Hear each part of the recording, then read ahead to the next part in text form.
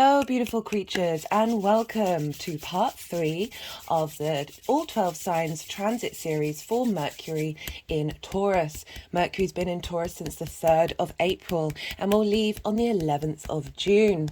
My name's Chloe and I work with card divination, astrology, and I channel energies through my body. As you can see, my hands are moving around right now. This is independent of my conscious thought. The energies that I channel like to come through on a quantum level, help integrate the messages in our auric field, our subtle energetic body, and as I say, incorporate the messages that come through with the astrology that's tapping into our cognitive mind, and the card divination, which is using visuals as well as sending messages from the divine. So bringing all of these modalities together to help us understand the messages and energies that are coming through with the astro weather for us collectively as well as individually. I work with Hellenistic astrology principles. These are from 2000 years ago. And what does that mean? So mainly that means in these readings that I use the whole house system. This means for those of you who know your natal chart, the first house, your rising sign, where your ascendant falls, takes up a whole of a sign. Each sign takes up a whole house. And so when I'm talking about the astrology in the signs for each reading, this is linked into your rising sign. You can also still glean a lot of information if you check out any of the other signs, particularly your sun or your moon, or in this case, perhaps your Mercury, that you will just apply these meanings, but in a different area of your life. The messages will still be very relevant. I use the tropical zodiac. This is based on the solstices and the equinoxes rather than the constellations in the sky at the present day. This means we're tapping into collective cyclical energy. I also don't apply Aries to the first house for every rising sign and subsequently each of the signs in that from Aries all the way around to each of the houses. I just find it a little bit limiting. It doesn't work in my practice. I'm not discrediting it. I'm just letting you know that I don't apply that to the readings that I do here.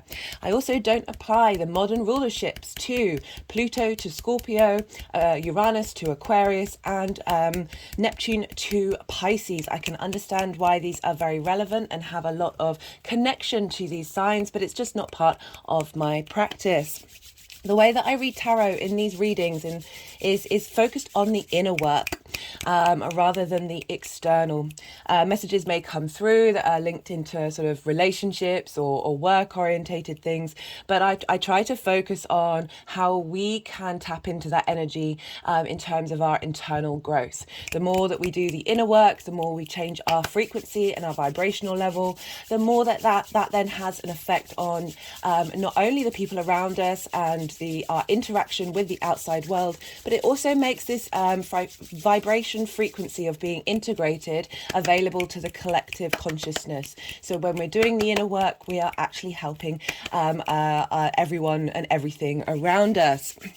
While I'm channeling, when I'm doing the readings, there will be times when I'm quiet. This is when I quiet my monkey mind and let the energies do what they need to do.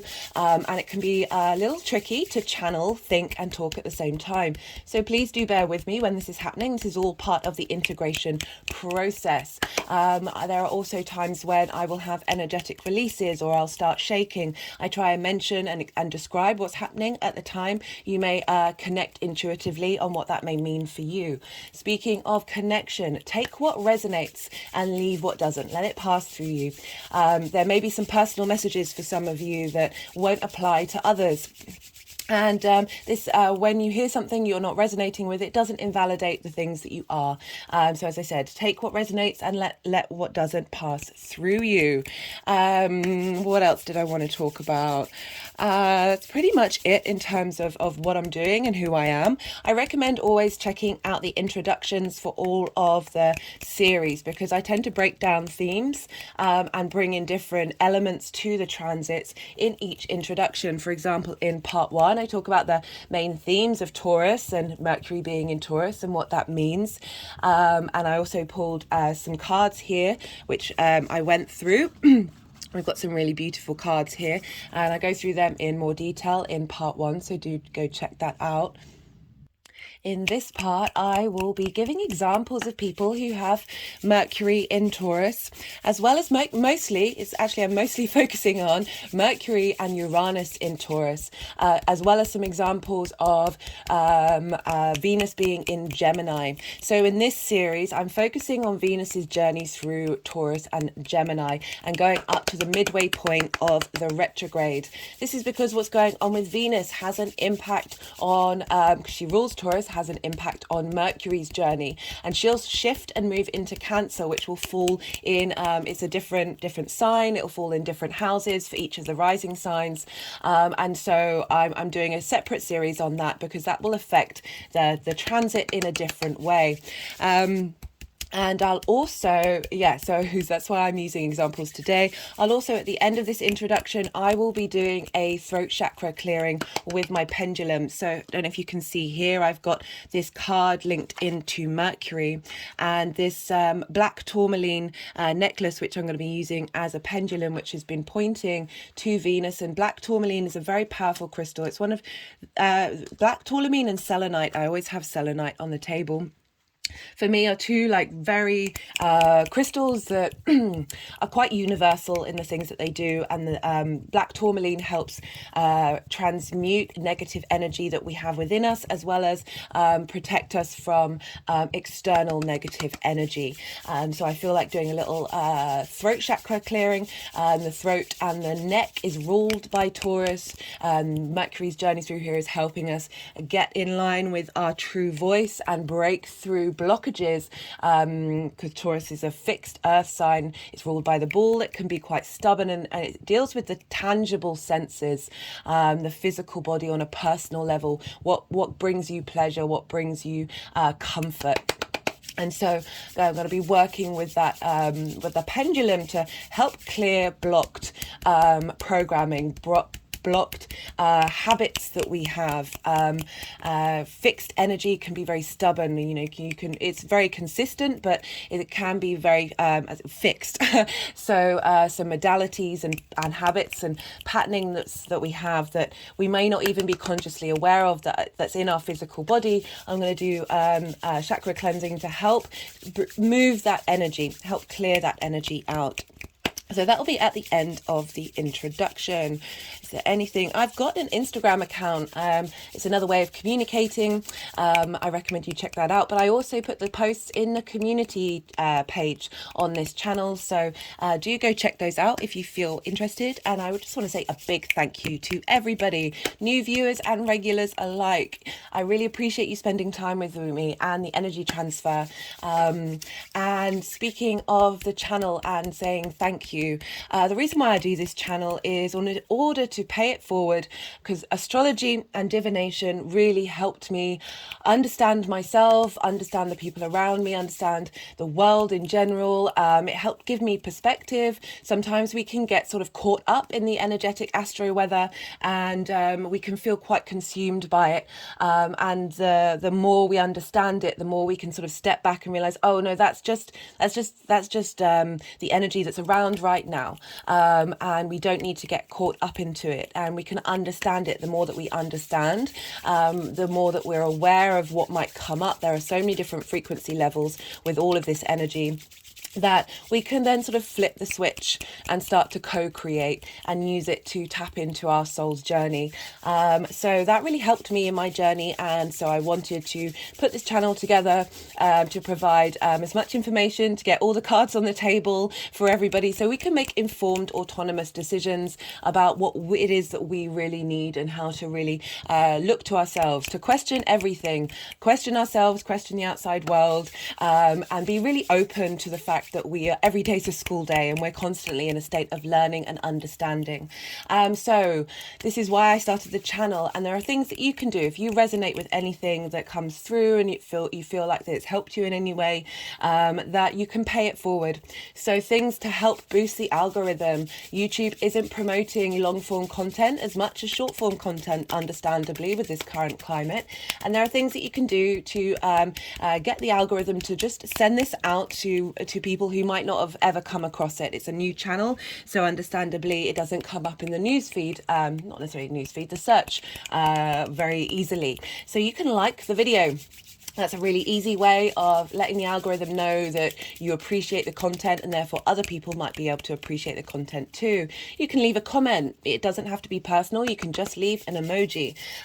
Any interaction with the channel really helps. Sharing the channel and as well as subscribing. Hey, new viewers. That also helps.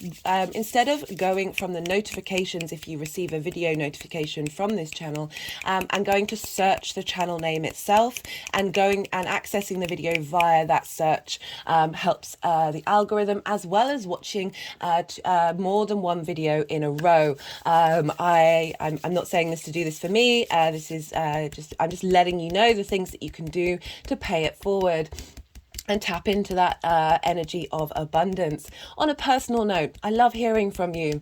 I love interacting on the channel and hearing how this astro weather is affecting you. It brings me a lot of joy. I like communicating, and so on a very personal level, I would love to hear from you.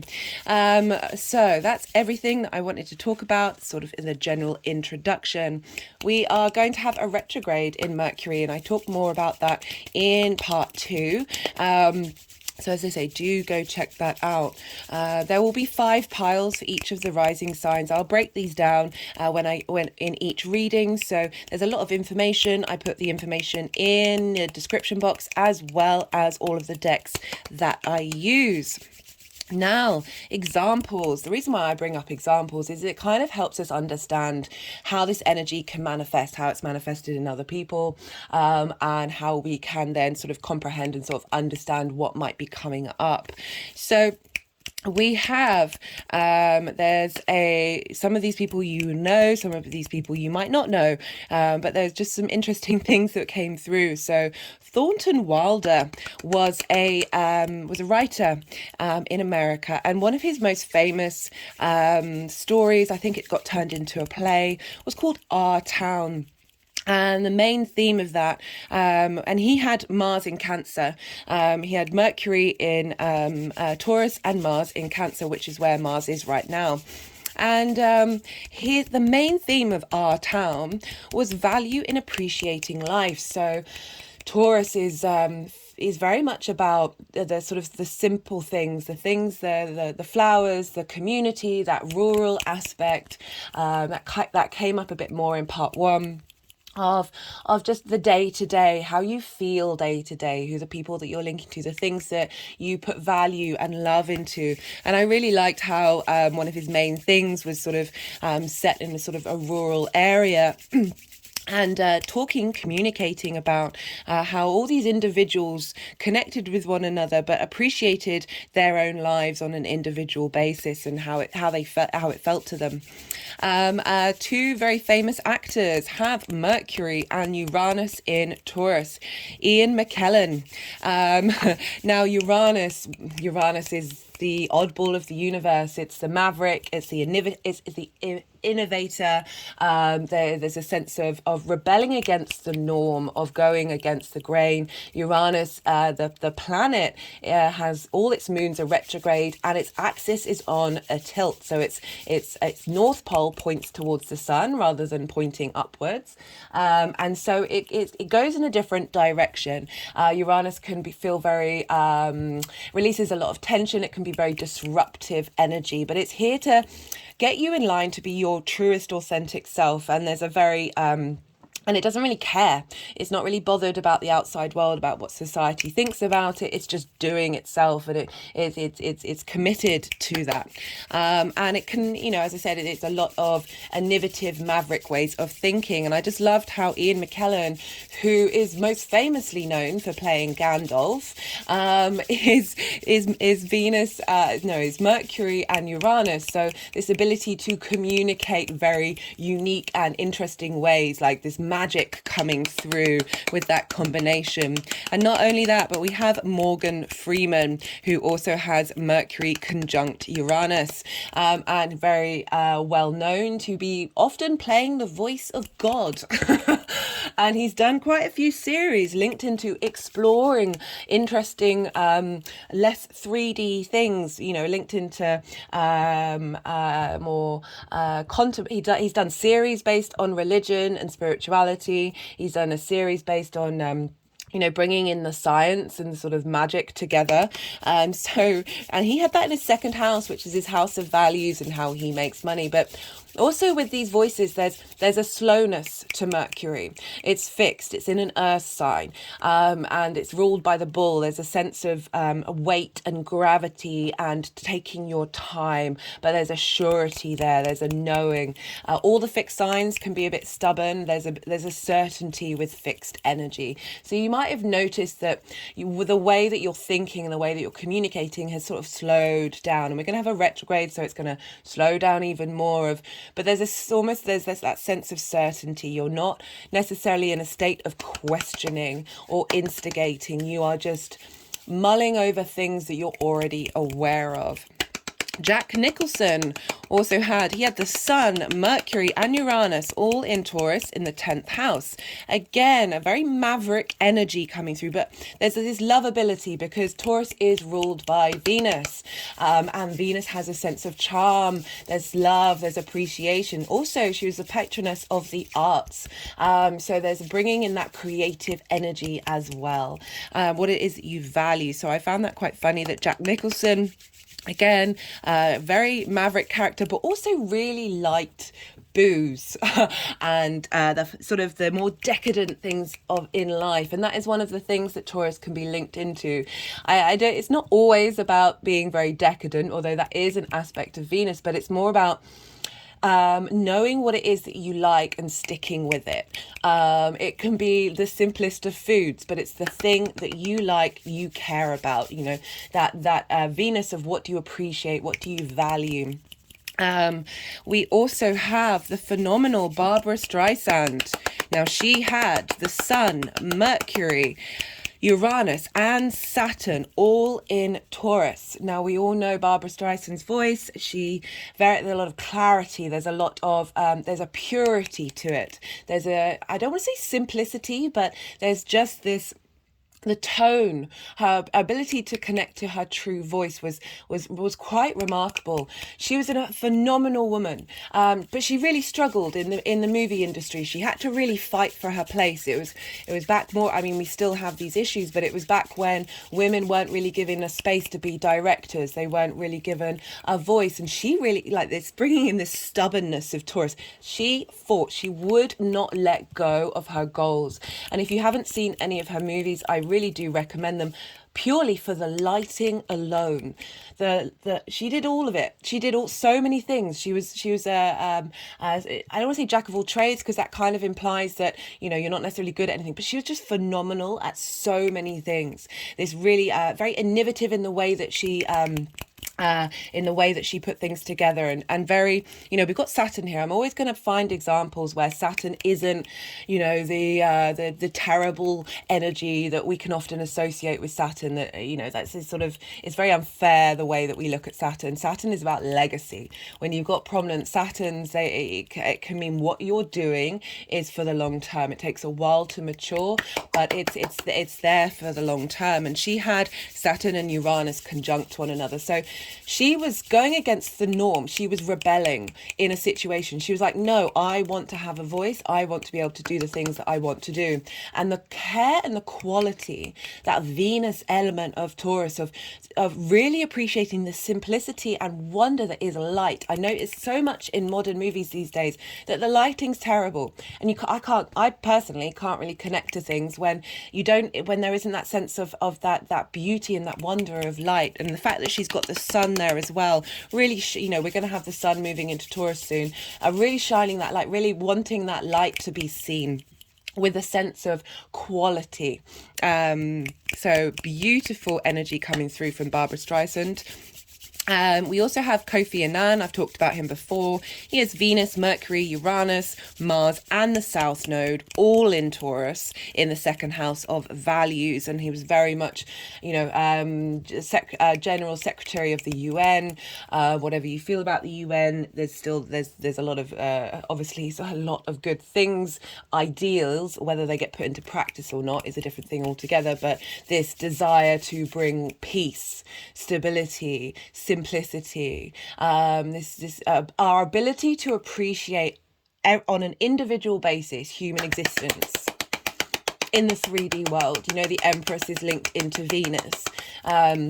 And the Hierophant is the Taurus card, that combination of society, tradition, structure, and abundance, being able to appreciate that 3D reality and him striving to make that for everybody.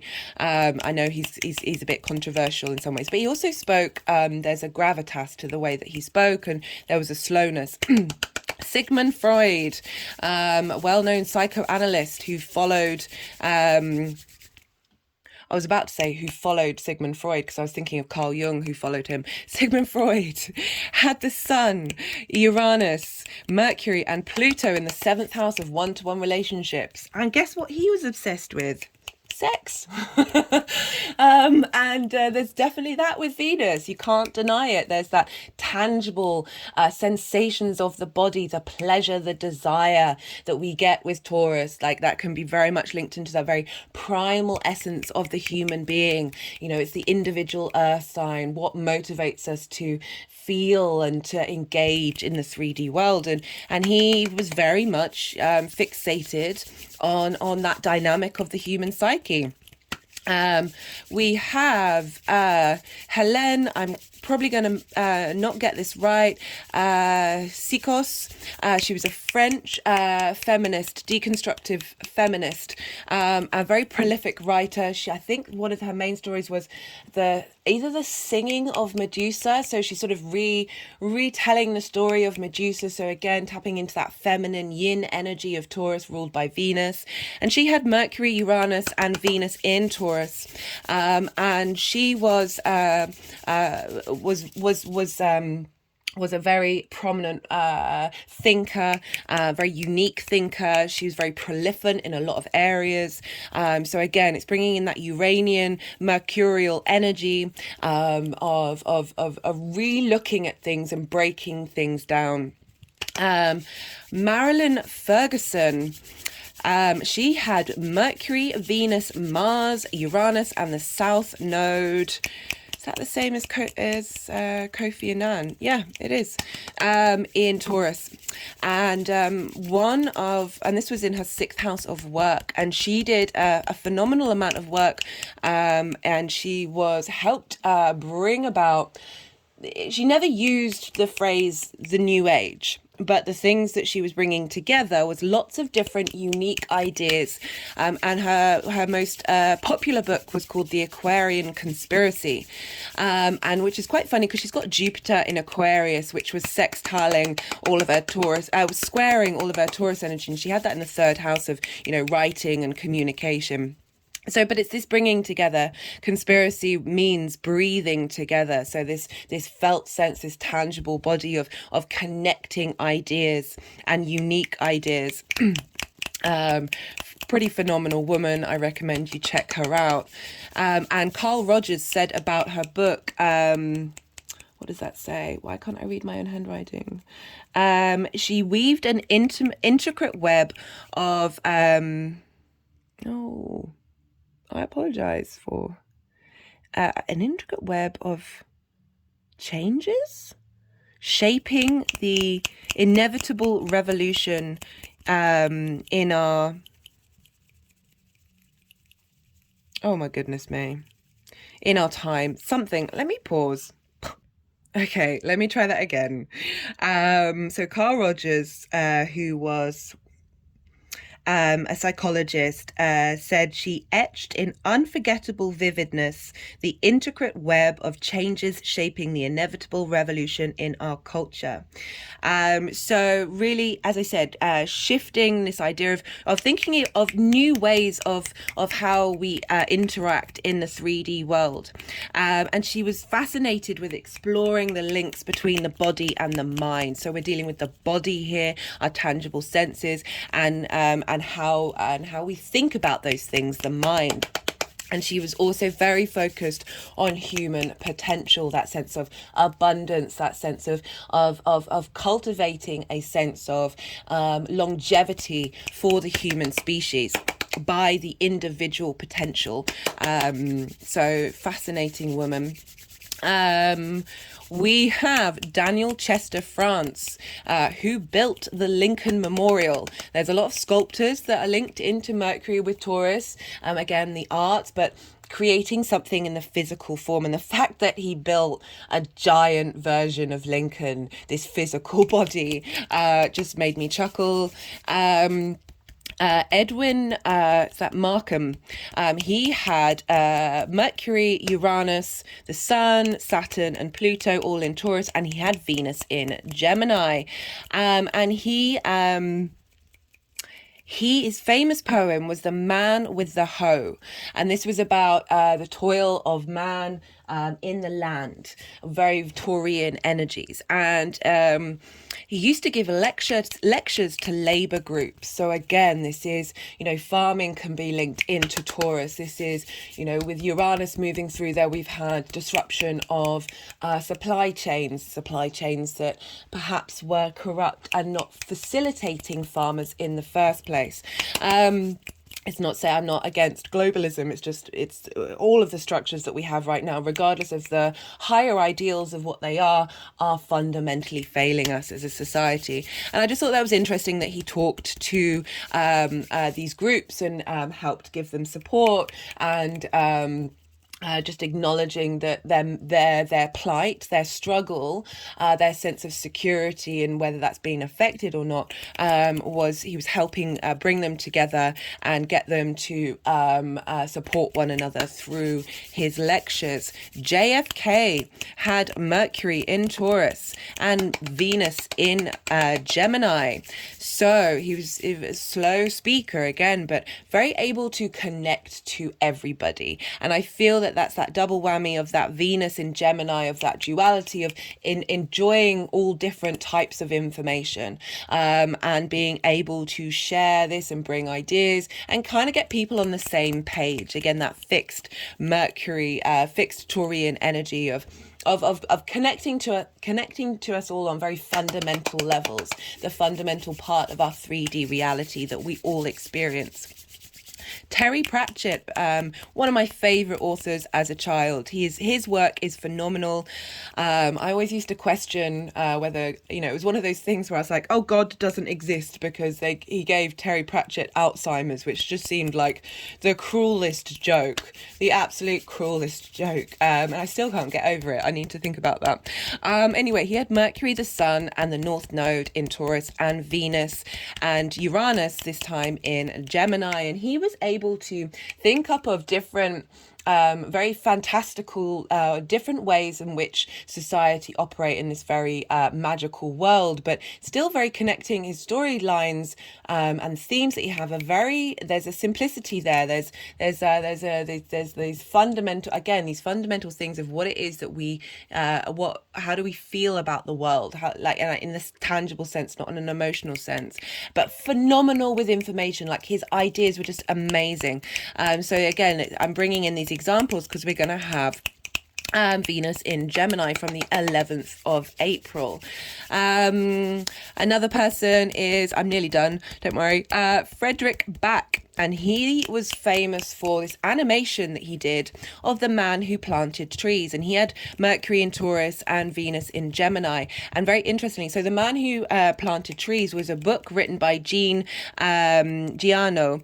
And he had Venus in Taurus, where Frederick Bach had his Mercury in Taurus. So the actual writer of this book, which was about how one man, reforested a whole forest by himself. So that individual, the 3D earth, tangible nature, the things that this guy loves of bringing nature, of bringing harmony, of bringing this sense of abundance, this rurality back into our land, was then made into a film by somebody who had Venus, Mercury, how you communicate, on his Venus. So I just thought I wanted to bring that in to show you just how weird and wonderful astrology is. So Calamity Jane had Mercury and Uranus in Taurus. Again, a very radical feminine figure. She went against the grain. She was very outspoken, very stubborn, and a maverick. She was seen as a maverick. She's still seen as a maverick. And her ideas and and how she wanted to live was very much against the grain of what a lot of women were, how they were expected to live during that time. And she had Venus in Gemini as well, and very much was able to show love and appreciation to people, regardless of who they were. And we've got the final person, and this is David Ricardo, and this is he was around the same time as Adam Smith, and he's supposedly who's done it? Someone's done a poll, and he comes up as like the second most famous, most influential economist in the 20th century, like predating our current century. And he had Mercury and Uranus in Taurus, and he had Venus in Gemini. So this he was able to synthesize a lot of information. So Venus, the things that he appreciated, collecting information, and they've got that mutual reception, which we have with Venus being in Gemini, which we have personally, and the things that you love and care about, all that information feeding into Mercury of how you're going to communicate long term. How's that going to affect your ideas, your long term fixed ideas? And he was an advocate for liberal reform.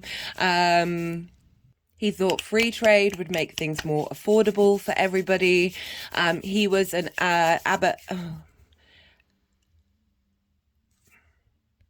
he was an abolition. So I do apologize.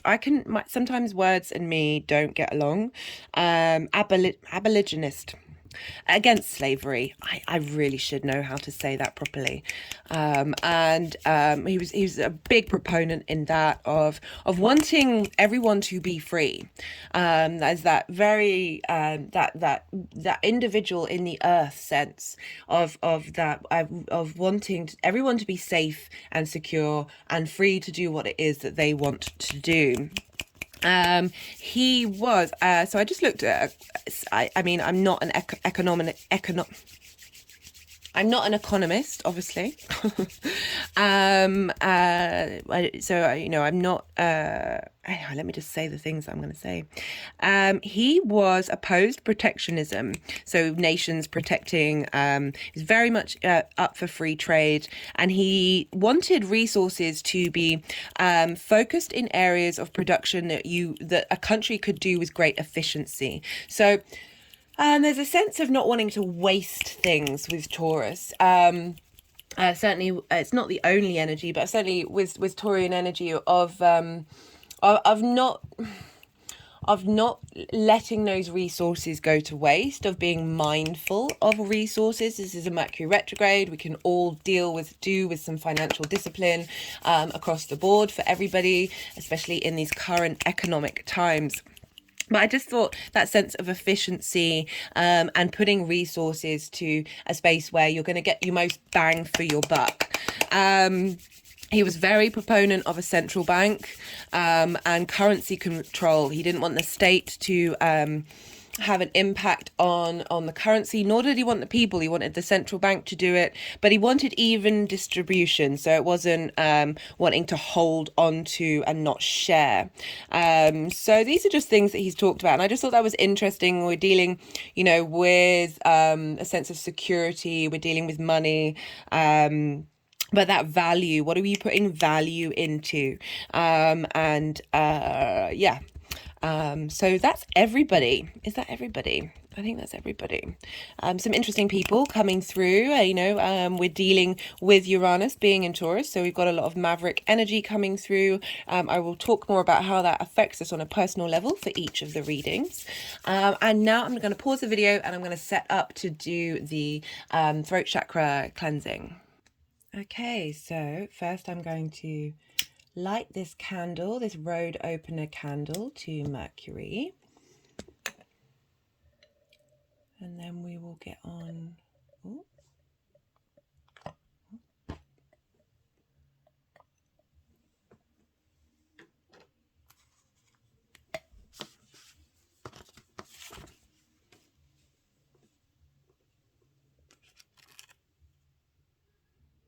So as I said, this is black tourmaline. This helps release negative energy and protect us from negative energy. Just see, I've got the cards of Venus and Mercury here. So the throat chakra is, I've talked about the throat chakra and my journey with it for a long time. So now I'm cleansing the throat chakra for us collectively. That the more that I started doing my inner work, the more that and then with the channeling as well. My singing voice, I used to be able to sing in a choir, so I could sing with other people. I could match the pitch of the people around me, but singing by myself was really difficult. My voice always sounded like it was trapped, like it was blocked. There was discord there. I wasn't able to hit notes, so it would be always off key, and that was something I was like, okay, well, that's just my voice. I accept that. And that the more the intensive inner work, the intensive inner healing that I was doing, the more I was sort of peeling back the onion of working out what was mine and what wasn't. We get very affected by the people around us. We're affected by our own personal trauma. We're affected by our parents' trauma, our ancestors, our lineage, our blood lineage as a collective, and our past lives and the energy of the universe, the energy of Mother Earth. That our voices can get blocked and distorted and changed. As I said, we pick up words from other people, we pick up phrases and the ways of thinking as well. And I just spent a long time questioning everything that was coming up, the things that I was saying, the things that I was thinking, the things that I was doing. And the more I'd peeled it back, the more I started to become really aware on a felt body sense of what felt like was mine or what felt like it was coming from an outside force. And obviously we have a lot of collective influence. We can't not. We're living in a community of individuals, both local, socially and collectively, that is all affecting our frequency. And as I said, the more I began to discover my own understanding of who I was and how I wanted to speak and how I wanted to be, the more I was just started singing randomly, which I'd never used to do before. And we are, I think it's Charles Darwin who said, we sang before we talked to each other. And you can hear a lot of meaning and sighs and things that people say. It's not just all about words that we say. I feel like the more that we get into a very simplistic space, the more we understand the nuances of what is trying to be communicated. We're so distracted right now. We're so overloaded by information, and that's a wonderful thing. It's helped provide knowledge and understanding, but I feel like we need to rebalance that and allow ourselves some time and space to contemplate, to listen, to hear, to understand. And not only ourselves, but everything around us, the trees, the flowers, see what messages are coming through. And so, yeah, I just wanted to talk about my own experience with the throat chakra, that the more I understood my own truth, the more my voice opened up. I mean, it's not amazing, but it's vastly different to what it used to be when I wasn't expressing what I truly meant and truly felt. And we can often find ourselves in work situations or relationship situations where we don't feel comfortable, through whether we avert conflict or we just find ourselves in situations where we think it's easier to keep quiet than it is to be real with our environment, and then we start suppressing that within ourselves and suppressing our ideas of who we are when we by thinking of who we are. Rather than the outside world, it internalizes, and that throat chakra sort of gets blocked up and clogged up by so many different forces and energetic spaces and the spells people say, words, spelling, words are spells. They can be things that were said to us when we were very young. I talk about this a lot on the channel, like between 0 and 7, we're running around in subconscious mode. We're basically in a state of hypnosis. And we think everything's about us. So everything that's going on, we take very, very personally. And that maps up our internal, deep, deep core programming. And often there's a lot of limiting beliefs there, understandably. This is why sometimes manifestation, if you're trying, doesn't seem to come about, is because there's some really deep programming that you haven't been able to unblock, even though you may feel like you consciously have and that you've moved past it. There's still a lot of residue there. That can get in the way, and that's one of the things that I feel like is coming through with this retrograde, which I will talk about and break down in all of the rising signs. Is especially with everything else that's going on astrologically, is this is a big clearing time. This is a big shift, and we're opening ourselves up to new pathways. That was very much the message of Uranus and Mercury joining together, of being able to open up our neural pathways and find different routes and sort of break down those entrenched patterns that we have. My head's just moving and my toes are wiggling, funnily enough, and really be able to reboot. And, as I say, Uranus wants to get us to be our authentic selves. It completely blew up my life, and in a good way, but it was very disturbing at the time. But I wouldn't change it. And I do feel like all the planets are in cahoots with one another, even if it doesn't feel like it, that we have the capacity to tap into that energy field, that they are here to help us and support us fully, even if it's not all love and light, guys. But that's just part of the universe. And the more we accept that and stop repressing that, the more it's not going to be so loud. We're seeing so much of our collective trauma is so loud right now, so loud. But it wants to be seen. We've got to acknowledge it and sit with it, and release it. Okay, that looks like the clearing. The clearing of the chakras done now. Let's activate the throat chakra. Give our throat chakra collectively some strength and get it in touch with your spirit and your soul.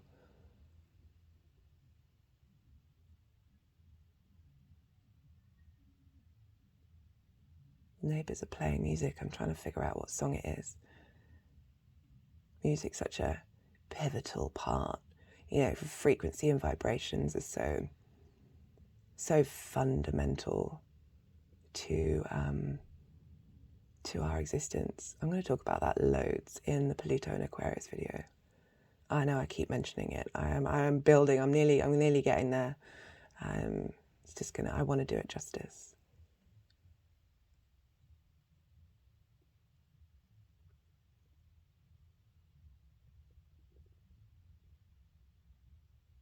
Yeah, so with this retrograde, we're really being given space. Hindsight is a wonderful thing. We don't often get the chance to go back and redo things. And these retrogrades are always helping us do that. It's a time for a revision, time for not necessarily rushing in and being able to get the lay of the land and really understanding. I feel like we're doing a lot of clearing during this time and then building on that clearing.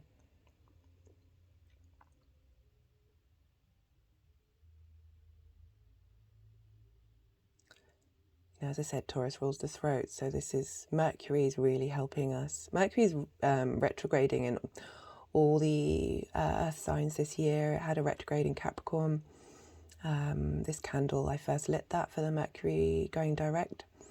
And we're going to have a retrograde in Taurus, so it's really getting us in touch with the 3D, bringing all of this very inspirational galactic energy, this emotional and intellectual way of communicating and inspiration, and bringing that all into the 3D with these retrogrades of, okay, how do we ingrain that in the physical? How do we make that practical, make that help, make that work?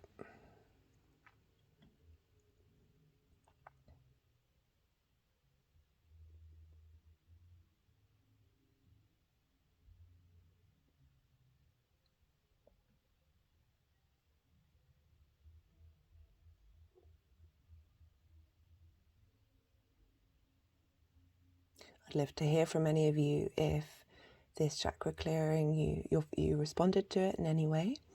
Be lovely to hear. I'm certainly getting tingling either side of my throat, like on the left hand and right hand side.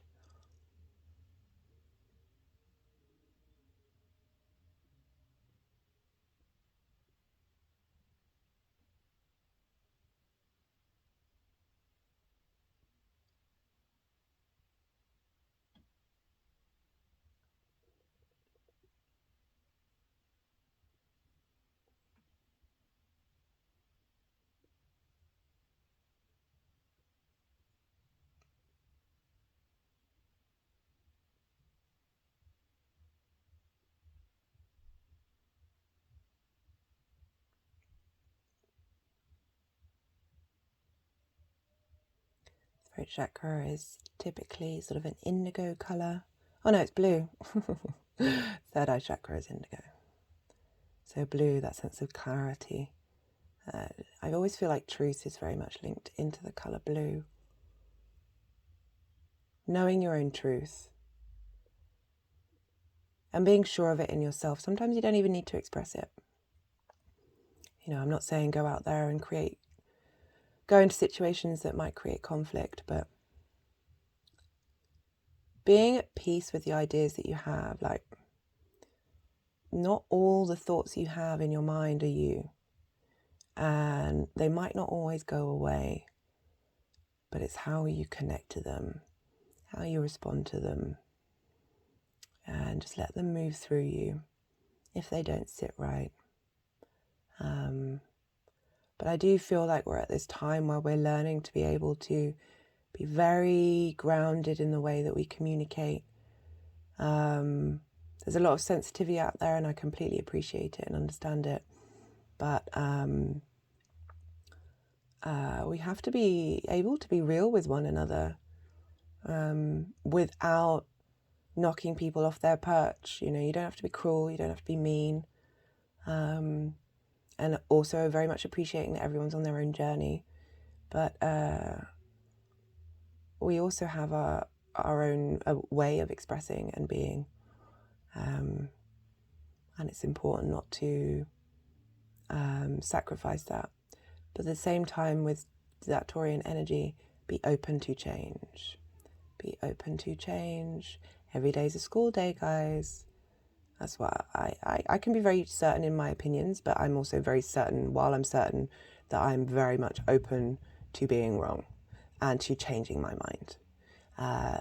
Again, I feel like this energy is really allowing us to be open to being able to change our minds and hold space for other people's perspective without feeling that ours is being diminished.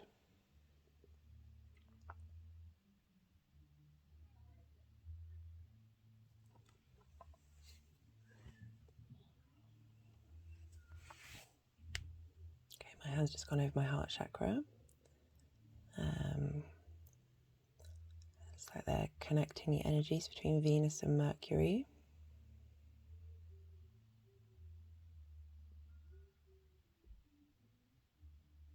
And now lighting the candle and all of you watching. I hope you can see that the directions are changing.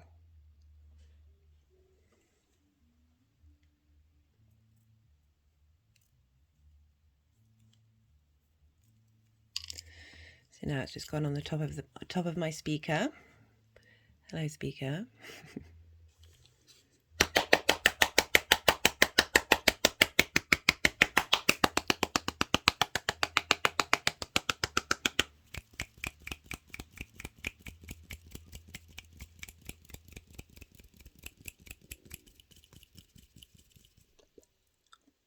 Just had an energetic release there. Oh, lovely, guys. Thank you for being here. Thank you for taking the time to engage in that. I really do appreciate it. I'm just going to zoom out so you can see what's going on.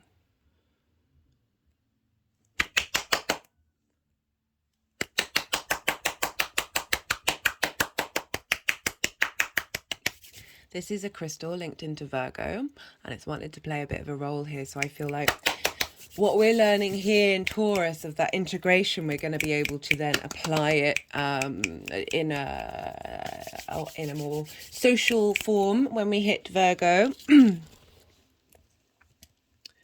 So it's now gone on top of that crystal. Put it there. Let's move this over. Yeah. Right, guys.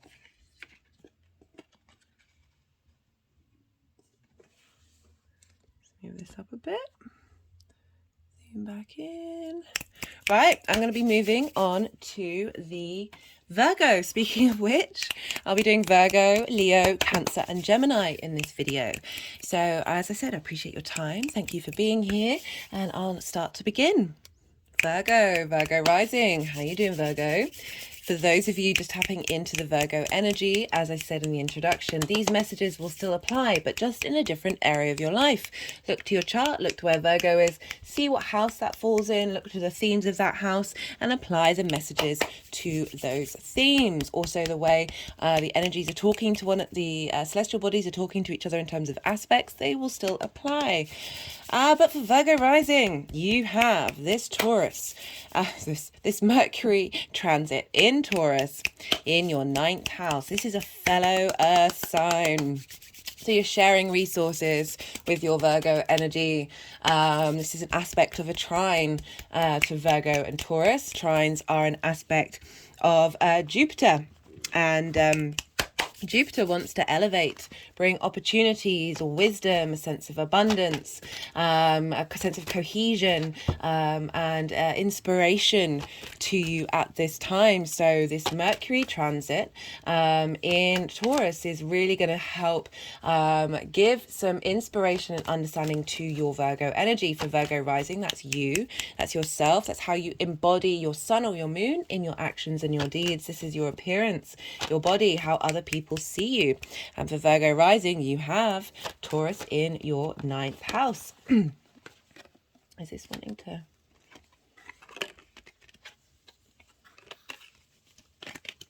Okay, that was, sometimes they're being a bit funny. That was the Emperor and the Tower card. They might come out again. So you got Mercury in your 9th house. This is your big picture philosophies. This is your perspective. This can be linked into ethics, morals, philosophies, God, religion, spirituality, all of those things, those bigger ideals. And it's how you map yourself out in those, in society, in the world, in the universe, and how you find your place in it, and how you go about in the way that you think in the big ideas of what it is that you care about. This is also a house of teaching and learning in order to broaden your perspectives, as well as as well as, can you see that? as well as traveling to an environment that you're not familiar with, because the more we spend time in different environments, the more we broaden our perspectives. So this is all about perspectives. And so you've had Uranus there for a while, so you may have been thinking differently, tapping into very interesting energies. Maybe your perspectives, your philosophies have been disrupted in some way, and now Mercury's coming along and having a retrograde there. So you're revisiting and understanding what it is that you care about in those perspectives. You know, what's really important to you, how do you want to communicate them, revisiting your communication style of sharing that information. As I said, it's also a place where it's linked into mastery of, you know, higher education, but that can be learning to master something you've been spending time working on. And so we've got a lot of energy with Mercury here of really, maybe there's a big project that you're working on in terms of learning something and growing and mastering, that you're then going to have this space to sort of revisit and understand how you really want it to be. With those retrogrades, it's making us make sure check and double check things, and often reroutes us in the direction that we actually needed to go in, rather than rushing in and taking direct action. So whatever it is that you're working on, whatever is your perspectives are, this is a time of evaluation. This is sometimes our perspectives of the outside world and how we fit in it can be based in trauma responses. Certainly a lot of the messages that have been coming through in these readings of clearing out some of that energy and getting you in touch with your true understanding of yourself in the world around you and in the universe around you.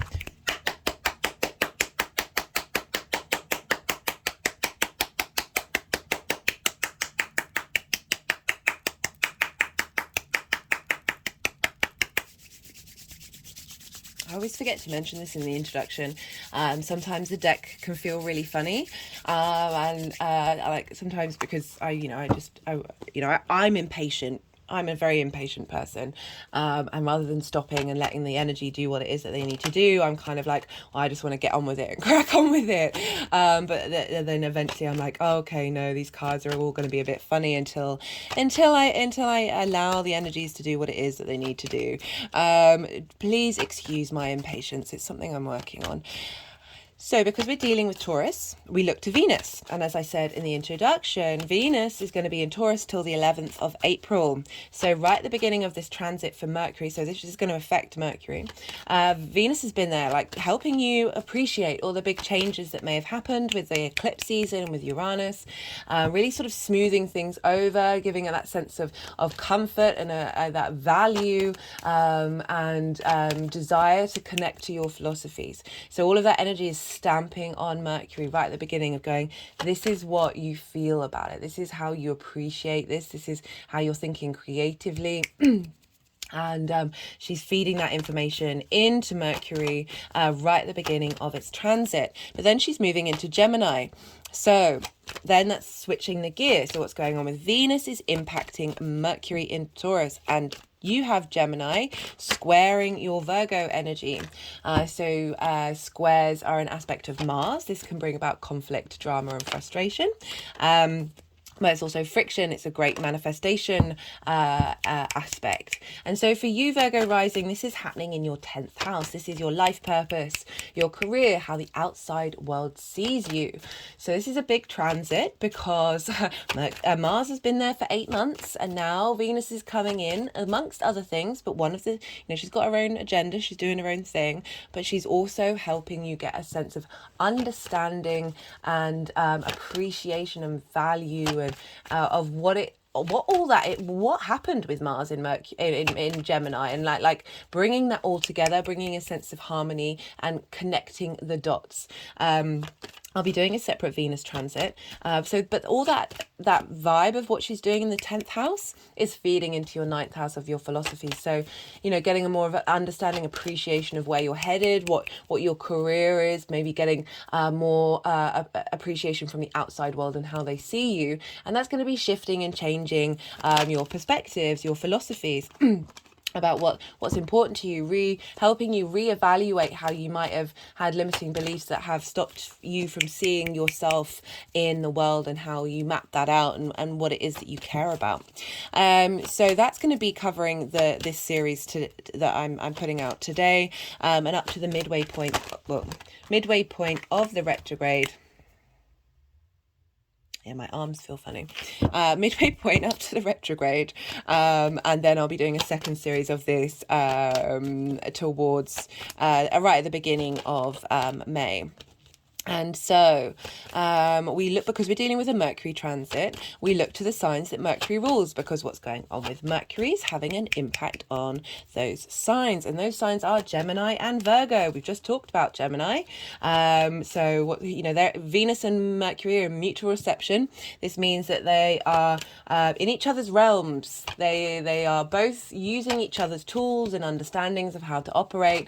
And because they're in the same realm of each other, it's kind of like they're able to communicate with each other. There's a real strength of that vibrational frequency between them.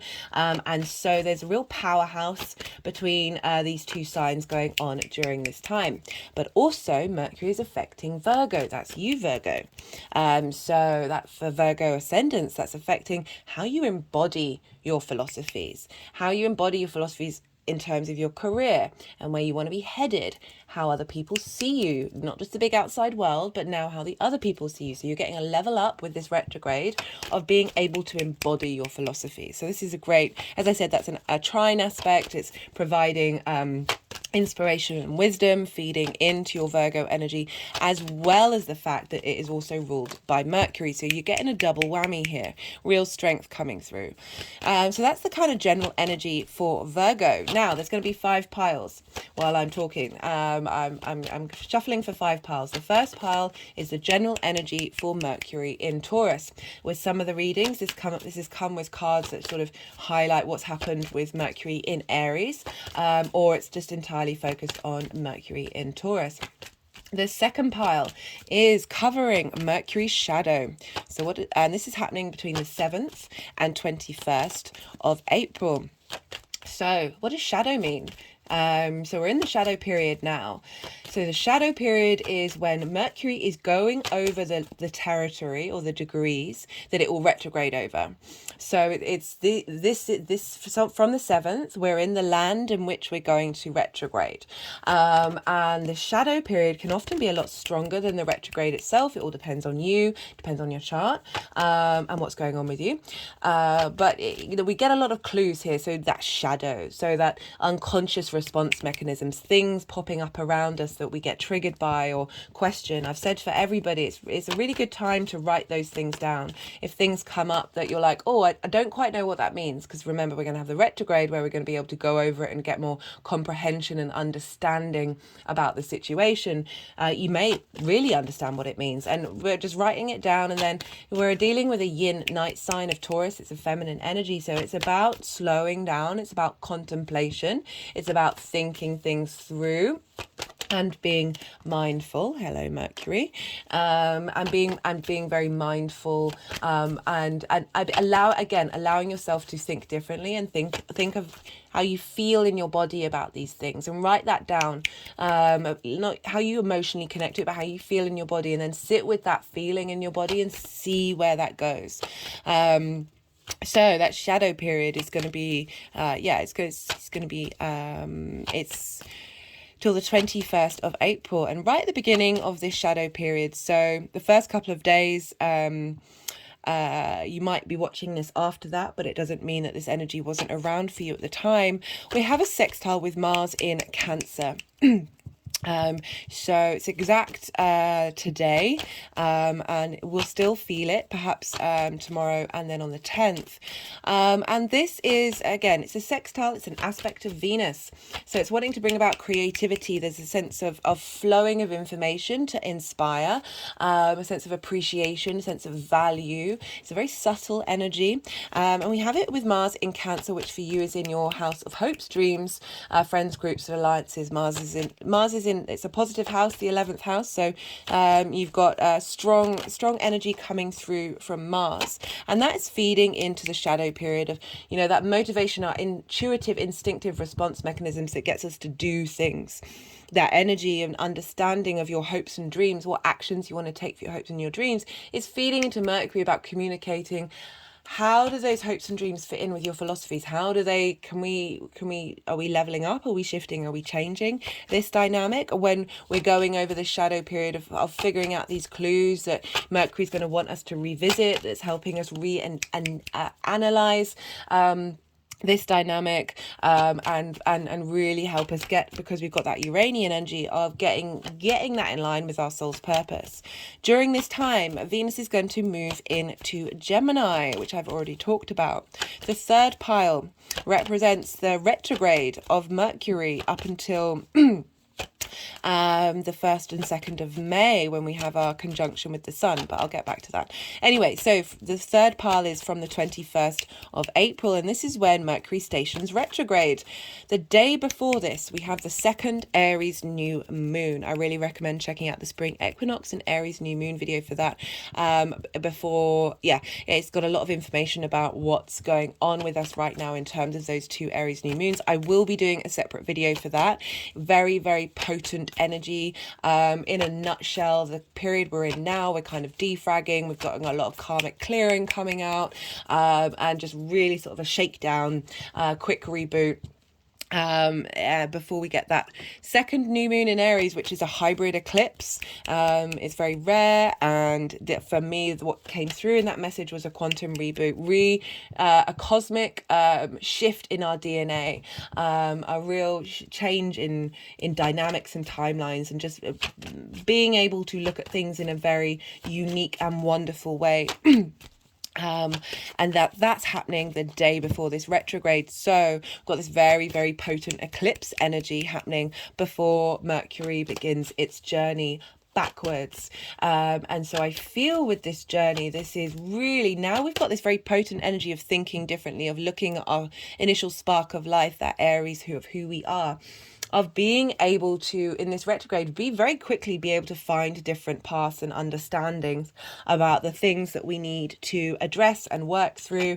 And then because not only that, so that's happening at 15 degrees and 37 minutes, and it's within a tight conjunction with Uranus at 17 degrees and 52 minutes. So that's just over 2 degrees. With conjunctions with anything, it's like 3 degrees is like really, really potent. So that's within range of a very potent energy of this Uranian energy, this maverick energy, this wanting us to be our individual self, and be very much that rebellion against going with the grain, of being able to understand we are the universe manifest in individual form. We each are completely individual, even if there are generalizations, archetypes, and themes linked into our species.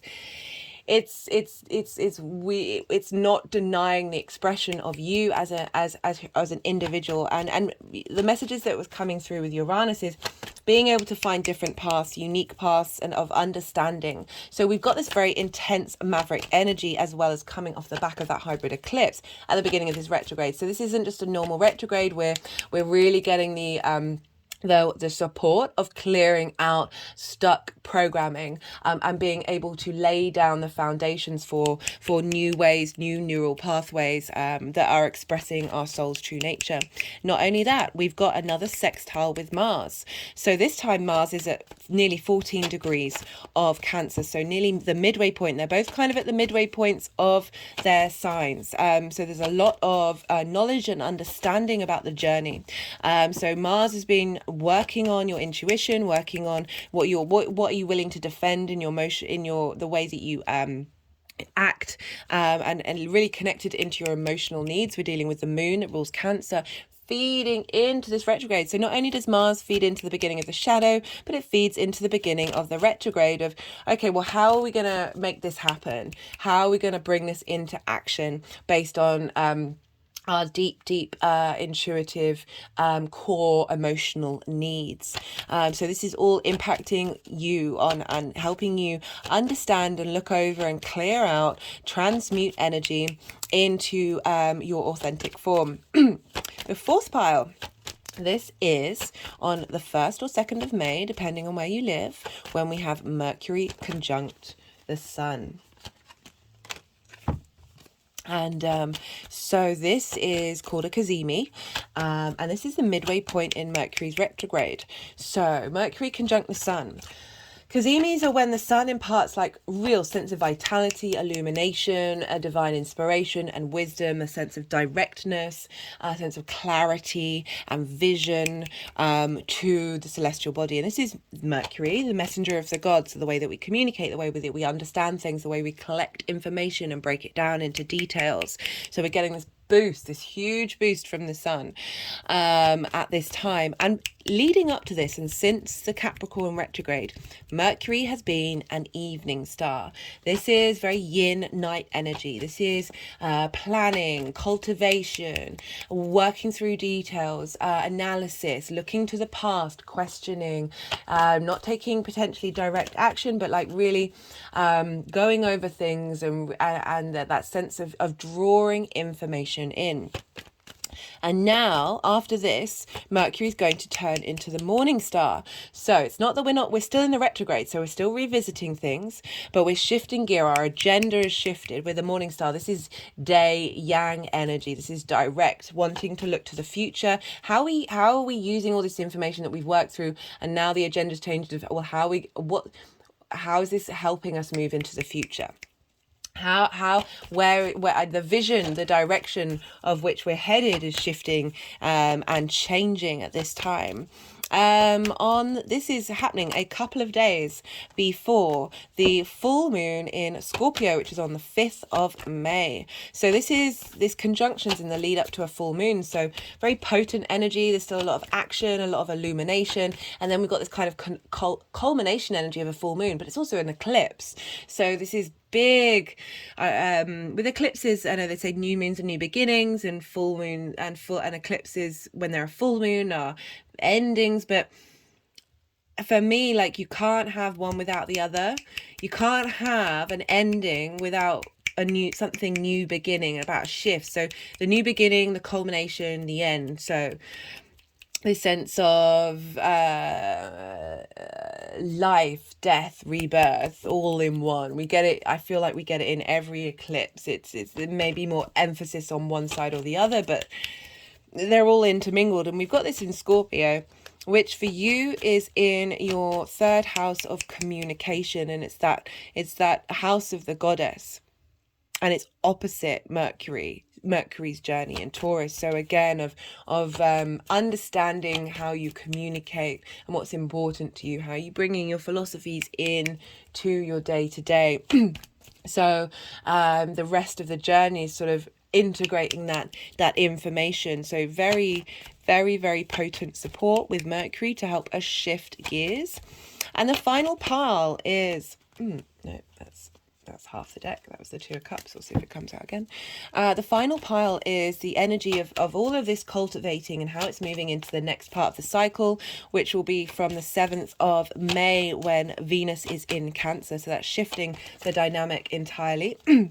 And so we've got how this energy is cultivating and moving forward. So like it's really highlighting all the work that you would have been doing, and how that energy is going to facilitate the next part of the journey. Right, I'm going to shuffle for a little while longer.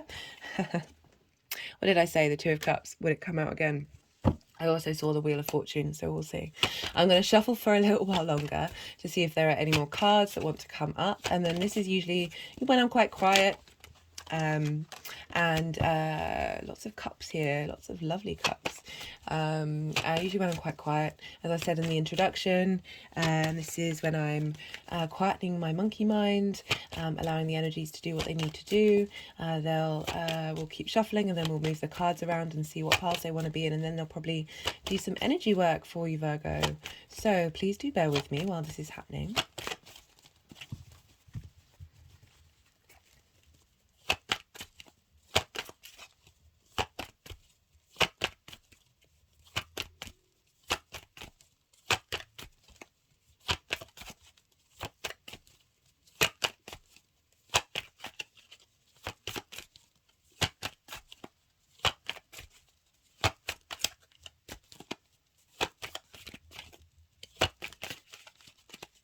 How are you doing? How are you enjoying Mars in Cancer, Virgo rising? As a Leo rising, I've just had a very long transit with Mars in Gemini in the 11th, and I miss it. The 11th house is a house of good luck. So even though Mars is traditionally in its fall and depression in Cancer, I feel like of all the signs, Virgo risings are getting the biggest boon from Mars being in Cancer. So I'd love to hear from you.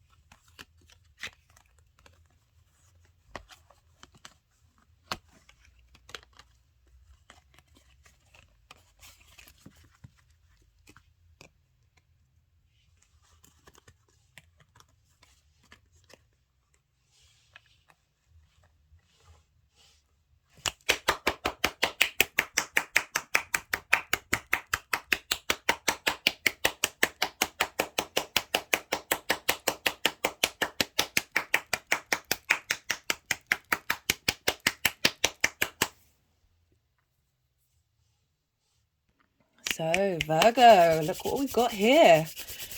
We've got quite a lot of major arcana. So let's see what's going on with Virgo.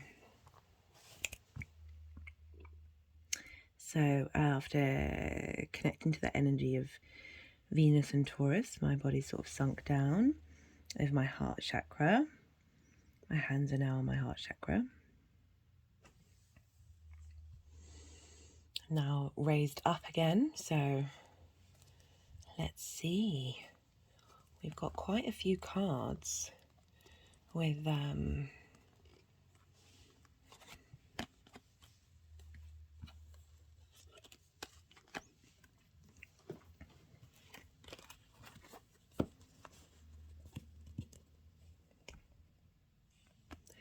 so we've got the Five of Wands and we've got the Five of Swords here.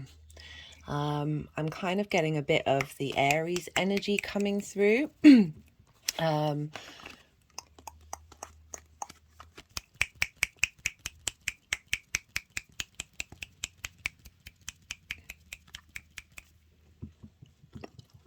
had an energetic release.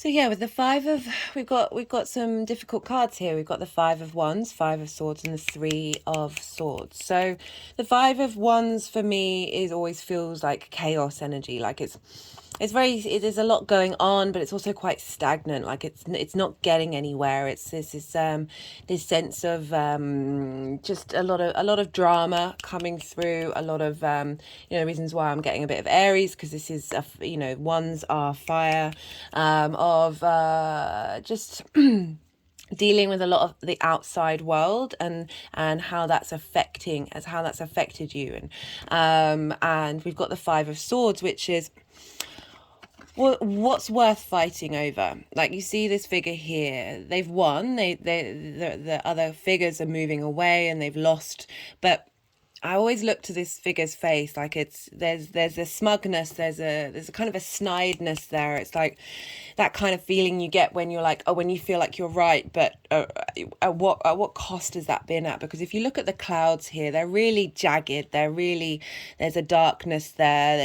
There's just discord. There's a lot of discord. And often we find ourselves in both of these positions that often, what came through in a message for when I've had this card before is often we do this because we were in that position. So when we felt small and we felt attacked and someone's taken things away from us, sometimes we then recreate that and we do that to other people. But it also can feel like the interactions with the give and take with the outside world has had an impact on you, and that there's this sense of conflict. There's this sense of frustration of things not being in balance. There's no harmony here. There's no ease. And we've got the Three of Swords here, which is heartbreak, and that doesn't have to be just romantic. That can be any situation that's come about that has these ideas, these words people have said to you, or things that have happened that have caused your heart to be stuck and caused that pain to be there. The more we tend to this heart pain, the more we understand it, the more we're able to release this. And you got that with the Devil, which is a very, very powerful card. It can be linked into long-term legacy because it's Capricorn, but I'm getting with this energy is more towards trauma and our trauma responses, and how that can lead to addiction, that can lead to habits, and that can be addicted to habits that don't serve you. It doesn't just have to be substances, but there's this sense of clearing here, because we've got the so we've got the Star card, which is about deep emotional healing and really getting into your authentic space. I talked about in the throat chakra cleansing that I did in the introduction of clearing, of pulling back the layers, of pulling back the onion layers, because she is unclothed. She's removed those layers, and there's a sense of galactic and 3D healing coming through. And there's also, it follows the Tower card, which is then this is about hopes and dreams and renewal, and realizing that you are third generation stardust. We are made up of the cosmos, that we have that shining light and star within us. And so I feel like whatever was going through and working through with that Aries energy, because you had that in the 8th house of shared resources, that the inspiration that's come through with that of getting your authentic voice, we're now coming with this Mercury transit in Taurus for you, which again, your 9th house of how you see yourself in the world, right? So now we've got this beautiful sense of renewal. We've got the Ace of Cups, we've got the Two of Cups. And I feel with this, it's like a new lease of life, a new understanding of where you are.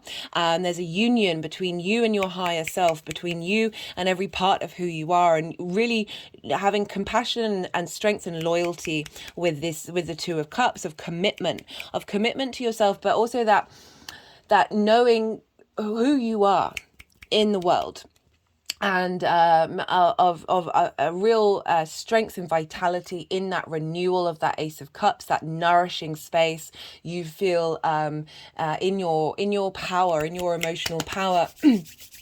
And that is going to have an impact. I know it's cups and we're dealing with an earth sign, but how you physically feel about things, and how you're able to understand your sense of safety, your sense of comfort, the things that you get pleasure from, those ideas, your perspective of the outside outside world is shifting and changing, and open up to a more abundant, love-based space, and particularly how you put yourself in the world.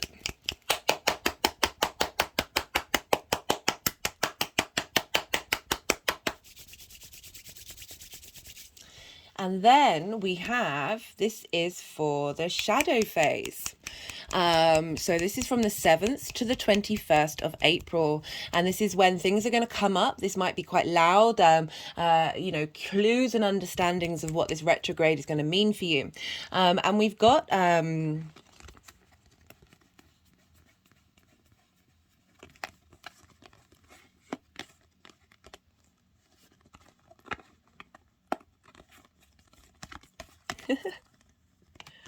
they're so weird.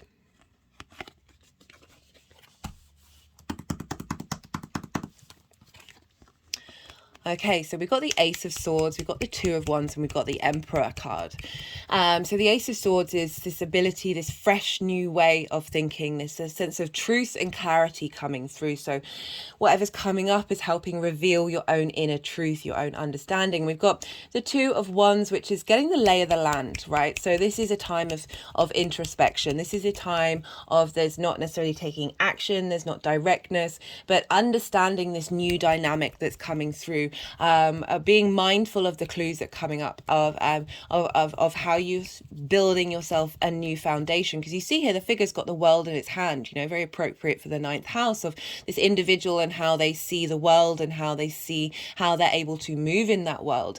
And there is a restlessness with the Two of Wands because they're looking out into the ocean and looking to a new land, you know, but this is a time for, as I said, getting the lay of the land, going over the small details, getting yourself strong foundations to help facilitate this retrograde. And we've got the Emperor energy, and it wanted to go over here, which was kind of implying this is the energy that's building and bubbling, this sense of authority, this sense of knowing your own inner sovereignty, of being very there's a justness to the Emperor. It's a higher vibrational level of Aries. It's not impulsive. It's really asking you to have some command. So what's coming up during this time and your ability to understand and communicate your philosophies is leading towards this Emperor phase of really you know, rather than all that conflict. And, you know, sometimes with those conflict cards, I always say, well, do you need to engage in that? Even if it's happening, do you need to be a part of it? It may still be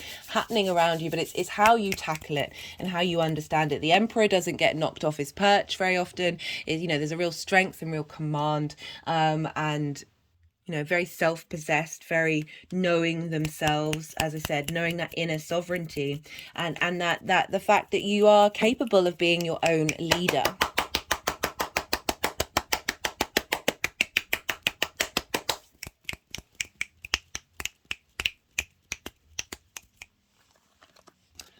Right, okay, what next? This is for the retrograde. So this is following the Aries new moon, and this is the conjunction with Uranus. And the period leading up to the conjunction with the sun. Again, we've got Mars impacting your hopes and your dreams here of understanding who you are. And the Seven of Pentacles, this is about being able to be in a state of give and receive. So, but also it comes up a lot for me with Saturn, but it kind of represents any kind of energy that you put some authority in. There's a sense of leadership, there's a sense of a teacher, of somebody who has a certain amount of wisdom that they're able to impart. But you're in receipt of this, and what's wisdom's coming through is putting things into balance. You know, this is helping you be able to, you know, the Five of Pentacles is that feeling of lack, of not feeling part of the world, that this is moving through that and changing that dynamic. And I feel this is mostly connected to the link with Uranus, of being able to understand the messages that are coming through, be in receipt of the wisdom and knowledge that Uranus is helping with this retrograde, that when you're going over things and understanding, there's a real sense of appreciation for the journey that you're on. And then we've got the World card for where this retrograde is headed and what it's helping you understand. And this is a sense of completion and knowing yourself. You know, I talked about knowing yourself in relation to the world, that the more, this is a Saturn card, the more that we know ourselves, the more we're able to the actions that we take are more in line with our spirit, the more that we are protected and supported by the outside world itself. And really, again, very much knowing and understanding all the parts of who you are and how that operates in the outside world. The more, with that being a Saturn card, Saturn can often be about boundaries that I always feel that when we face a lot of boundaries and restrictions, it's getting us to understand our own core space, our own, like the which lines in the sand do we want to draw. The more that we understand ourselves, the more we don't need to do that. The more that we are in our own authority, the more we can walk our talk.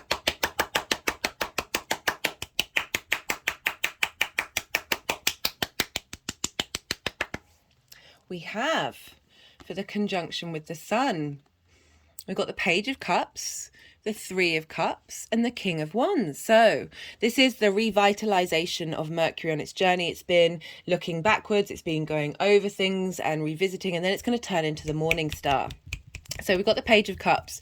This is, the happiest page in the deck, and it's linked into being able to think of heralding in ideas that are new emotional states, but being very imaginative, being very creative. So now you're halfway through the retrograde, you're getting this light from the sun of like, okay, well, I've worked out the past. Now, how am I applying that to the future?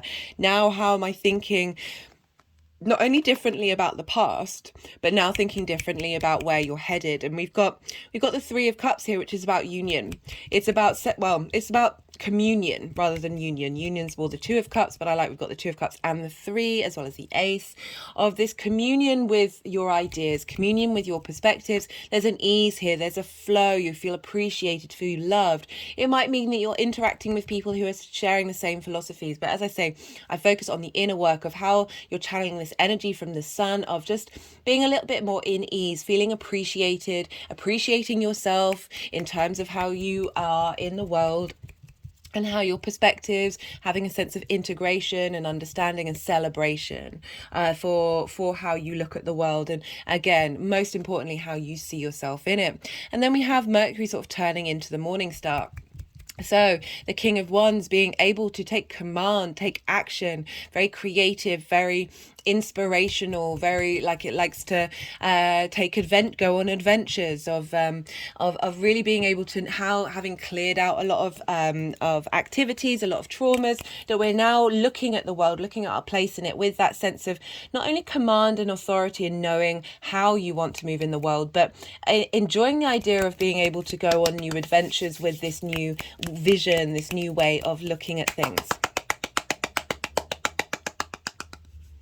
And then we have, for the energy moving forward, we've got, there's a lot of authority here. You've got two kings and the emperor, as well as the magician.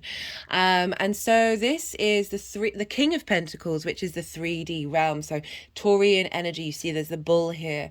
There's this loyalty, there's this steadiness, there's this sense of being able to manifest in the 3D world. The actions that you're taking are having long-term legacy. Slow and steady wins the race with Taurus, of having reevaluated everything, shifted gears, that the space that you're in, and this is moving into the second part of the retrograde, and then when Mercury leaves that retrograde phase of what you're cultivating is for long-term legacy, because we've also got the Magician, which is Mercury's card.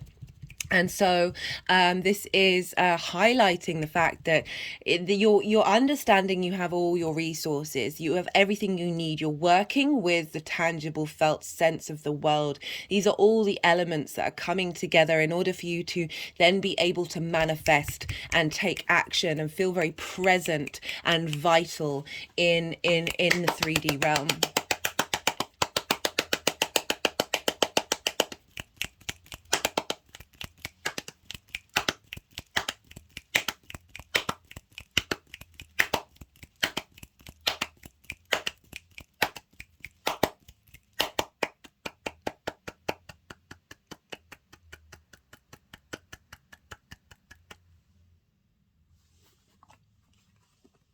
Right, so I'm going to pull some clarification cards now. Well, when they stop doing the energy work. And these can be cards that Either this is the First Light Tarot, this is a mixture of major arcana, question cards, and statement cards, as well as other keywords. This is interesting. This has come up a lot now, and it's those ideas, those things in our bodies that are resistant to change. You know, we're dealing with a fixed sign here. There's this space that it's also preparation. Like we're able to sort of contemplate the things that we've been resisting during this time, and allow space for them to get released and shifted and changed. So as I said, I'm pulling clarification cards. This is all going to maybe bring in things that have been missed in the tarot, confirm messages that have already come through, or provide other little jigsaw pieces to the messages that were already here. This is the numerology deck. As I said in the introduction, I put all of these decks in the description box in case any of them take your fancy. So let's see what wants to come through for Virgo. Yeah, with that trine to your Virgo energy, this is very inspirational, a lot of cohesion. We've got creativity come through, creative ways of looking at and working with that resistance, of new ideas coming in, new ways of reevaluating yourself and understanding the blockages that you may have had, and how to clear them. So if you do get inspired, do let us know. What was I saying? Yeah, that trine to Virgo, you know, it's a Jupiter. You've got the Tower card, alarm, storms, electrical impulses, lightning. I often, even though this is a Mars card, I see the Tower card as very much a Uranus card. It tends to break down structures that don't serve you, that were unstable to start off with. And that's going with the retrograde, which is conjunct Uranus.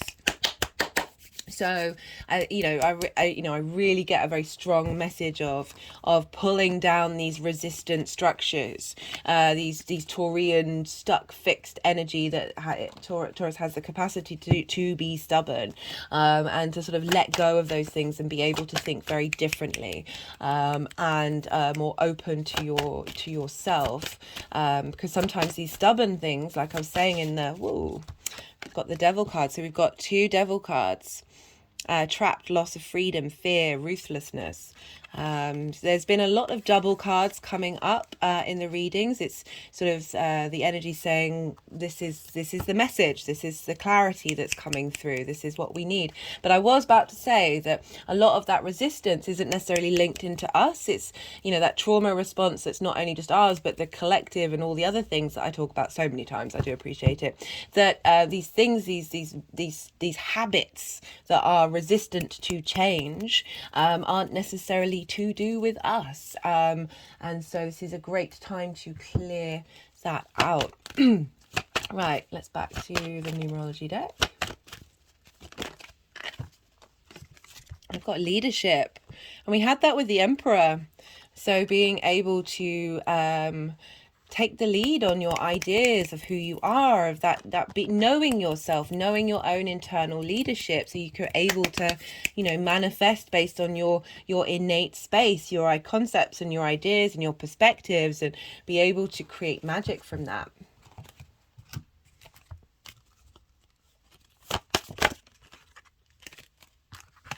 Got the Lovers card. You know, Venus is in Gemini. This is all affecting your career. You know, your career and your ninth house are all interplaying with one another. So very much being able to, this journey that you're making, that sense of appreciation that you're getting in Gemini with Venus, that the stronger our ninth house is, the more command we have over our 10th, and these are all working together. These are, you know, that you're getting the lay of the land here, and you know, Venus is very much linked into the arts and the creative energy. Sextiles are linked into providing creative inspiration. That what's going on with you, Virgo, is really strengthening the core of who you are and your ability to understand your creative. We're all creative, but I'm really getting here with that combination in your 10th of Venus and Mercury in your 9th of being able to appreciate where you're headed, you know, the mapping out of you in the world and the universe. And then with Venus in the 10th of appreciation of your life direction. Right, this is the Oracle of the Rising Sun.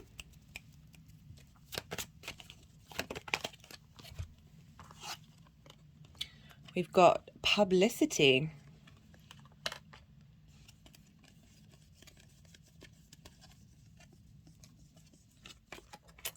And creative companionship. So they're wanting to put that with the Lovers card and the Leadership card. So I'm getting that interacting with people in terms of your career that are tapped into your philosophies and understandings of the world, and are facilitating and supporting that. We've also got publicity. We've got Venus in the 10th, how the outside world sees you. So what's being cultivated here is helping push out your life purpose, and it's linked into the Virgo energy very strongly, because you know, you've got that trine of how you embody your actions and your deeds based on your philosophies that's having an impact on your career. All the while Mars is sextiling this energy and feeding in your hopes and your dreams, and the outside world, like the big groups of friends and alliances of meeting people that are helping facilitate that, being in groups that are stimulating your perspective, stimulating your career. Okay, Virgo, I think that's it. I think I'm going to leave it at that. That's quite a few cards. Very strong, clear message coming through for you, Virgo. I really appreciate you watching and spending time with me, and the energy transfer. It means a lot. As I said in the introduction, there are many ways you can pay this forward if any of the messages resonated with you, or if you just want to get in contact on a personal level. I'd love to hear from you. Be well out there, Virgo, until we meet again. Leo rising. How are you doing, Leo?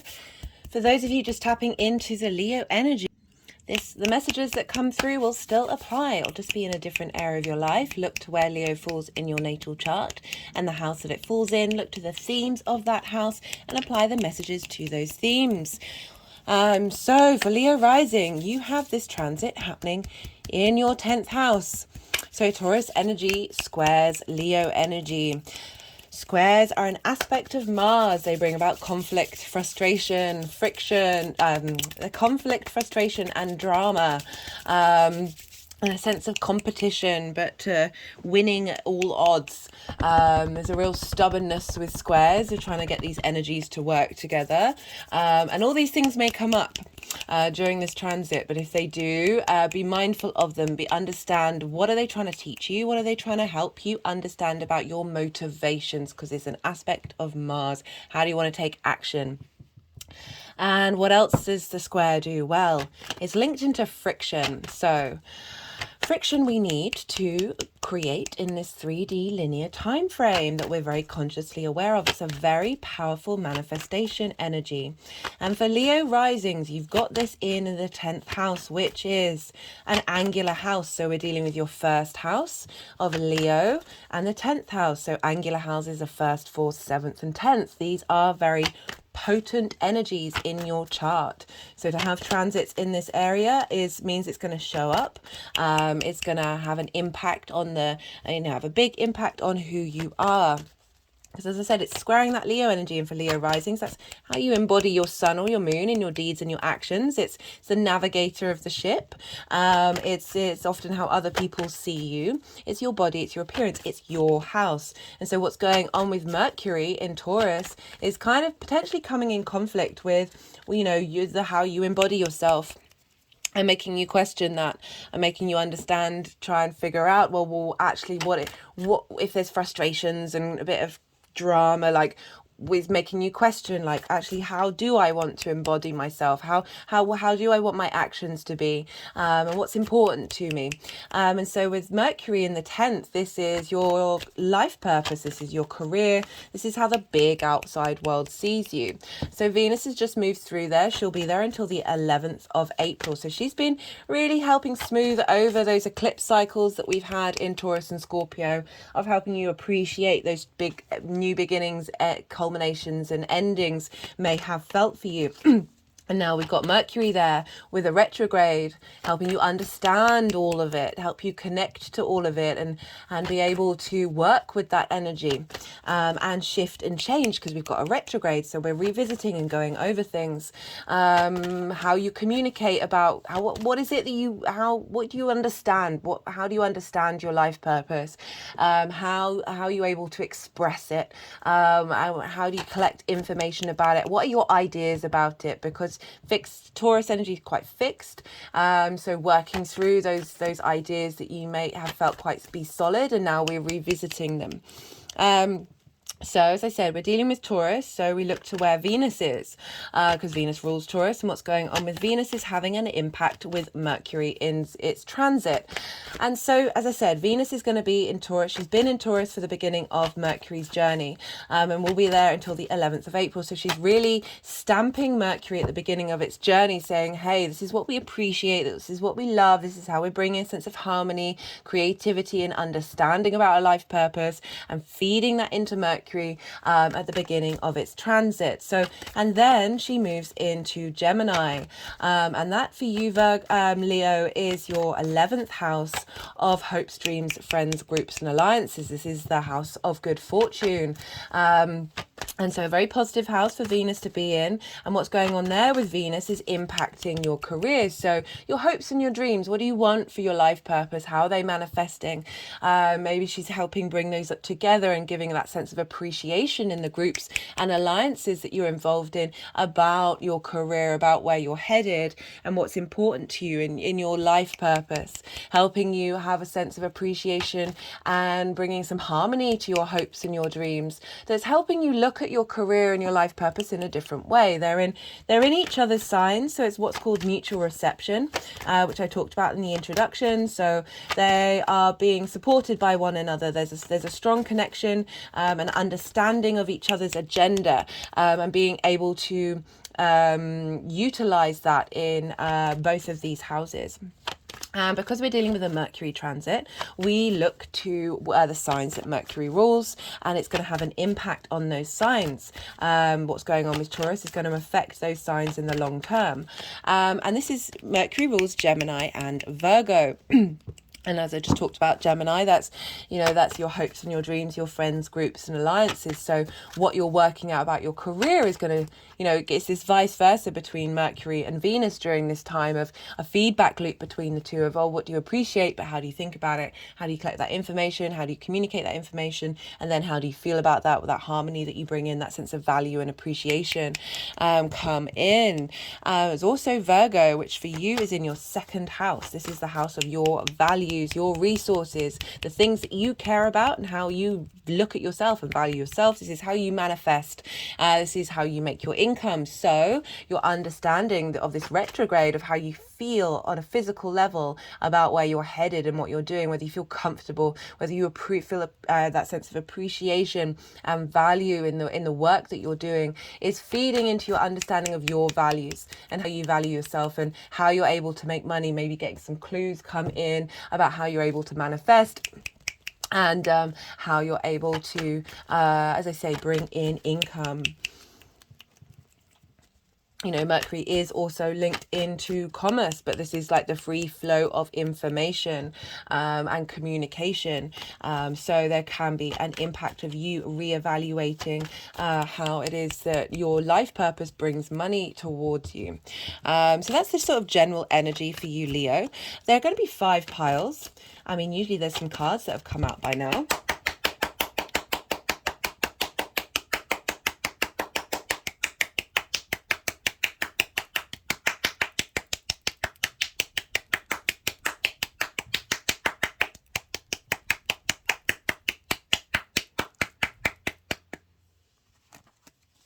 So it's going to be 5 piles.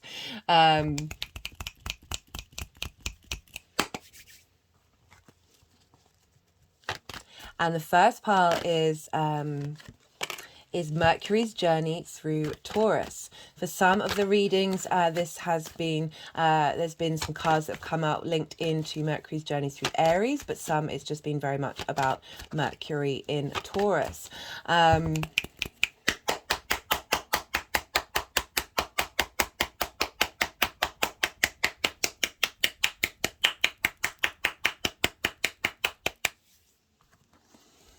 And so that's just the general energy of Mercury moving through this sign. The second pile will be about Mercury in shadow.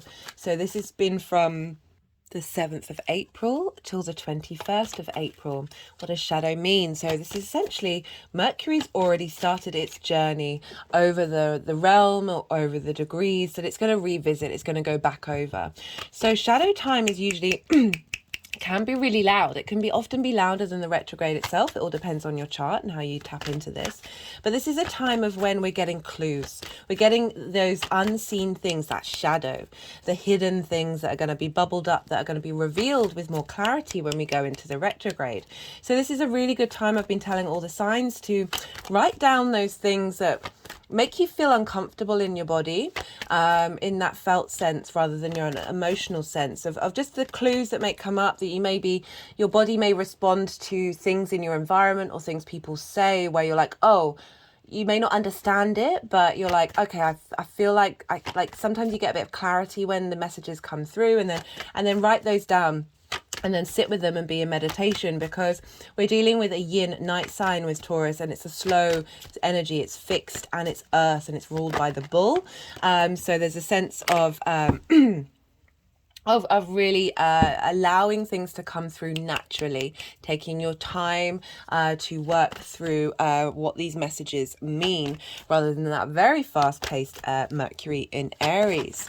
So, as I said, this is a very loud time. Lots of clues can come up about the retrograde and what you're going to be doing, and it's a time of contemplation. Right at the beginning of this shadow period, and for a couple of days after, I think it will be probably around till like the 10th, we have a sextile with Mars in Cancer.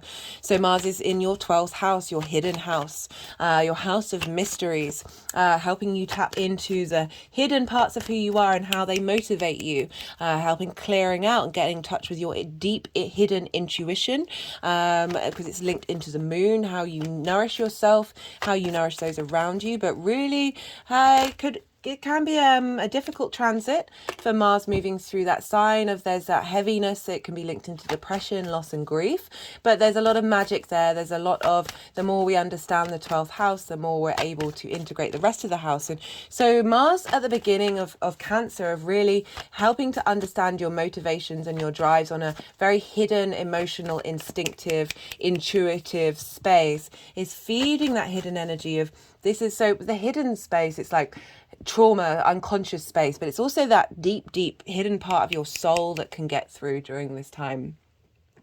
And that information's all feeding into Mercury at the beginning of the shadow, of being like, okay, what motivates us on a deep unconscious level? Like clearing, helping clear out the unconscious programmings that aren't actually truly to do with us, but have been part of the many spells that have been put upon us.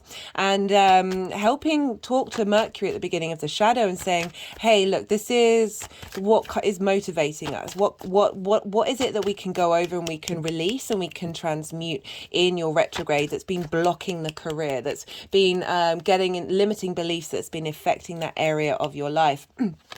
As well as work on and build on things that you've already established. Like, it's not just that shadow side, that potentially negative side, but also, you know, wherever you've been headed. Like, every day's a school day. We're all here to learn, and this is a great time to sort of build and bring in some longevity, some fixed energy into where your career wants to be headed based on your emotional responses. So that's right at the beginning of the shadow.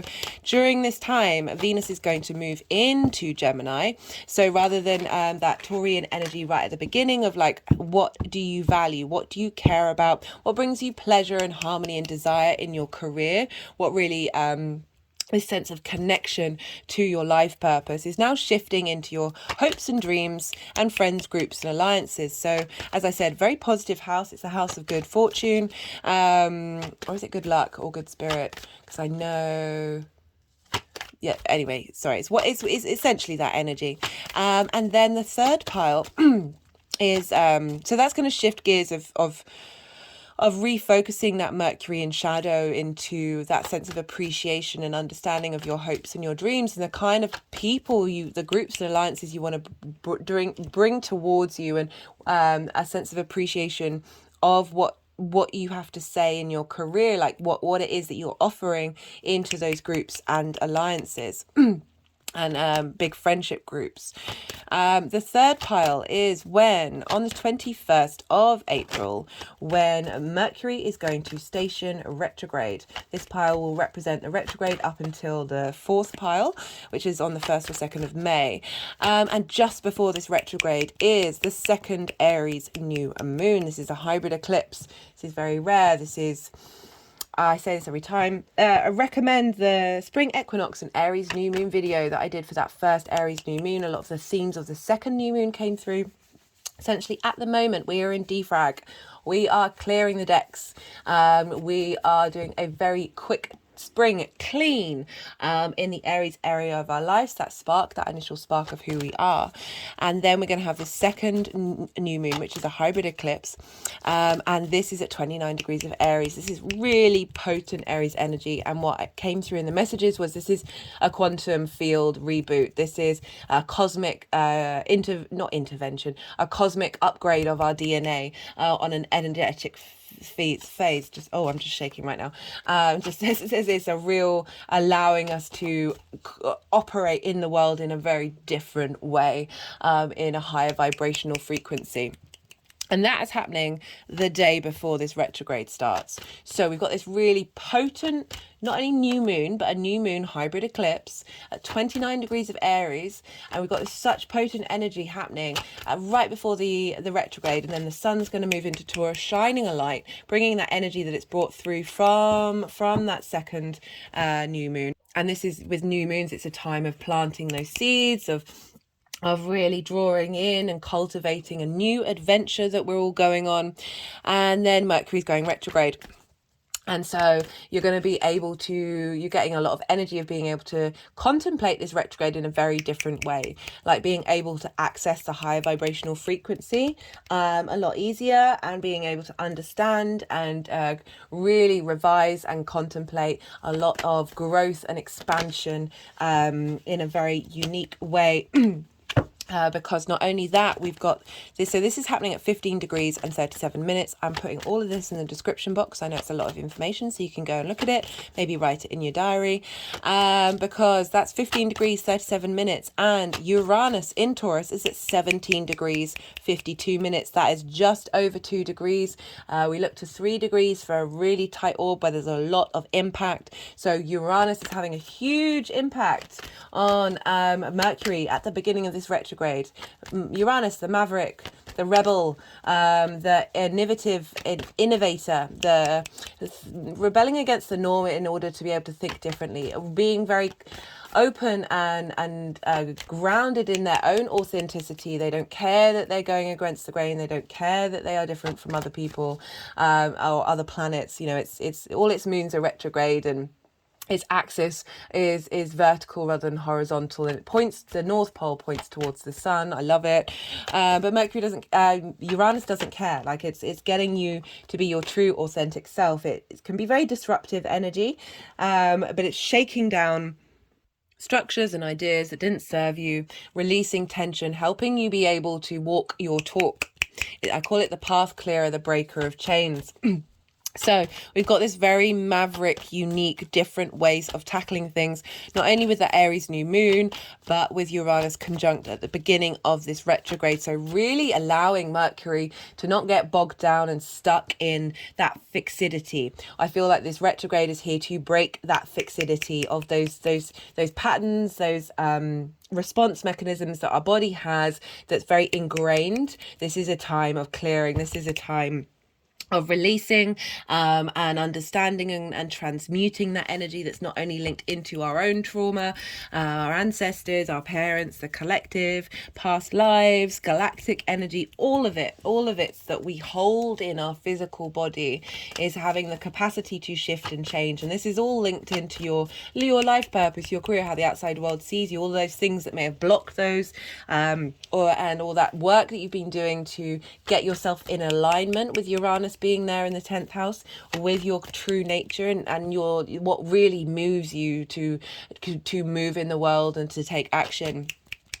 as well as another sextile with Mars. So not only is Mars influencing Mercury at the beginning of its shadow period, but right at the beginning of its retrograde period. And this is at the midpoint of Mars's journey through Cancer. So it's about 14 degrees. And we're going to have it for a couple of days around this retrograde. So both Mercury and Mars at the midway points of their signs, very potent energy. It's, you know, the midway point between the beginning and the end, like a really sort of knowing the lay of the land and being very certain of themselves. There's an understanding. We're at the midway point with Mars's cycle in Cancer of you've been figuring out, you kind of on board with what Mars has been trying to help you understand of your unconscious, emotional, instinctive response mechanisms and how you take action with that. And that energy is feeding into this retrograde. So this knowledge and wisdom of what motivates you to take action is feeding into this retrograde of, okay, well, where do you want to be headed? How are we clearing the decks? How are we, you're getting a lot of support with this, with the connection with the 12th house as well, because that is where a lot of our unconscious limiting beliefs can be held. Which is why it's linked into depression, loss and grief, that Mars is helping clear those things out in the actions that you're doing. And this is feeding into Mercury and helping bring a sense of integration to get you in alignment with the direction that you're heading. Following this is on the 1st or 2nd of May. This is pile 4. Depending on where you live, we're going to have Mercury conjunct the Sun. This is called a cazimi. And this is a very potent energy when the Sun imparts clarity and vision, illumination, divine inspiration and vitality to Mercury. And this is the midway point in the retrograde. And up until this point, and since the retrograde in Capricorn, Mercury has been an evening star. So this is a yin night energy. This is looking back to the past. This is cultivation. This is looking at the details, reevaluating things, helping this sense of drawing in information, of not necessarily doing new things, but going over old things and working out what works and what doesn't. And now after this conjunction, where you've got this big boost of vitality, this big boost of inspiration. Oh, hello, Leo. Strength card. This big boost of vitality and strength and clarity and understanding of direction. Mercury is then moving to be the morning star. This means it rises before the sun in the morning. It's heralding the sun's intention. It's day yang energy. It's very direct. It's looking to the future. It's, as I said, it's heralding the sun. It's moving first. It's up in the sky in the morning first, and it's wanting to go forward and be in motion. And so we've got this very direct energy now with the retrograde. So we're still going over things. It's the midway point, but it's shifting gears. It's shifting agendas. It's now like, okay, so we've been looking to the past. We've been working through things. We've been going over things. We've making adjustments. Now, how do we use all that moving forward? How do we all use that to project into the future? And so a lot of support. And this is all happening a couple of days before...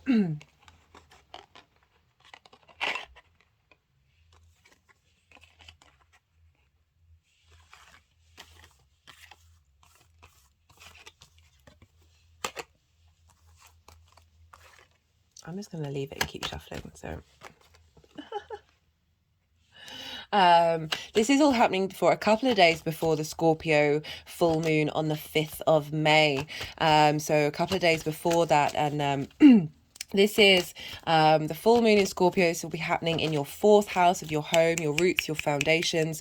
This is the final sort of legitimate eclipse that's happening with the Taurus Scorpio axis. We're going to have a second we're going to have an eclipse with the new moon in Scorpio, but the nodes will have moved into Aries and Libra, so it won't be in the same, but it's very close to the nodal axis, but they're not in the same house. So a hybrid eclipse in the same way that the Aries new moon is. So very potent energy, this full moon, a culmination, bringing in new beginnings and new understandings of where you're headed.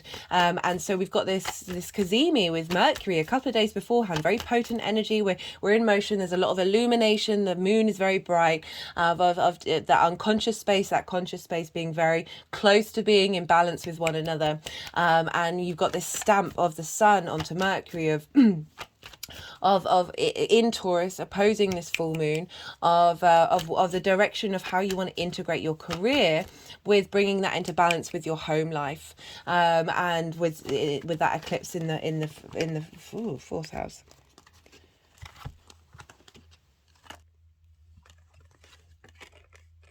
Speaking of eclipses, there's the moon. And so like really very potent energy to kickstart the next half of the retrograde. Love this for us all.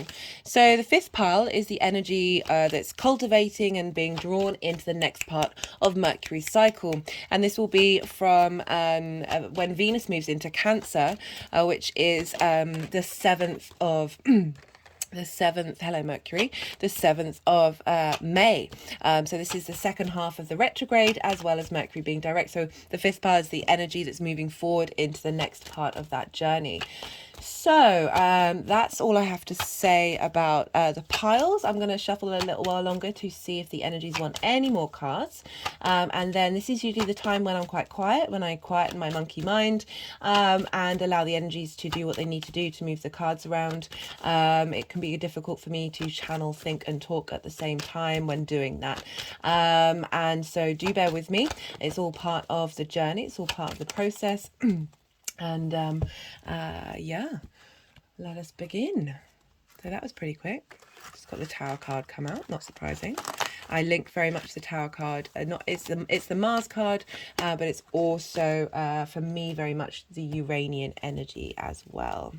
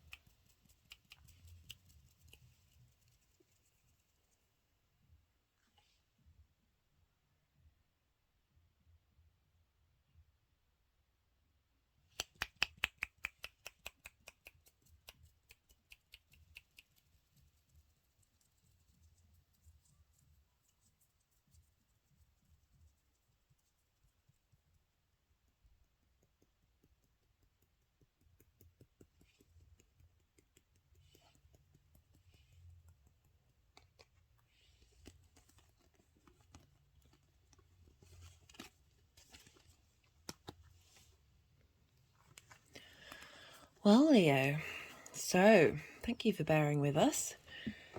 We've got the Five of Pentacles, which, not surprising, coming up with the 10th house. Again, I feel like we're clearing a lot of things out, and the Five of Pentacles is very much that that feeling of lack, of being left out in the cold, of not being supported. You're not being able to tap into your life purpose, or if you are, that's not, you're just not able to access it. You're not being let in. You're feeling quite left out from that energy in that space. That your career might not have headed in the direction that you wanted to, or that you've been in work where you weren't supported, and that's impacted how you are able to navigate that your sense of life purpose. It's also very, very much linked into past traumas, childhood traumas, where you may have felt again, not supported, neglected in so many ways.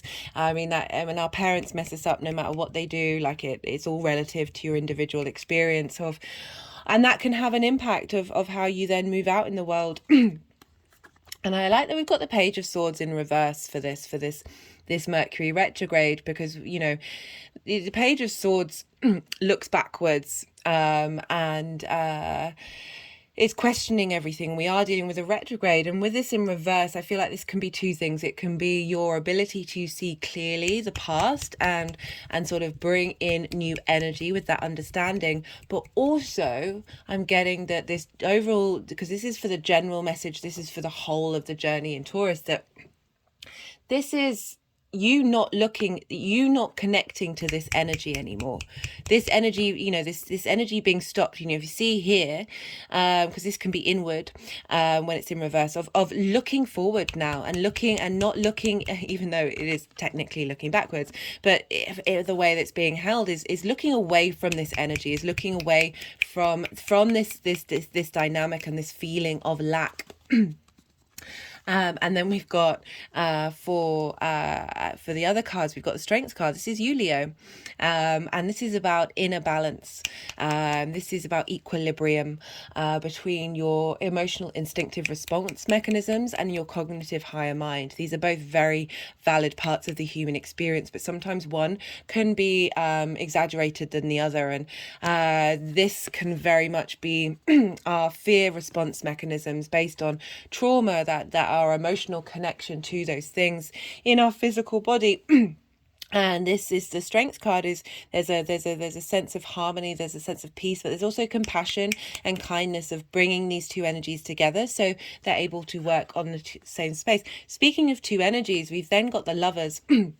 And this is the Gemini card, so this can be linked into Venus in Gemini. I will be doing a separate transit for that, but it's all that sense of duality, that sense of being able to make the right decisions, and having the right paths open up to you based on this integration of self. So we've got the feminine, we've got the masculine, we've got spirit here representing the neutral energy.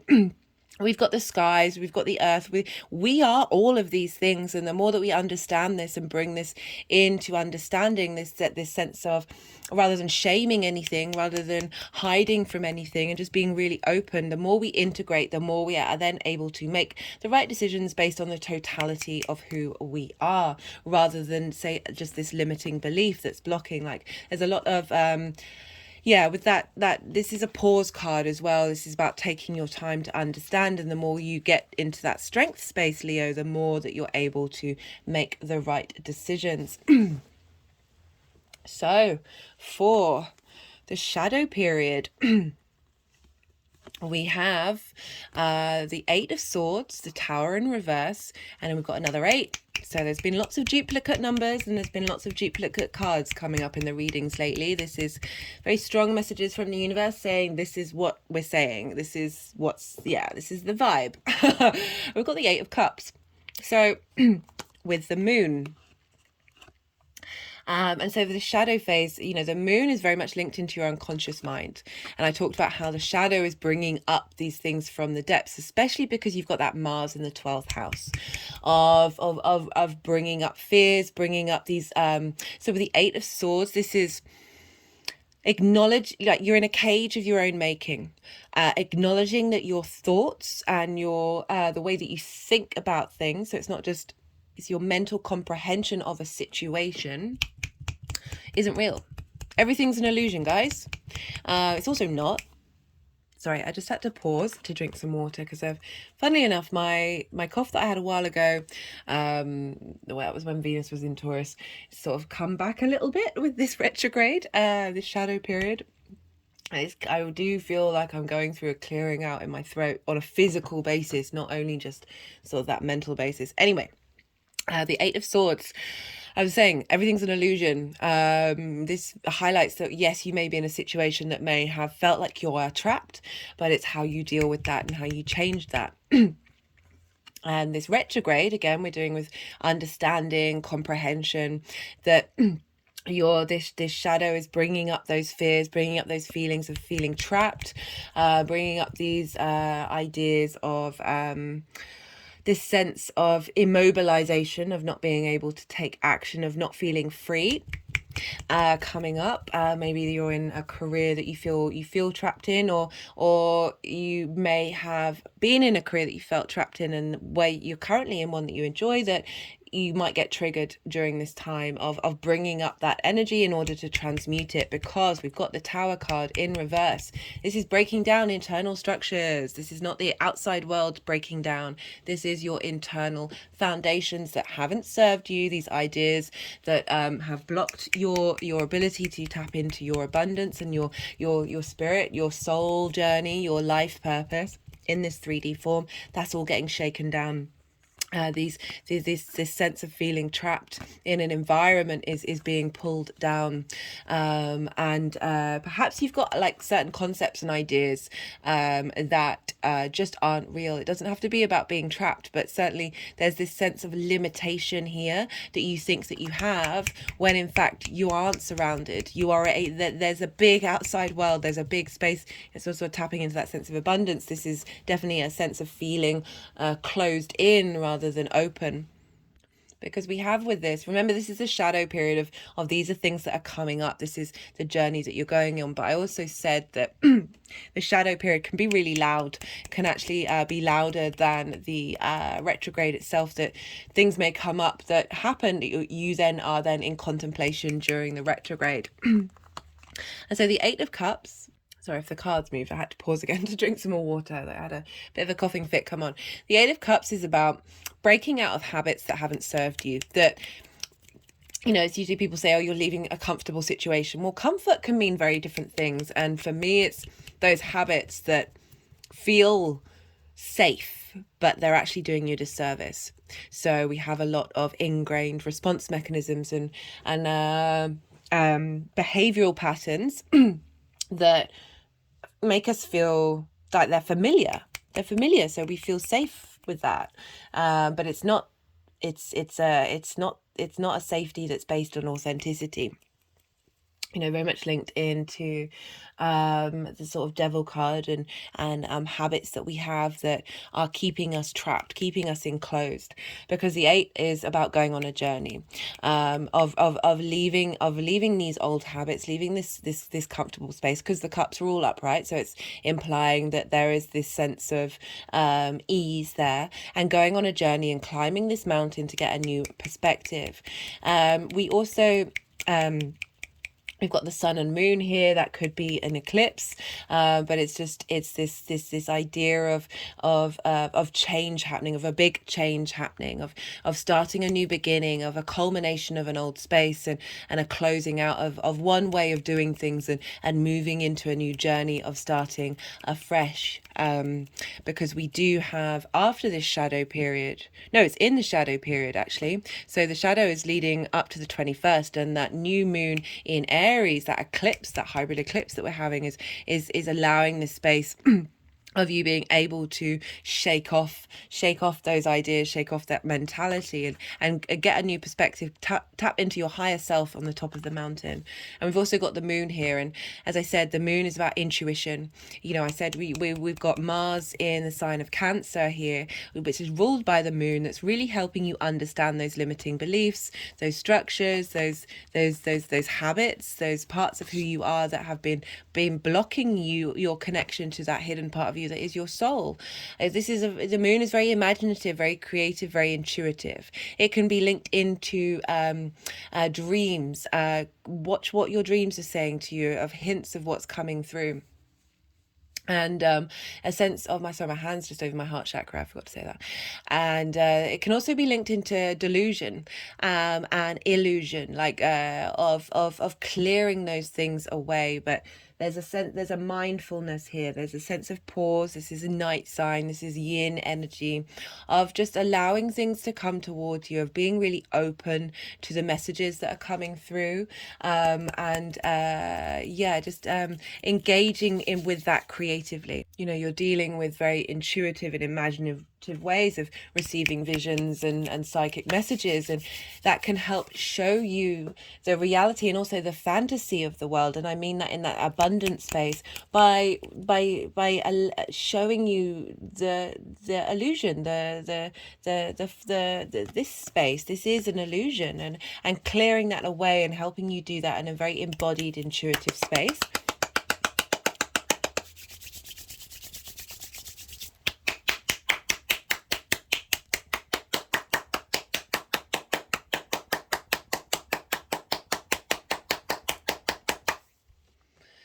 So we have next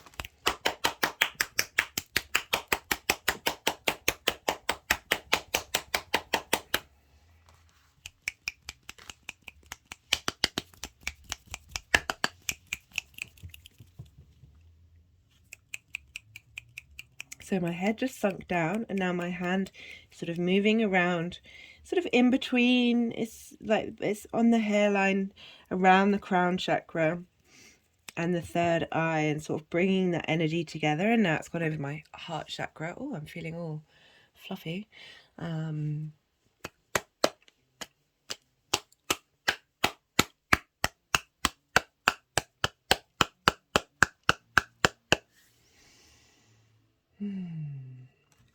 Okay, so the retrograde phase itself, this is with the conjunction with Uranus. That's again the day after the eclipse. So we've got the Four of Cups here, which is comparison is the thief of joy. It's a space. It's a very still space. It's quite stagnant. It's you're not able to see your own true abundance. You're in this state of lack that you know, again with that Five of Pentacles. Oh, I'm feeling really heavy in my body right now. That there's that energy that's still being worked through. That's there's almost a sense of neglect when it comes to the Four of Cups, because they're not moving, they're just sitting there. And you know, the facial expression, it doesn't really look like they're enjoying their meditative state. You know, it's not that restful state.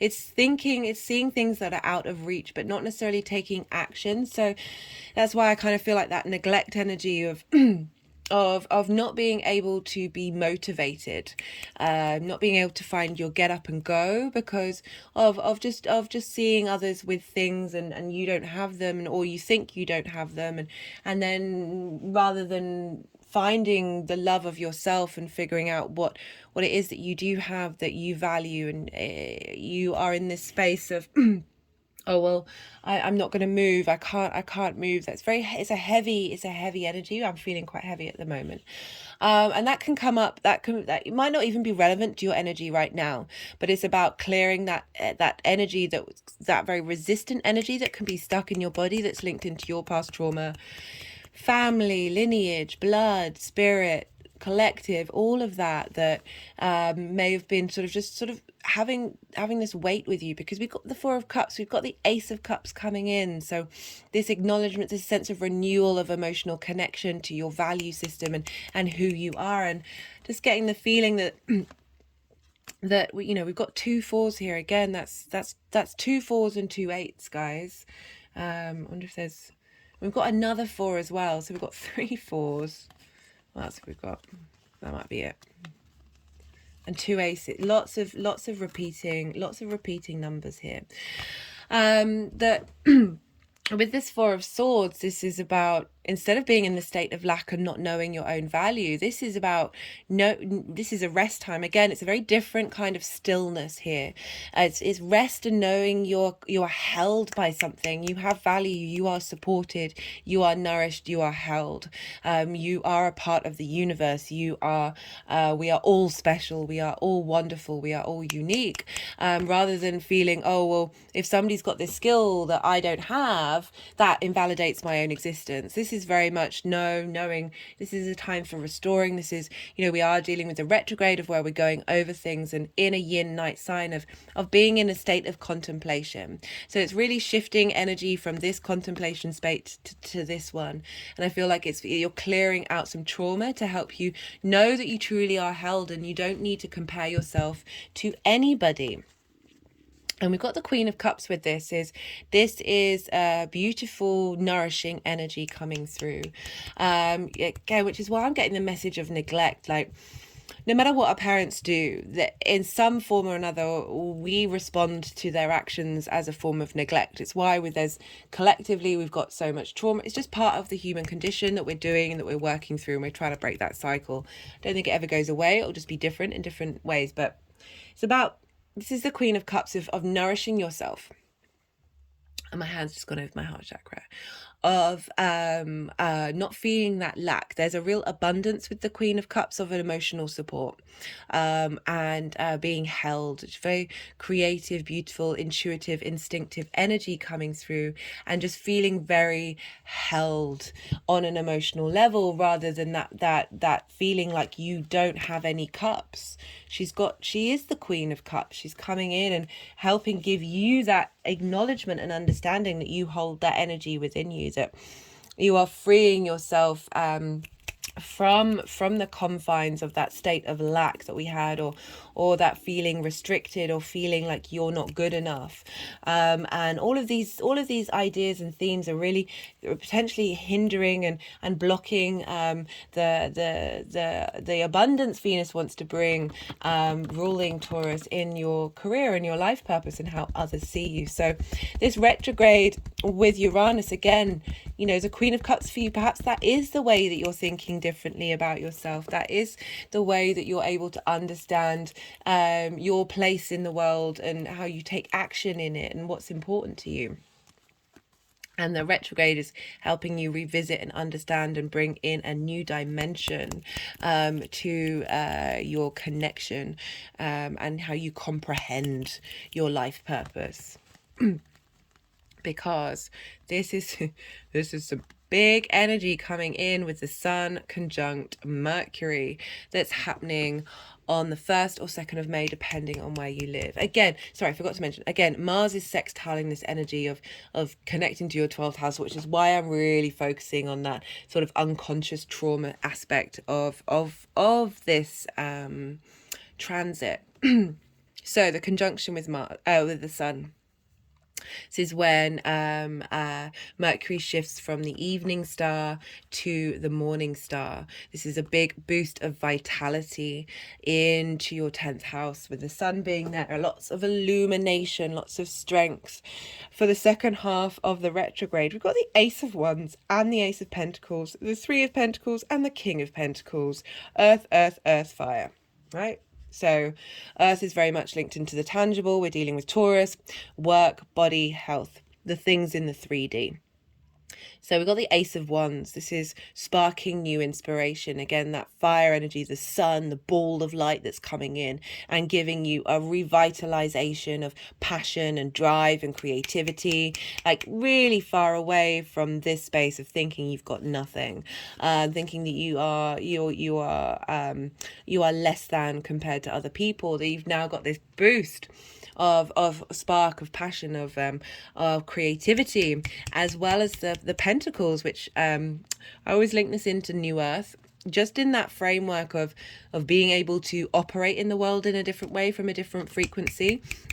You know, there's this portal energy here of moving through that and having this, again, revitalization, this connecting to the tangible world, with this new way of engaging with it. It's like that clean slate coming through, this ability to look to the future with this very potent energy. Because we've got the Three of Pentacles. This is knowing your worth. You know, this isn't Four of Cups energy. This isn't Five of Cups. This is three. This is mastery. All these figures are all skilled in what they do. They are not comparing themselves to one another. They know their values, rather than that Four of Cups, which I always say is comparison is the thief of joy. They know what they have to offer. They know that they are skilled. They are coming together in collaboration in order to create something beautiful and long lasting. So this may mean that you're then, I feel this can mean that you're drawing in people together, you're collaborating on something. But for me, it's very much that focus on you now are aware of your mastery. You are now aware of the value that you have to give and the importance that not only is for yourself, but for your community. And then we got the Ten of Pentacles. So this is long-term legacy, actions that you're taking. You're very grounded. You're very sure of yourself. There's a sense of abundance with the King. There's a real, like, I just know. I know what I'm doing. I'm not second guessing it. I'm not questioning it. There's stability there. There's strength there. It is, you know, it's got a bull on it. It's one of, you know, the energies of Taurus. And how they're wanting me to move on quite quickly. And then we've got, for the energies manifesting moving forwards, we've got the Magician, the King of Cups, and the Four of Wands. So the Magician is the card of Mercury. This is about knowing you have all the resources you need in order to create, to manifest, to take action in the world.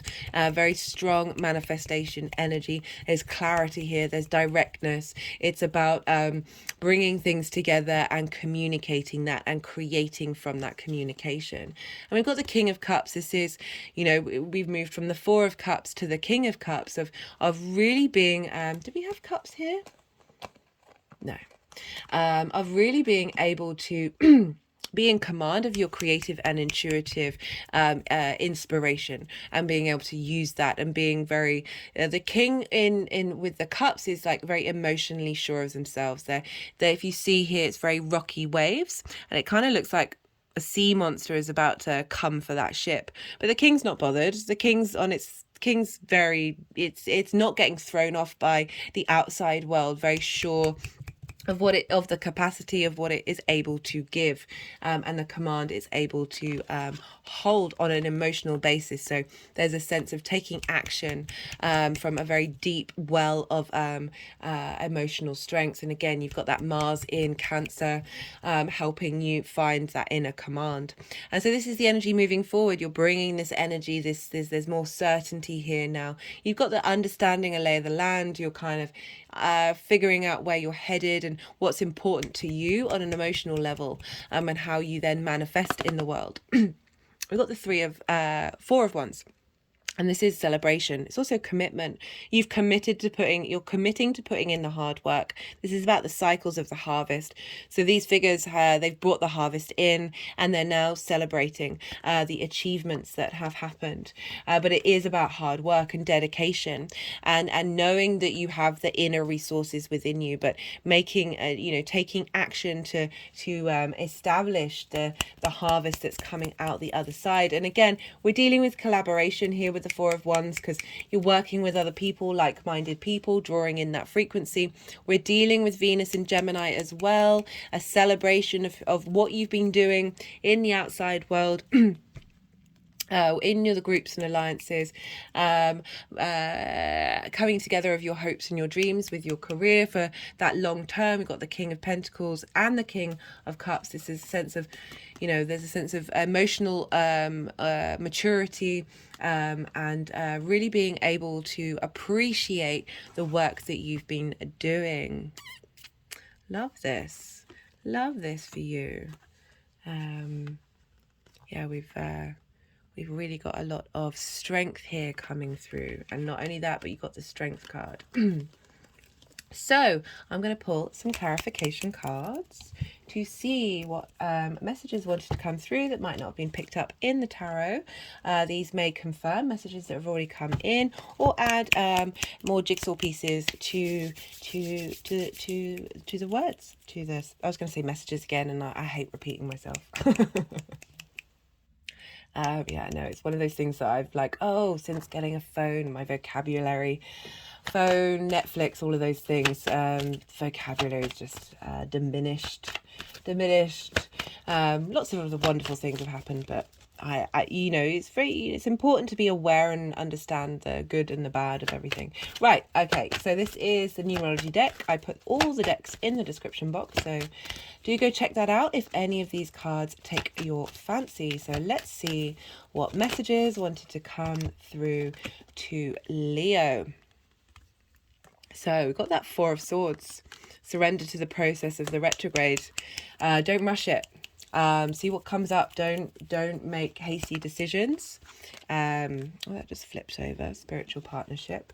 I always feel like that's a spiritual partnership with you and your higher self.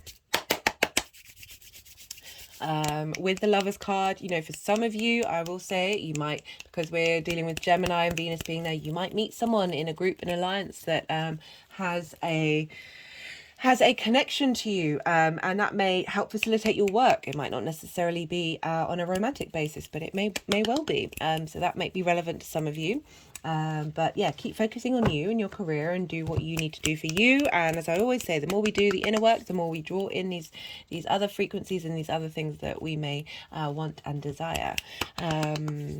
What was that? Yeah, that was surrender. Yeah, surrendering, because we've got the cups as well. You know, water and earth are governed by gravity. There's a slowness, there's a taking your time with these things. We've also got the moon, so really just relax into the process, and be mindful of how you respond to it. And as I said, write these things down. Make a note of the journey that you're going on. Mercury is retrograding in all of the earth signs this year, so we're really grounding down how we feel about things, how we are inspired. Thought, communication. Yeah, changing the way that you communicate, that and going on that spiritual journey. So that's a little confirmation of that message. But these things take time. It's the point of the retrograde. This gives us a moment to, again, revisit and go over things, and not be hurry all the time. Oh, that was the portal card. We'll see if that comes out again. Whoa.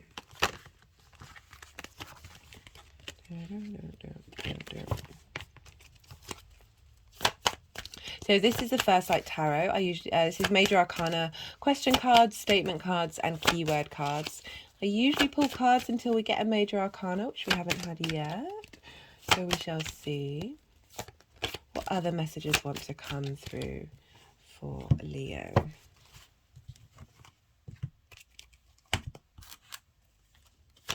Okay, they wanted to go to the Oracle of the Rising Sun.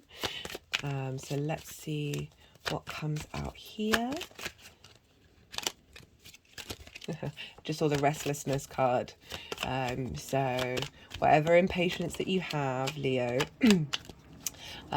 just go sit in nature somewhere, do some breathing, realize that there are different ways of operating. As a fire sign, there's a need for speed, need for movement, and the energies right now.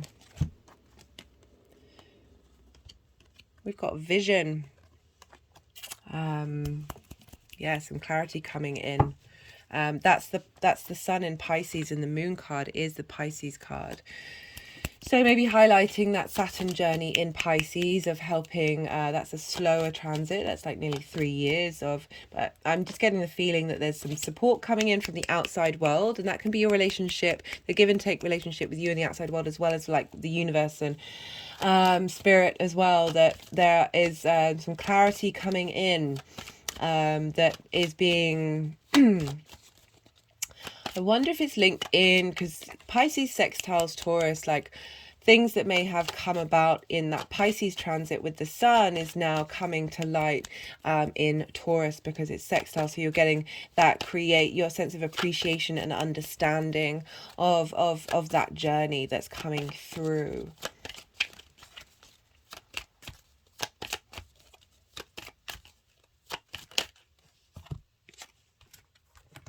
Got practicality. Moon in Capricorn. Interesting. Four of Cups, practicality, Four of Swords. I'm just wondering if, you know, that restlessness card came up of struggling to rest, and that this time is really calling for you to do that, and like perhaps the downloads that you're getting in your sleep. You know, we have got the Moon card is facilitating this journey, this, you know, the surrender. It's practical for you to surrender and be in that nourishing state, like allow that nourishment to happen on the physical body as well. Maybe you were overstimulated with all that fire and air energy, and now there's a time to really focus on prioritizing your physical health. We've got the Tower card, right? I've been having so many doubles in the last couple of readings. So this is, we've already had the tarot card. This is alarm, storms, electrical impulses, lightning. Okay, so this sleep, this nourishment, this tending to your intuition and your emotional ability to connect to that and be in command of that with the Queen of that sensitivity. Maybe you're being quite sensitive at the moment with this tower energy coming through of the transformation that's happening in the sleep time of your life is really is a key component of this Mercury transit. You know, is squaring your first house of your body and your appearance. So we've got that Tower card, that major arcana.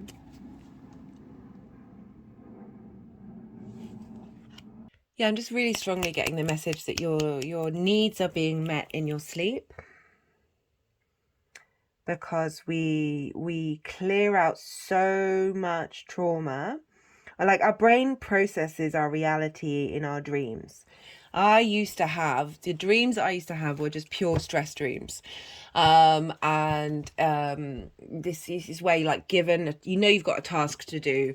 You're in this, I was always in like a big city surrounded by people, and you're trying to figure out how to do this task, and every time you meet someone they give you another task to get you to that task, and it just never feels complete. You're never doing it. You feel like you're failing. It's just stress on stress on stress. That's the only dream I ever really had when I was in my old job. Last night I had a dream about hanging out with magicians and going on adventures. Very different vibe. So our sleep is such a huge priority. And yeah, there's that. I'm just linking also in that Mars energy, like you want to rest, you want to sleep with that 12th house placement. That that you're getting support from Mars in your dreams that's helping clearing out a lot of stuck energy in your body, a lot of trauma in your body. So don't avoid sleep, don't hide from it, don't burn yourself out, take care of yourself, because it you know, the messages coming through from these cards are you know, very much just the self-discipline. That, you know, I picked up with that Four of Cups of neglect, of not taking action, of being not necessarily motivated, that coming through from a space of neglect, that what's being processed now is facilitating your ability to and I know I said relax and don't be all rushed over the place, but I'm getting that sense of from these cards, the messages that are what the journey, that revisiting that you're doing now, is giving you that really good foundations to be self-disciplined, to not be bound by those feelings of neglect, whether you're conscious of it or not, of that pain, of that hurt, of feeling trapped. It doesn't just have to be linked into your parents. It can be all sorts of things that have happened that have meant that maybe you don't take care of yourself in the way that you should do, that is having an impact on how you look at yourself and your life purpose. And as I say, we all could need some self-discipline. It's mindfulness is a very key part of doing the inner work. But yeah, resting, sleeping, rewiring your electrical impulses in your sleep, guys. Yeah, definitely getting that message for Leo. Like Leo, right? Lions sleep for like 12 hours of the day or however long. Like they sleep for a really long time, and then they get up and do the thing that they need to do and they get it done. But there is that it's that balance between taking care of yourself and then overextending and being neglectful and not necessarily doing the things that you know you want to do, but you just don't seem to have the motivation to do. So whether you're like in that space or whether that you are achieving things, you are doing things and you're like, I don't know what you're talking about, like I don't have these problems, they can still be there, like lingering within you, regardless of whether you're conscious of it. And again, that can go to the other extreme of like overdoing it and over like burning yourself out. Like I said, like these are things of neglect. Like comparison is the thief of joy, of even though it's a very stagnant energy of being like, okay, well, right, I've got to do all the things in order to make up from the fact that I feel that lack within me. There's a need for a healthy balance here. We've got that strength card, the lovers card, and the spiritual partnership of bringing this all together and really helping find a very healthy, long-term, balanced agenda for the way that you operate in your career and your life purpose, Leo. Love this message. Right. I think I'm going to leave it at that. That seems really clear. And so, yeah, let's, do we want another card or are we good? I think we're good. Right. Sorry. I really appreciate you watching and sharing your time with me, Leo. It means a lot. As I said in the introduction, if any of it resonates, there are ways you can pay that forward to others. But if you, on a personal note, as I said, I'd love to hear from you. I like chatting. And so, yeah, be well out there, Leo, until we meet again. Actually, there's a part of me that didn't want to leave on that note because like I was focusing more on this part, but remember what's coming. Like this we've got two kings and ace. We've got the magician. We've got such powerful cards coming in of it, just getting this vibe of more healthy understandings of how to be in your career, and really being able to still do the hard work but also enjoy yourself at the same time.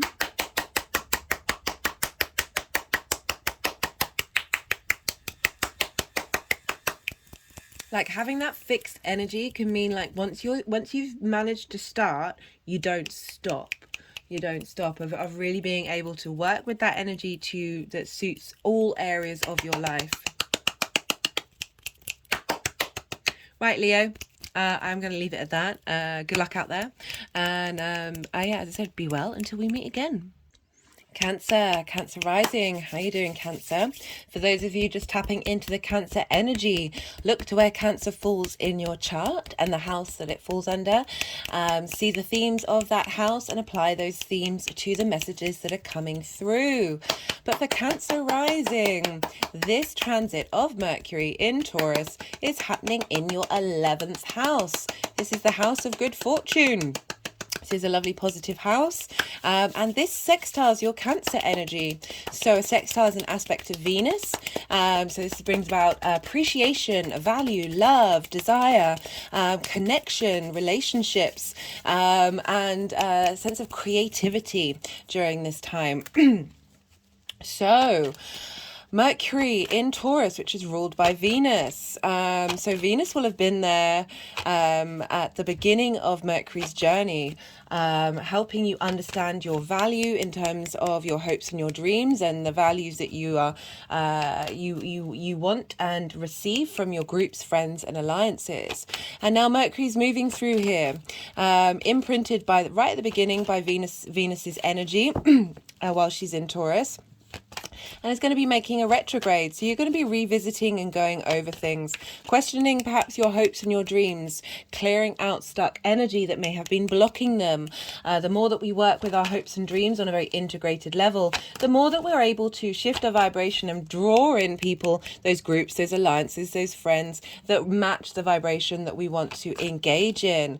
So this is a lovely retrograde happening. It's in a earth sign. You're a water sign. So this is a familiar energy to you. You're both yin night signs. Very this is a time for drawing in. This is a time for stillness and contemplation.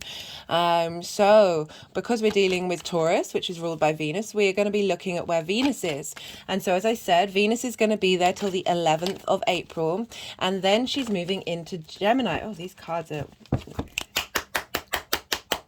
I always forget to say in the introduction that sometimes the deck can just feel very weird, and it's usually because the energies want to do some energy work. So do bear with me while that's happening. But Venus in the 12th house. The 12th house is your hidden house. This is the house of mysteries. This is, very much linked into our unconscious. It can be a space for needing to rest because you might be feeling a bit heavy. There might be a sense of depression, loss, or grief. But you've got Venus here, and she's, the goddess of love. She's wanting to bring a sense of appreciation to the hidden parts of who you are, those unconscious, perhaps trauma responses is very much the 12th house. But as well as your hidden part of your soul, that right underneath all those layers. It's very much a house of magic. And so the hidden, the unseen, the occult, so bringing in that magical part of who you are. And so Venus is, I'll be doing a separate transit video for Venus, but essentially we've had Mars there for 8 months in Gemini, so now Venus is getting a sense of understanding and appreciation and love to what's gone on with Mars there, helping you uncover those hidden parts of who you are and how you're motivated in that way. And so what's going on with Venus is going to impact Mercury in Taurus. And now she's in Gemini. So that's a Mercury-ruled sign. So they're in what's called mutual reception. It's a feedback loop between each other. They understand, they're kind of like, they're in each other's realms. And so, but they're able to communicate and be like, oh, hey, how am I getting in touch with your agenda? What are the tools that you have in order to facilitate their own journey? So what's going on with Venus is affecting Taurus. And that's affecting Mercury's journey through that of getting in touch, clearing out those unconscious traumas that perhaps limited your hopes and your dreams and limited your ability to connect to the kind of people that you want to engage with. And Venus is helping give support to Mercury's journey of then how do you communicate that? How do you understand that?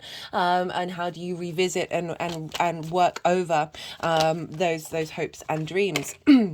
Because we're dealing with a Mercury transit, we look to the signs that Mercury rules, because what's going on with Mercury has an impact on those signs. So Mercury rules Gemini, which we've just talked about, which is your 12th house, and Virgo, which is your 3rd house of communication. So getting in touch and understanding your hopes and dreams is going to help you be able to voice in the way that you communicate. And this is also the house of local community, the things you do on a regular basis. So it's going to help level up that area of your life of getting the things you do on a regular basis in line with your hopes and your dreams. So this is the kind of general energy that's around for you, Cancer, at this time. My body's just shaking right now around the root chakra.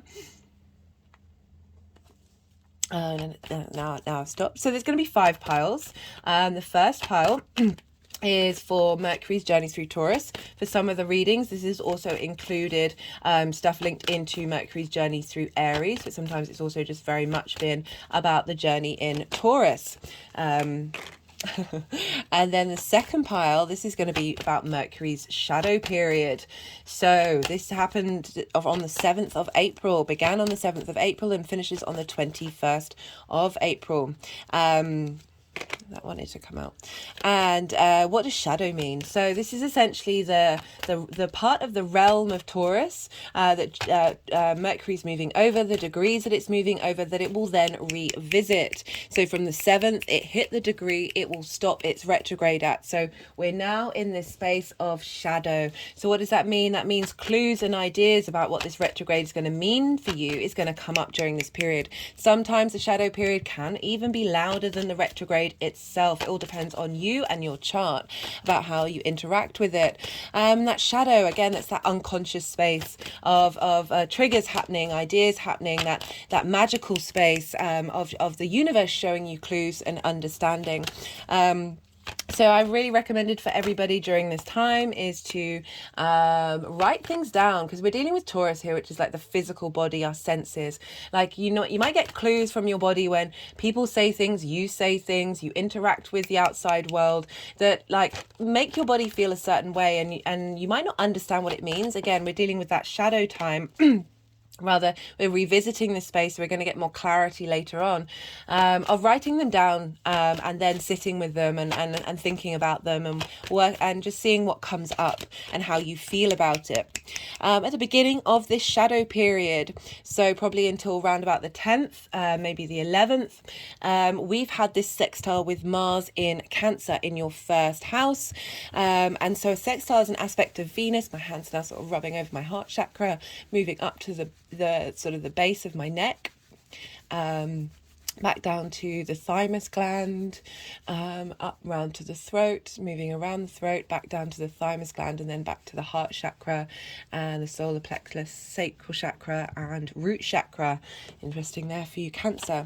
So Mars has been in your first house for a little while now, and what Mars is sharing with Mercury is, so Mars in Cancer is very much, how do you respond on an emotional basis? Are you tending to your needs? Are you embodying your deepest intuition and all that wisdom and understanding of that emotional, instinctive, intuitive response mechanisms that mean we are motivated and take action is feeding into the beginning of this shadow. So your embodiment of yourself because the first house represents how you embody your sun or your moon in your deeds and your actions. It's also how other people see you and your body and your appearance, like being mindful of like your response mechanisms again in your body. And how this embodiment of self is impacting where you want to be headed in your dreams and your hopes. And again, that helps an impact on maybe you're getting that's highlighted in your groups and alliances. You're getting clues that way as well. So again, that aspect of Venus, hello Venus, is having an influence on of how you connect to this sensation of how you think about your actions. And that's feeding right at the beginning of Mercury's journey in its shadow phase. On the 11th of April, Venus will then move into Gemini. So, as I said, now we're shifting the energy that Mercury's picking up on is moving into that unconscious hidden space. And so getting that, Venus is not only clearing up after Mars and giving a sense of appreciation, she's got her own agenda as well, but she's certainly helping smooth out that potential heaviness and chaoticness you might have felt with that very long transit with Mars in Gemini. And now you're getting a sense of understanding, you're connecting the dots, that relationship ability to connect the dots, especially we're linking in with the mind here with Mercury, that mutual reception of how that's impacted your hopes and your dreams, and how do we get a sense of value of those hidden parts of who we are, and on a very deep magical level, and how that affects how you now look at where you want to be headed with your groups and alliances and those hopes and dreams. The third pile, this is for Mercury's retrograde, the first half of it. And this is happening on the 21st of April, but the day before we're having the second new moon in Aries. This is a hybrid eclipse. I've talked about this a lot in the spring equinox and the first new moon in Aries video. A lot of the themes that, they're all interlinked that came through for that was, but in a nutshell, I recommend you check it out. It's a big video for this time I will be doing a second video, a main video on this second new moon, and pulling cards for that. So maybe check that out and come back to this video and re-look at the combined messages. But essentially, this first Aries new moon that we've had, we're defragging, we're clearing out. It's a really quick turnaround of clearing, a lot of karmic clearings happening during this time of, again, like clearing out a lot of stuck energy that's blocking our initial spark to shine. And you have that in your 10th house. So you've got a second one, and I saw this is a hybrid eclipse. This is, you know, the nodes are still in Taurus and Scorpio, but this is happening at 29 degrees of Aries. So really potent energy. The messages that came through in the channeling was, this is a quantum leap, this is tapping into the quantum field, this is a cosmic upgrade in our DNA. This is really helping us reboot in a very powerful way, because it's not only a new moon, but it's an eclipse, so it's very, very potent energy. And so this is happening the day before the retrograde, and so this is really helping us look at this retrograde in a very fresh new way with a higher frequency. Not only that, so this Mercury is stationing retrograde at 15 degrees and 37 minutes. And Uranus, which has been in Taurus for some time, is at 17 degrees and 52 minutes. So this is just over 2 degrees away from each other. 3 degrees is like the orb that we use. That's like where it's really, really powerful. So we've got this very potent Uranian energy feeding into the beginning of Mercury's retrograde. Uranus really wants you to be you and not to care about being you and not feel like you're being judged by the tribe. A very unique maverick energy, helping bring progression to the future. And so we've got this ability, not only after this second new moon, this hybrid eclipse, but the Uranian energy of we're finding different paths now. We're finding higher vibrational, unique ways of tapping into your authentic self at the beginning of this retrograde. So this retrograde is getting a lot of cosmic support. Not only that, but we have Mars again sextiling Mercury. So we had that sextile at the beginning of the shadow, and now we have the sextile at the beginning of the retrograde. But this time Mars is around 14 degrees of Cancer, so it's nearly the midway point through its journey. It's learnt a lot. You're more in touch with your intuition. You're more understanding your what triggers you to take to action and how you're moved to take action. And this is feeding this is feeding into that retrograde. So all that wisdom of Mars is helping support Mercury, which is also at the middle of its journey. The middle points of signs are very potent. They hold space for the beginning and the end, and are able to I've got lots of pages here. Be able to there is a real strength, there's a balance with the middle point. So that's all happening for the retrograde, well, part of the retrograde. Then on the 1st, this is the 4th pile, then on the 1st or 2nd of May, depending on where you live, we have a conjunction with the sun. This is called a cazimi. This is when Mercury is being infused with the intellect, the directness, the illumination, the vision, the inspiration, the divine inspiration, the vitality of the sun is feeding into Mercury at its midway point through its retrograde. And this is happening at 11 degrees of Taurus. I will put all of this is in the description box, so do go check that out. I know it's a lot of information. Maybe write it in your diary and see what comes up during this time. See if they come out again. That was the Star, 5 of Cups, I think the 8 of Pentacles. What did I just say? The Star. And so it's happened a few times in these readings. What was I saying? Right. So up until this point, Mercury has been an evening star, and this has been since the retrograde in Capricorn. And evening star energy is that yin-night energy, very very going over things. There's a sense of observation, of reviewing, of contemplation. There's a slowness, there's a stillness, there's a looking to the past and reevaluating the situation, and bringing all that information together in order to understand where you're at. So we've had this evening star energy, very potent, with Mercury during its shadow phase and during the first half of its retrograde. So we've we've really been like with that retrograde of going over things. We've got that evening star energy of getting the details, and looking to the past, so clearing out the past, and being able to do so in very unique and maverick ways with all of that energy with Uranus. And now after this conjunction, that was the Nine of Cups and the King of Pentacles. We'll see if they come out. And following this conjunction, Mercury's going to turn into the morning star. So this is more day yang energy, direct action, looking to the future. So the agenda's changed. So we're not looking to the past anymore, even though we're still doing this retrograde and we're still revisiting things. But the focus is going to be on the future. The focus is on where you're headed. The morning star is when Mercury rises before the sun in the morning. So it is before the sun. It's basically like it's moving in the future.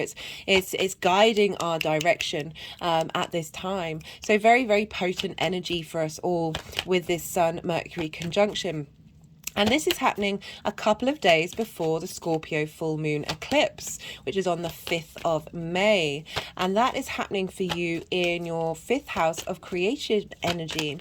So this is the kind of final official eclipse for the eclipse cycle in Taurus and Scorpio. However, we will be having a new moon hybrid eclipse in Scorpio when the nodes have changed into Aries and Libra, but it's still very close to the nodes.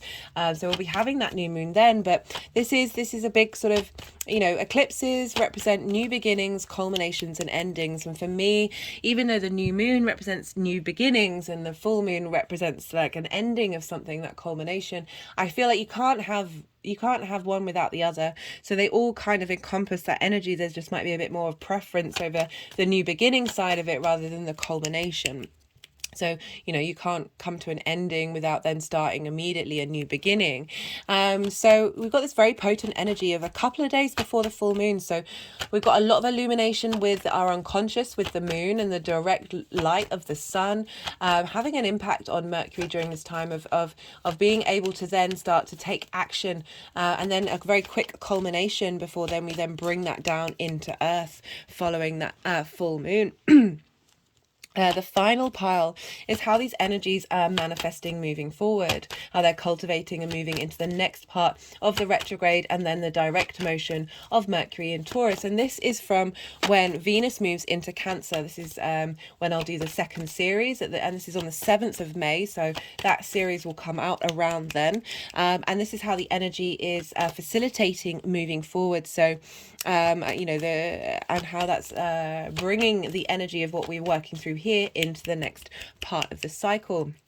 Right, so that's all I've really got to say about the piles. I'm going to carry on shuffling and seeing what other cards want to come out before the energies want me to put the deck down. And then this is the time when I'm quiet. So this is when I quieten my monkey mind, and me and the energies will, I'll allow the energy, I'll be the vessel for the energies to come through, to move the cards around. They tend to want to do some energetic work and as I say, like I quiet my monkey mind, and because it's often quite difficult for me to channel, think and talk at the same time when doing that. So do bear with me during that process. It's, as I said, it's all part of the experience. The energies help integrate the messages on a very subtle level, a quantum level, it can help even if it doesn't make sense at the time. It's, as I said, it's all part of the journey. So do bear with us during this process. We'll then move the cards around and see where it's all coming up for you, Cancer.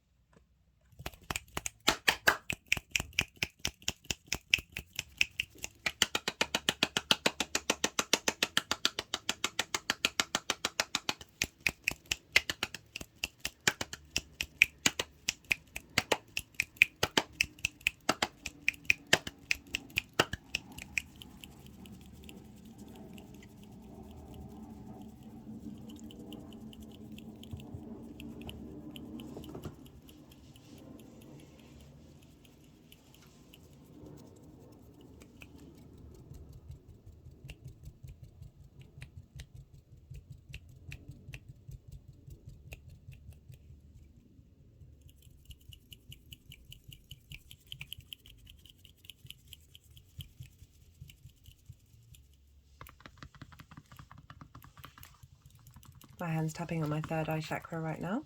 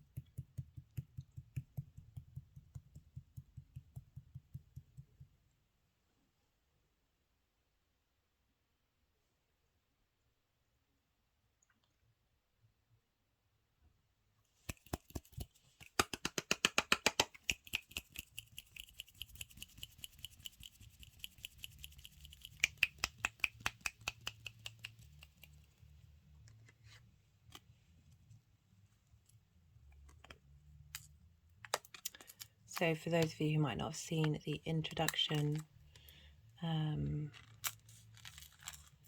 did a throat chakra cleanse with the pendulum. They're just wanting me to do this.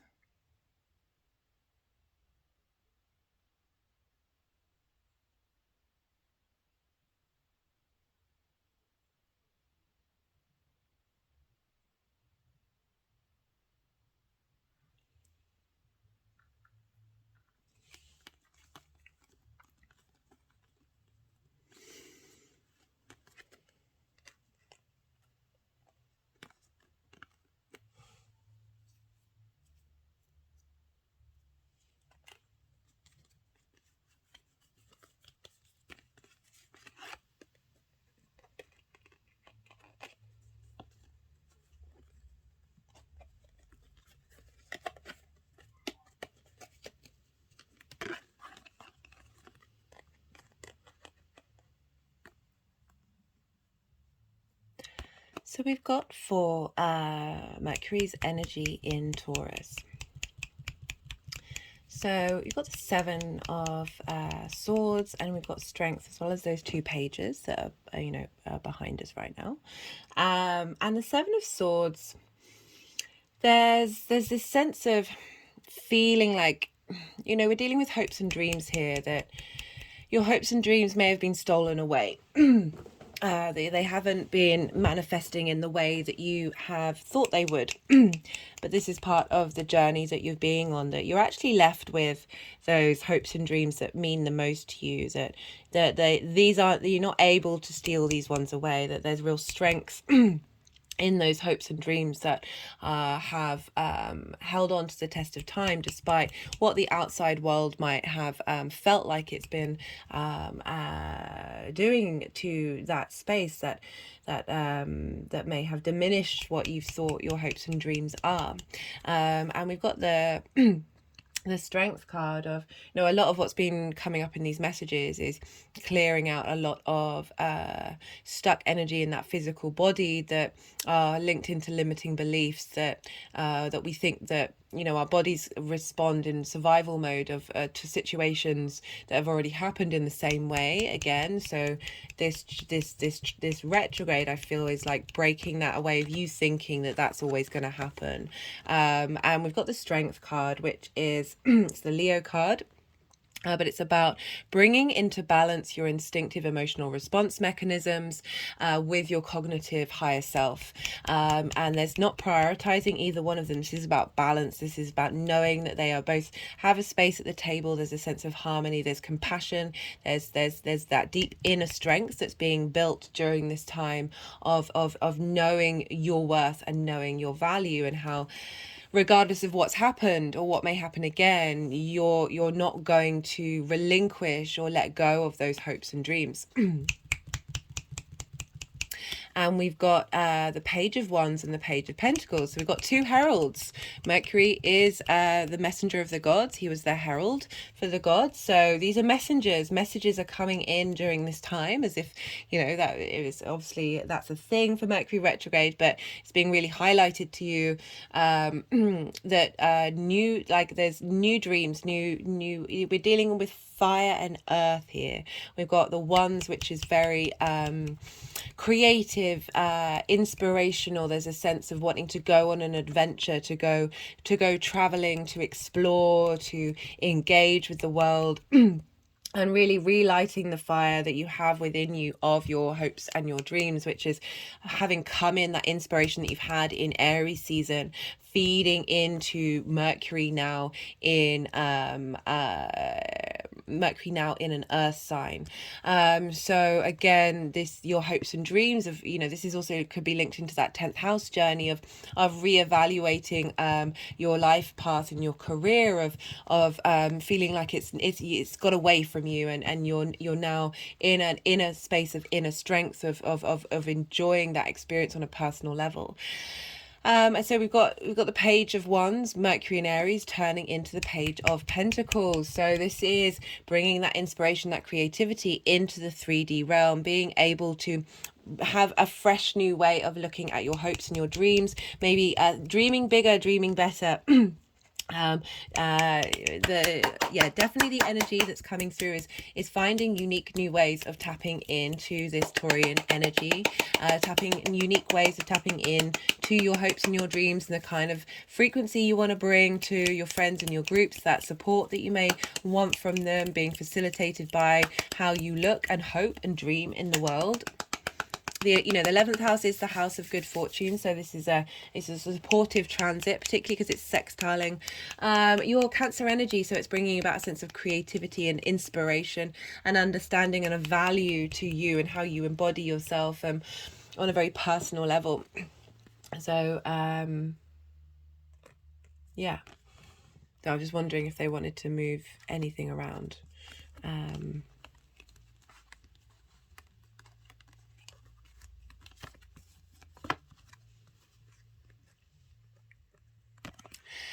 So we have for the shadow period, this is the Nine of Wands and this is the Queen of Pentacles. Sorry if you can hear that soaring. The next door neighbours have been doing a lot of work on their home. And so I do apologise. But it is what it is. We gotta keep going no matter what's coming at you. So the shadow phase.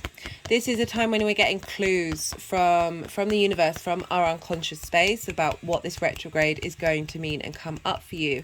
So the Nine of Wands is very much, you feel like you've been having to defend yourself, there's conflict, you're having to defend your hopes and dreams, and you felt a bit battle worn, a bit weary, you're kind of burnt out, that there's this sense of not being able to feel rejuvenated. We've got very useful energy coming in, but it's helping soothe the wounds that you may have felt in your lifetime about your hopes and your dreams not being able to be manifest, or maybe in groups and alliances where you felt like you're constantly having to defend yourself and defend what it is that you want and what it is that you need. And so the shadows could probably going to be bringing things up, of triggering those things, of letting you know this is the energy that we're revisiting and that we are reworking over. We got the Queen of Pentacles. This is a lovely energy, very sure of who she is in the 3D realm. There's a sense of abundance with the Queen of Pentacles. Not only able to give good advice to others, very logical, very grounded, very fertile advice, but also be able to take her own advice and in that way be able to create this sense of fertility and abundance in the 3D world. So we're shifting from feeling completely burnt out. Our creative dreams and passions, you've still got them, but there's exhaustion here of being replenished in the tangible body. My hand's just gone over my heart chakra. That a lot of this energy is clearing out that resistance that we have within us, those limiting beliefs that may have been blocking us and creating these situations, not only just based on our conscious awareness, but our deep unconscious, our soul journey, our collective journey. All of these things do. My hand's just sort of, I've got this necklace with a piece of selenite on it. It's very clearing, it's very soothing energy. It's linked into the moon Cancer, so you know, if you feel so inclined, perhaps get yourself a piece of selenite. I find it's really useful to sleep with it as well, especially if you're not sleeping well or having nightmares. Anyway, the shadow period.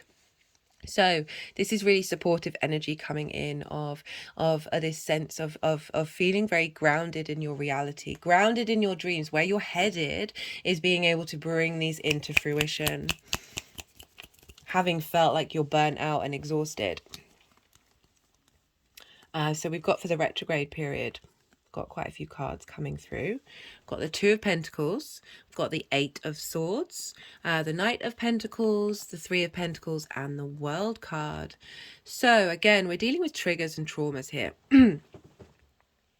Perhaps we've got the Two of Pentacles. This is about balance, but balance of not being able to get anywhere or do anything. Like you're just in survival mode. Perhaps your dreams have felt in survival mode, that you haven't got that creative energy to revitalize them that we've got with these pages as the general energy of Mercury and Taurus.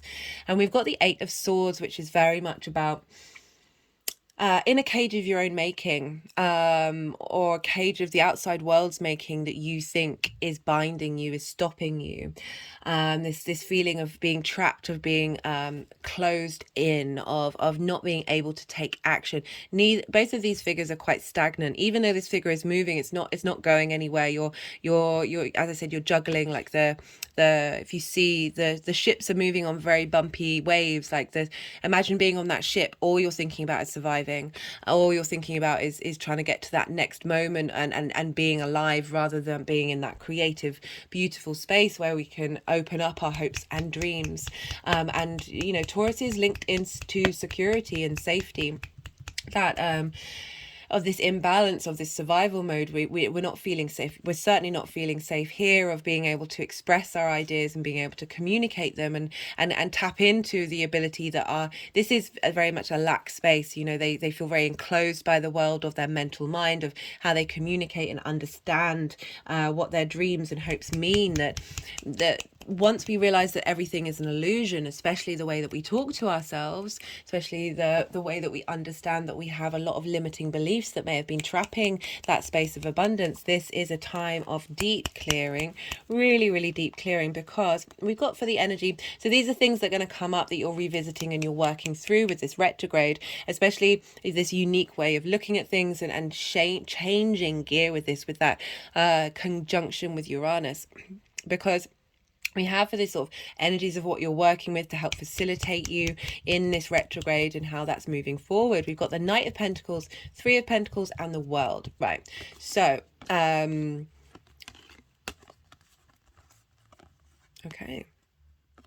So with the World card, this is very much about knowing yourself.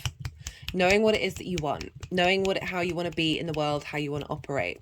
This is a really, the more that we know ourselves, the more that we embody. You know, you've got that again. We've got that sextile with Mars in your first house of how you embody your actions and your deeds. And this retrograde is getting you to really tend to what it is that you care about on a very integrated basis with the World card. Very positive card of this switching gear of now seeing a more of abundance space of being able to walk in the world. Because then we've got the Knight of Pentacles and the Three of Pentacles.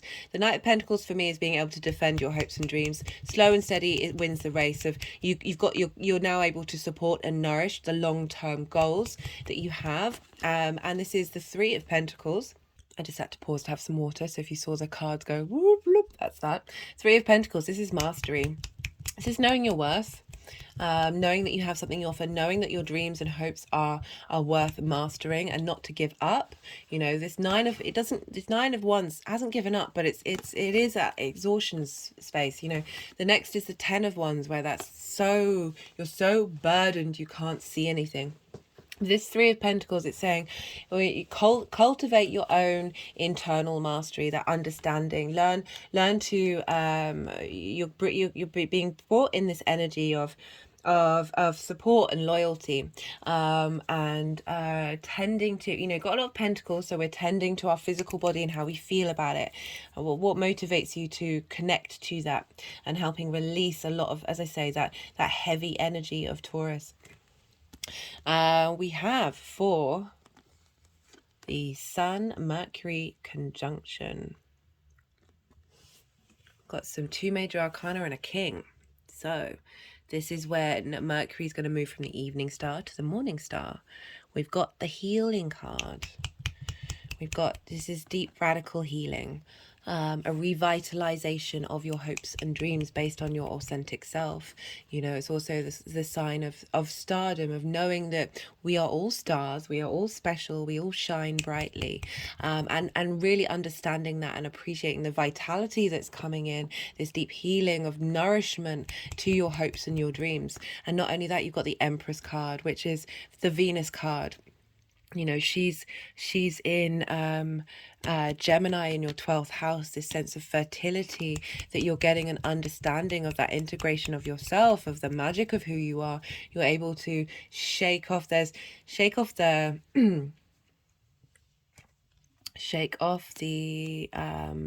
this feeling of depletion, and this feeling of being burnt out, and really being able to appreciate the 3D realm, and bring in that sense of fertility, that sense of abundance, that sense of productivity, so there's a real revitalization as the Sun conjuncts Mercury for the second half of its retrograde, where you're now feeling invigorated. You've now got this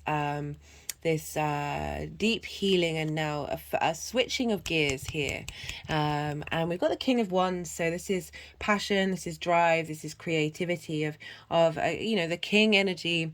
We've got the Page and then the King, of being able to be in command of your own hopes and dreams, and find inspiration in them now, rather than that depletion of the Nine of Wands. We've got the King, and in between is the Empress. So this is some really really fertile energy that's kickstarting and stoking up your ability to tap into your passions, tap into your drives, that which motivates you to take action. The King is very direct in taking action. So again, that's moving to the morning star of Mercury, of yes, we're still cultivating, we're still going over things, but we're aware of where we're headed, we're aware of what we're doing, and we're feeling very empowered by that. So we've got, for the energies moving forward, we've got some really strong cards. This is all cultivating and where it's headed. And we've got the High Priestess, the Queen of Swords. This is the Moon card. You are ruled by the Moon, and there's this very deep intuitive nature that you have about you, that this may have felt burnt out with your hopes and dreams, and you're getting this new lease of life, of knowing your own worth, of knowing your own value, and letting things come to you. We're still in this cultivation phase. We're still drawing in, even though we've got the directness of Mercury, it's still the retrograde, so we're still allowing space. Mars moving through Cancer is very much helping you get in touch with your intuition in a way, the way you can cultivate that very imaginative, creative space. And so we've got the Queen of Swords as well, so I like this combination. We've got the Queen of Swords with the Nine of Pentacles, as well as that High Priestess of, with that intuition, you are able to, the Queen of Swords has gone through some stuff, like she's seen hard times. She's above the storm clouds. You notice they're quite grey, they're not all white and fluffy, but her head is above the clouds. She can see clearly, very independent. So you've got this clarity with your intuition. That's really powerful energy of knowing where you want to be headed, and knowing what direction you want your hopes and dreams to go in. And I like that clarity and intuition combined with the Nine of Pentacles. This is very independent energy. This figure makes the right decisions, long-term decisions. You see there's a snail here. Can I get that close up? You know, slow and steady gets you to this space of abundance, of your hopes and dreams manifesting. It's not all now. We're in a time of cultivation and integration and release of old ways.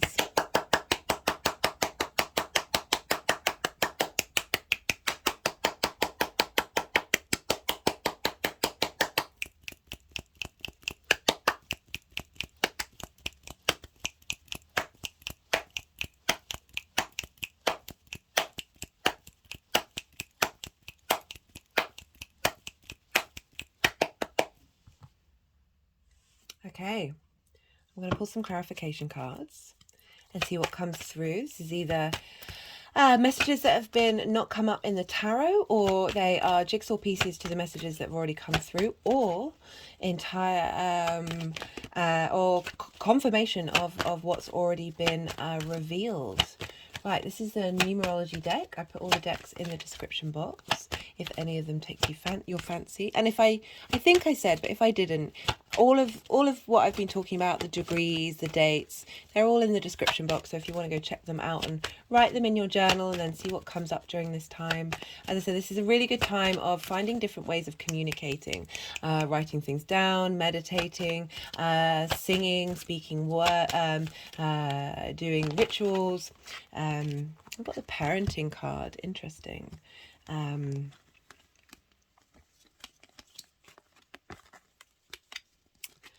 I'm getting with that is, so with parenting, it's like being an adult, realizing that not all is lost. Like you can pick yourself up and start all over again, of bringing things back into balance, of not holding on to this sense of feeling like there's things have been taken away from you, of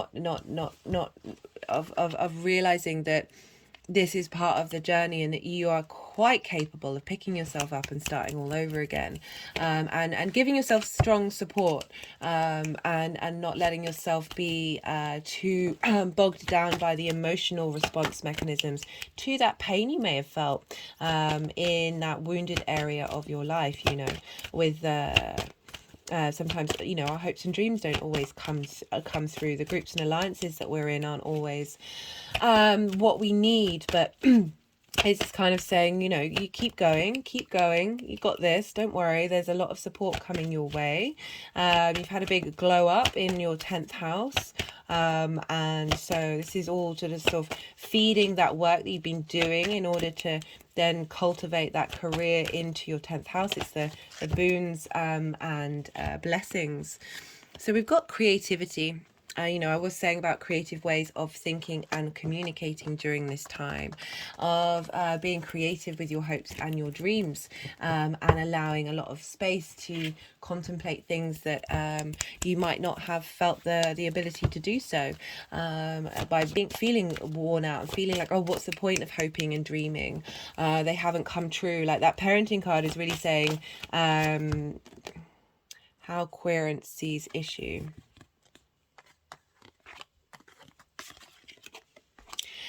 Yeah, of maybe not getting anywhere, of, you know, constantly feeling like, yes, you're still standing, but you're still in that same space of having to defend rather than take action.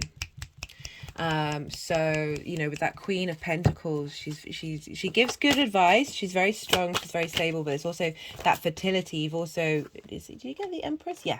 So you've got a lot of fertile energy coming through that's saying, look, don't worry. This is shifting that energy. That's shifting those gears. Got code, puzzles, synchronicities, coincidences. So cracking the code to get to that Queen of Pentacles, seeing the creative magic and abundance of the 3D world, and how you can use that information and wisdom that's coming through in that shadow period to help you understand I was going to say the weight and importance of emotions, self-control. I mean, that was kind of what I was talking about, that parenting of that Cancerian space of, you know, it's really like we all have that in us. It's not, I'm not naming or shaming you guys. I know certainly I have it, that there are things that you think you've worked through and let go of, but they still, those wounds still hurt, that betrayal still hurts, that sense of just got the strategy card. I'm halfway through 3 different messages, aren't I? That sense of letting that emotion move through you and shifting that gear and using that emotion for power and strength. You've got Mars moving through there, really helping with that. You've got that strategy card with that Queen of Pentacles and the code, the synchronicities. So this is all strategy time. You know, we're dealing with the evening star of you're getting a lot of symbols and signs come through to help you understand how to move through this. I've got the present card.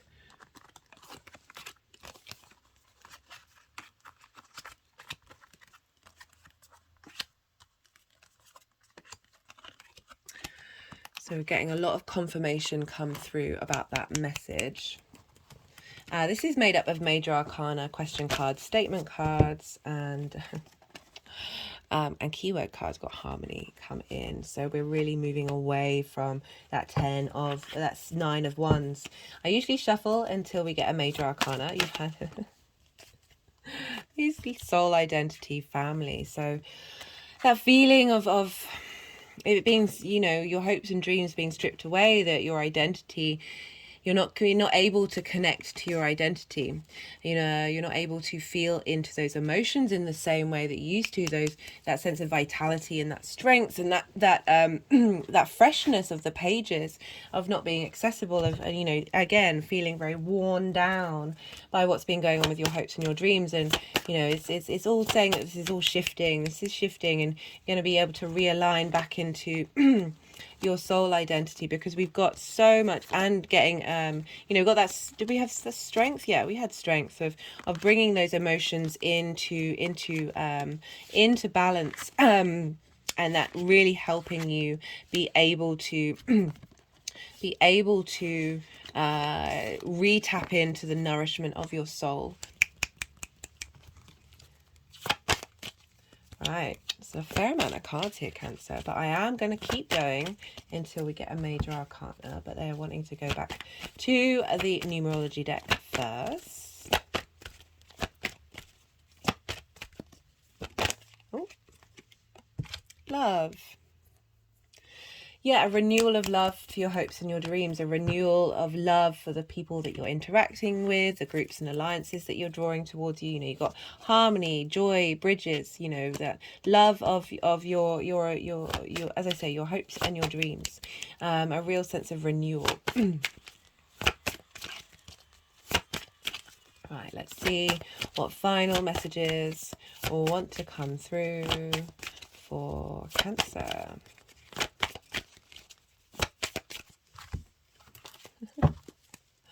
We'll move to the Oracle of the Rising Sun.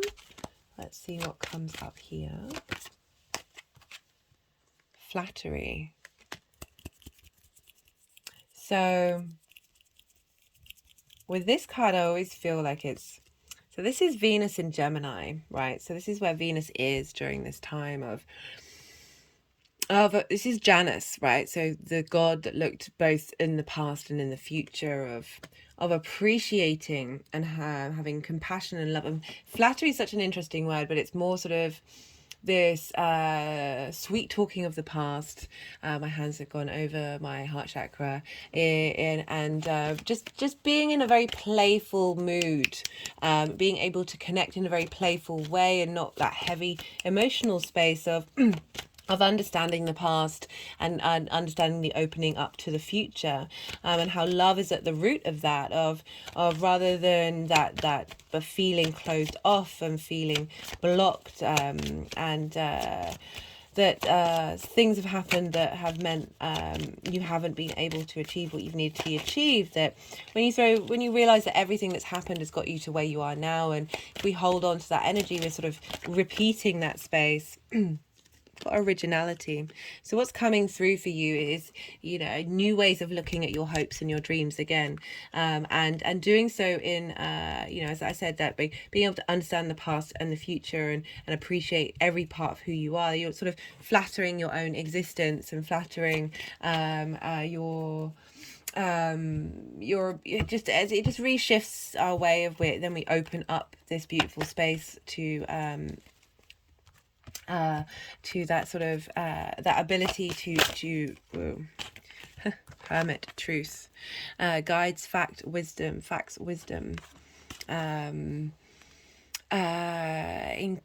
right. So like, it's the hidden house, right? So it's the hidden parts of who you are, of having wisdom and understanding, and then there's this sweetness and lightness about all those parts of who you are, and the wonder that they have, even if they might be trauma responses. That there's, you're opening the road up. It's just putting to the road opener candle of bringing in wisdom and understanding why things have happened the way that they've happened. Right, Cancer, that was a major arcana, so I'm going to leave it at that. I really appreciate you spending time with me. Thank you.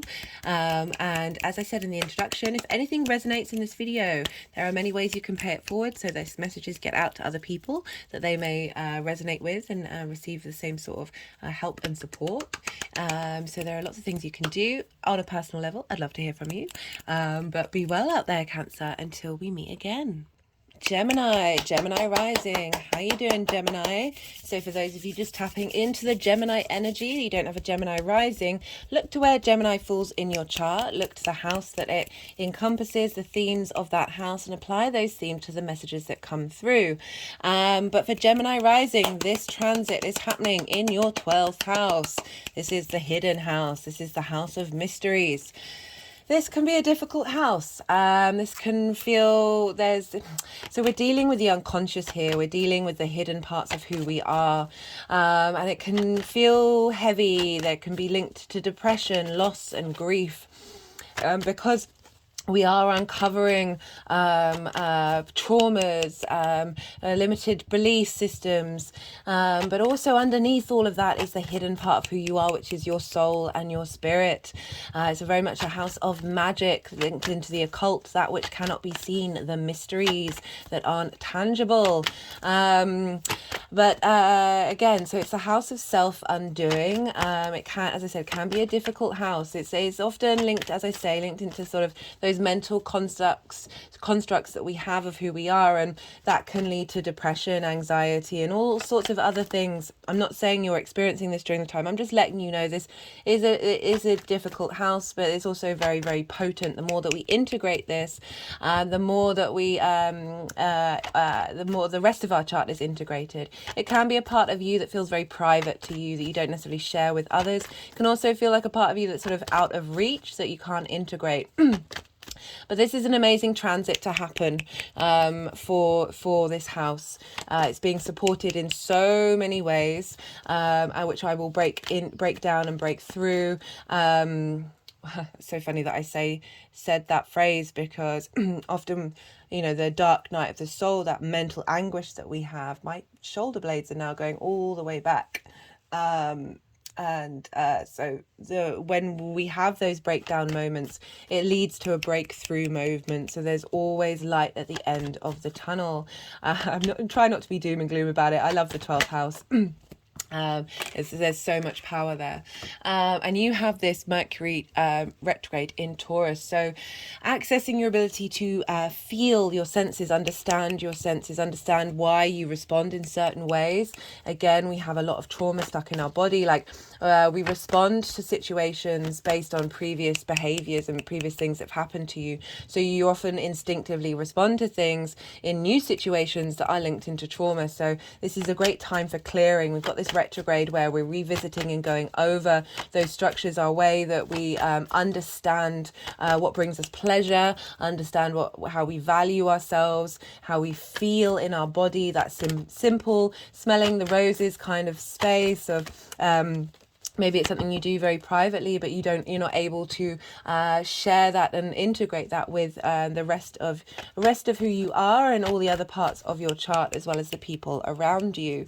So Venus will have been in Taurus until the 11th of April. So she's been working through there. You've had eclipses there as well. That's been really heavy energy for you in this area of your life that now Venus has moved through there and helped sort of have you a sense of appreciation and value about all those big changes and endings that may have happened, and the grief that you may have felt, the difficulties you may have felt with this eclipse cycle in those signs that, as I said, Venus is sort of imprinting your value system, what you care about, what you love, what you appreciate, and how to bring harmony and connection to those hidden parts of who you are. And she's sort of stamping that energy onto Mercury at the beginning of its journey through Taurus. And then she's going to be moving into Gemini. So this is the main focus of the cycle. I'll be doing a second part of this where she moves into Cancer. But she's moving into Gemini. She's your sign. She's your sign. You've had Mars move through there for 8 months, guys.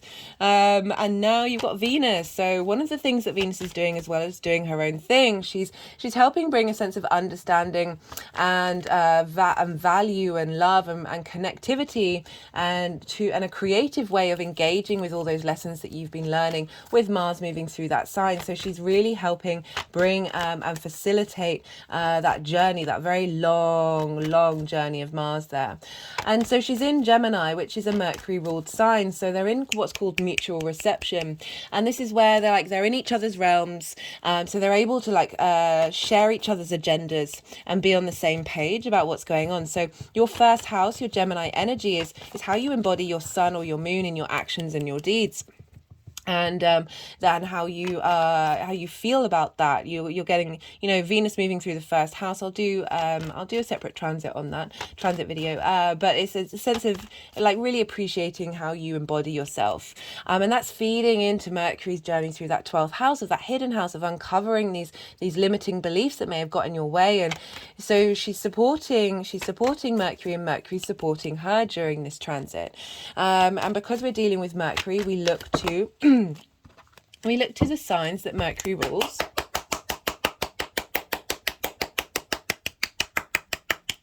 Yeah, I kind of feel with that Venus-Mercury situation for you, Geminis, Venus getting to understand, you really enjoying the way that you embody yourself, and communicating that value to Mercury of saying, hey, limiting beliefs, hey, deep soul, hey, magic.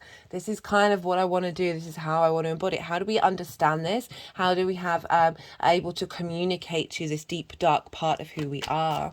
And as I was saying, Mercury rules Gemini and Virgo. So we've already talked about Gemini. That's your first house. So what's going on with Mercury is helping level up that first house. So as I said, they're feedback looping into each other. Mercury and Venus, and also Virgo. So this is a fellow mutable sign. This squares your Gemini energy, and this for you, Gemini rising, falls in your 4th house. This is roots, foundations, ancestors, lineage, parents, your home over your head, and the things that you do in private, in your private space. And so your understanding of your hidden parts of who you are, that magical space, is feeding also into leveling up how you are in your home and how you respond to your roots, giving strong roots and foundations. The more we uncover the 12th house, the more we're able to have those strong foundations. Well, that's half the deck.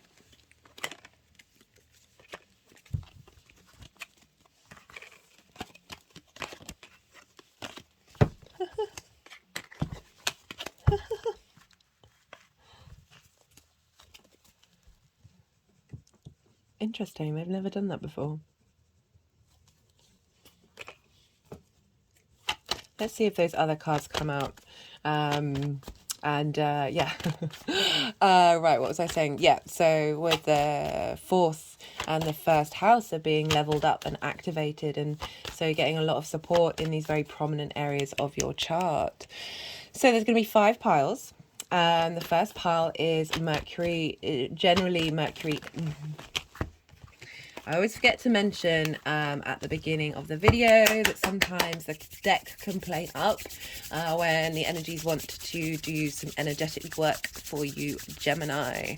I mean, you are ruled by Mercury, at least we forget. And so Mercury's transits well, it's one of your rulers. You'll have other rulers as well. It all depends personally on your chart, but Gemini rising for sure are governed by Mercury. So Mercury's transits generally have a bigger effect on you. So you're going to be feeling this a bit more than other people.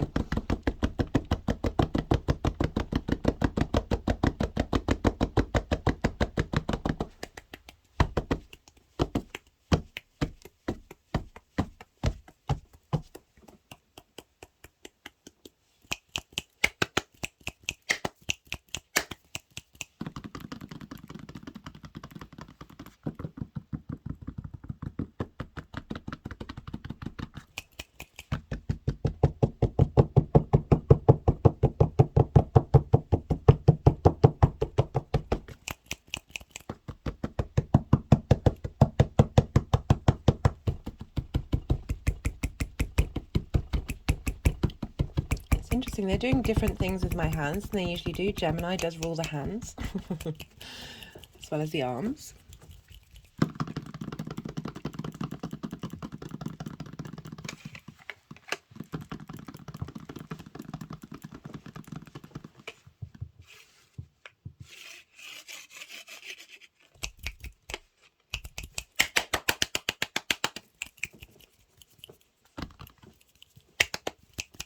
Do bear with me, Gemini. They usually do a lot of this at the end. It's all part of the process though, guys.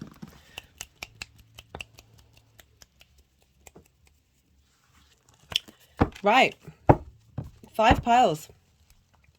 So the first pile is Mercury through Taurus through the whole journey. So the general energy coming through. Sometimes it's been linked into Mercury's journey through Aries, and then following cards with Mercury in Taurus, and others for other readings it's just been entirely about Mercury in Taurus. The second pile, this is Mercury in shadow.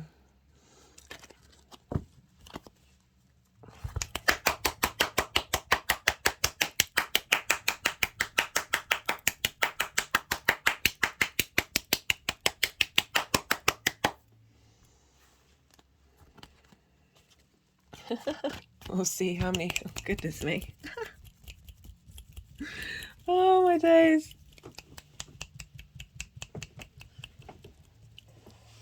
Sort it out. Sort it out.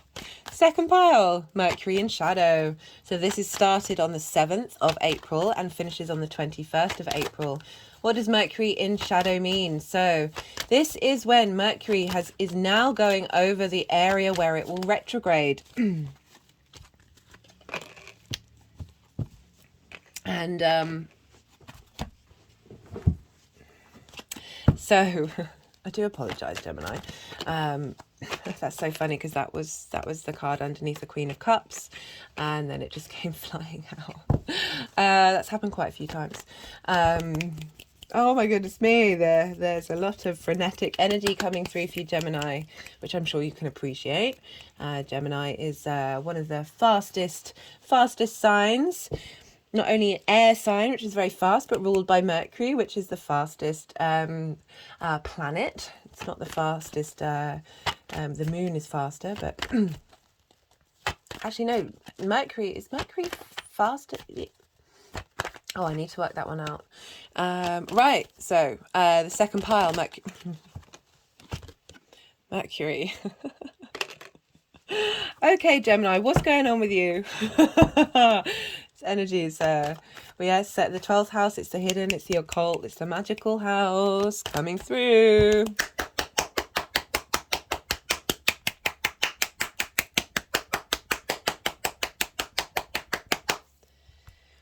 Whoo!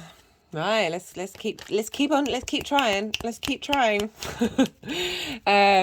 So Mercury in shadow. I am always wary of talking while they're doing this because I do want you to be able to hear me over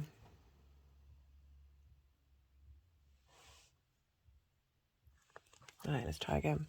Mercury in shadow.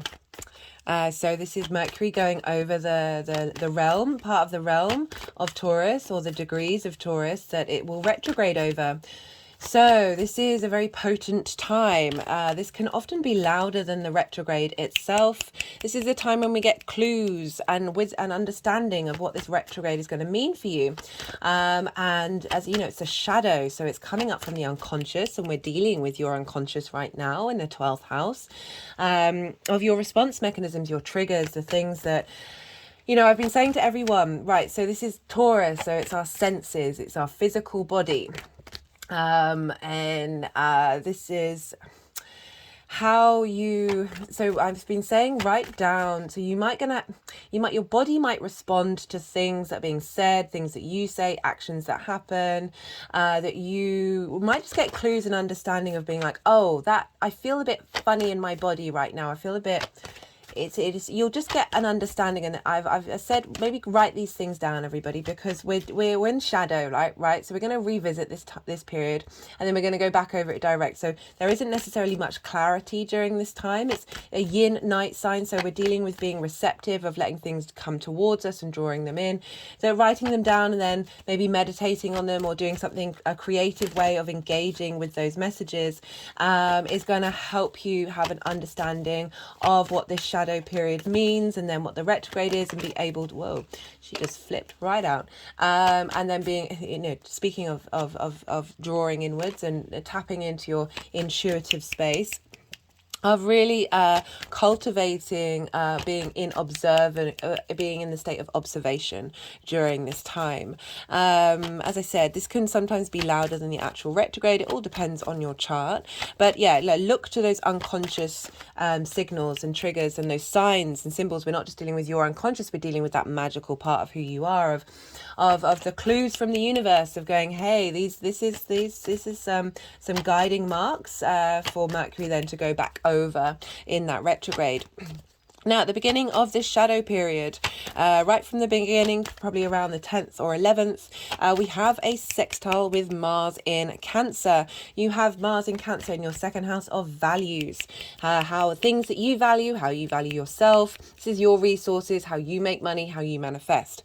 So all of this energy of Mars, of getting you to embody your intuition and the actions that you take to be based on like your deepest, truest emotional responses, is, and helping find some wisdom in that and understanding, is feeding into Mercury at its shadow, beginning of its shadow phase. So, you know, getting a real intuitive nods, intuitive understanding about your value. I like this sextile energy, which is an aspect of Venus, of bringing creativity, sense of appreciation, value, desire, this sense of love of your value, of who you are, feeding into your 12th house, of where there might be feelings of neglect, there might be feelings of pain, of hurt, that not only your traumas, but you're, you know, linked into past lives as well. I feel like the 4th house is more collective to ancestral trauma, but it's all kind of linked in together, and it's all building in that unconscious space. Mars is really giving support and wisdom and understanding. That's quite a few cards. Do we want these cards? We do. Giving support and understanding to Mercury's journey of like, what's motivating you to understand those hidden parts of who you are, to help uncover what blockages there may have been about how you value yourself, and how you value those unintegrated parts of you, and how you can bring it into out of the shadow, out of the darkness. And during this time, Venus is going to move into Gemini. So, oh, hey, Venus. So Venus is moving into Gemini, and then that's your first house. So you're getting a lot of confidence, a lot of appreciation. You got a bit more, you know, there's a bit more smoothness and ease. You're appreciating how you embody yourself. People responding to what you do and how you are in a more harmonious way. There's a sense of confidence come through whenever we get, you know, either Venus or Mars moving through our first house. That energy of what it is that how you embody yourself is feeding into it's now switching and feeding into that what we're revisiting and what we're going over. So the third pile is when Mercury stations retrograde on the 21st of April. The day before this happens, we have the second new moon in Aries. I'm going to be doing a separate video on this, but if you want to know more about the sort of what's coming up for that, I recommend checking out the spring equinox and the first new moon in Aries video that I did. A lot of the themes linked into this journey and then what's happening in the second came up. But in a nutshell, if you don't have time, this first phase that we're in is a real defrag. We're clearing out so much karmic clearing on all the different, this is why I do all the transit videos, because they're coming at it from different ways and they're all working together to help facilitate us. So we're really clearing things out. And then with that second new moon, which is a hybrid eclipse, because the nodes are still in Taurus and Scorpio. But it's Aries and it's at 29 degrees. And this is what came through with this was a quantum leap, quantum tapping into the quantum field, that space of abundance and a cosmic DNA upgrade, a change of frequency, a change of vibration that's really pushing us to step into our own divinity. My hand's just gone over my heart chakra. And so we've got all this potent energy happening the day before the retrograde, which I love. And not only do we have that, we have a tight conjunction with Uranus in Taurus.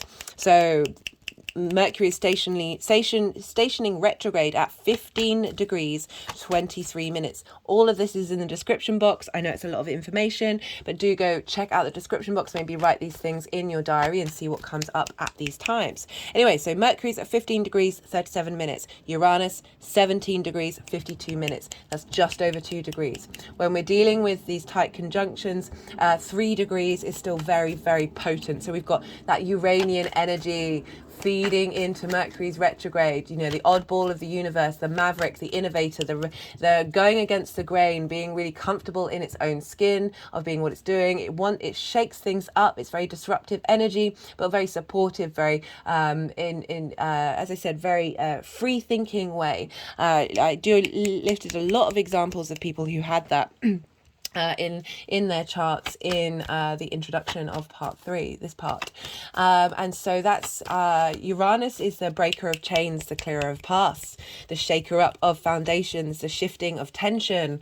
You've had that moving through your 12th house for some while. So really, you know, you might have been having some disruptive time in that area of your chart. We all have been, wherever Taurus and Uranus falls. But Uranus really just, you know, they all just want us to be our authentic versions of the universe manifest in individual form. They really do. Like, even if it doesn't feel like it, they really, really do.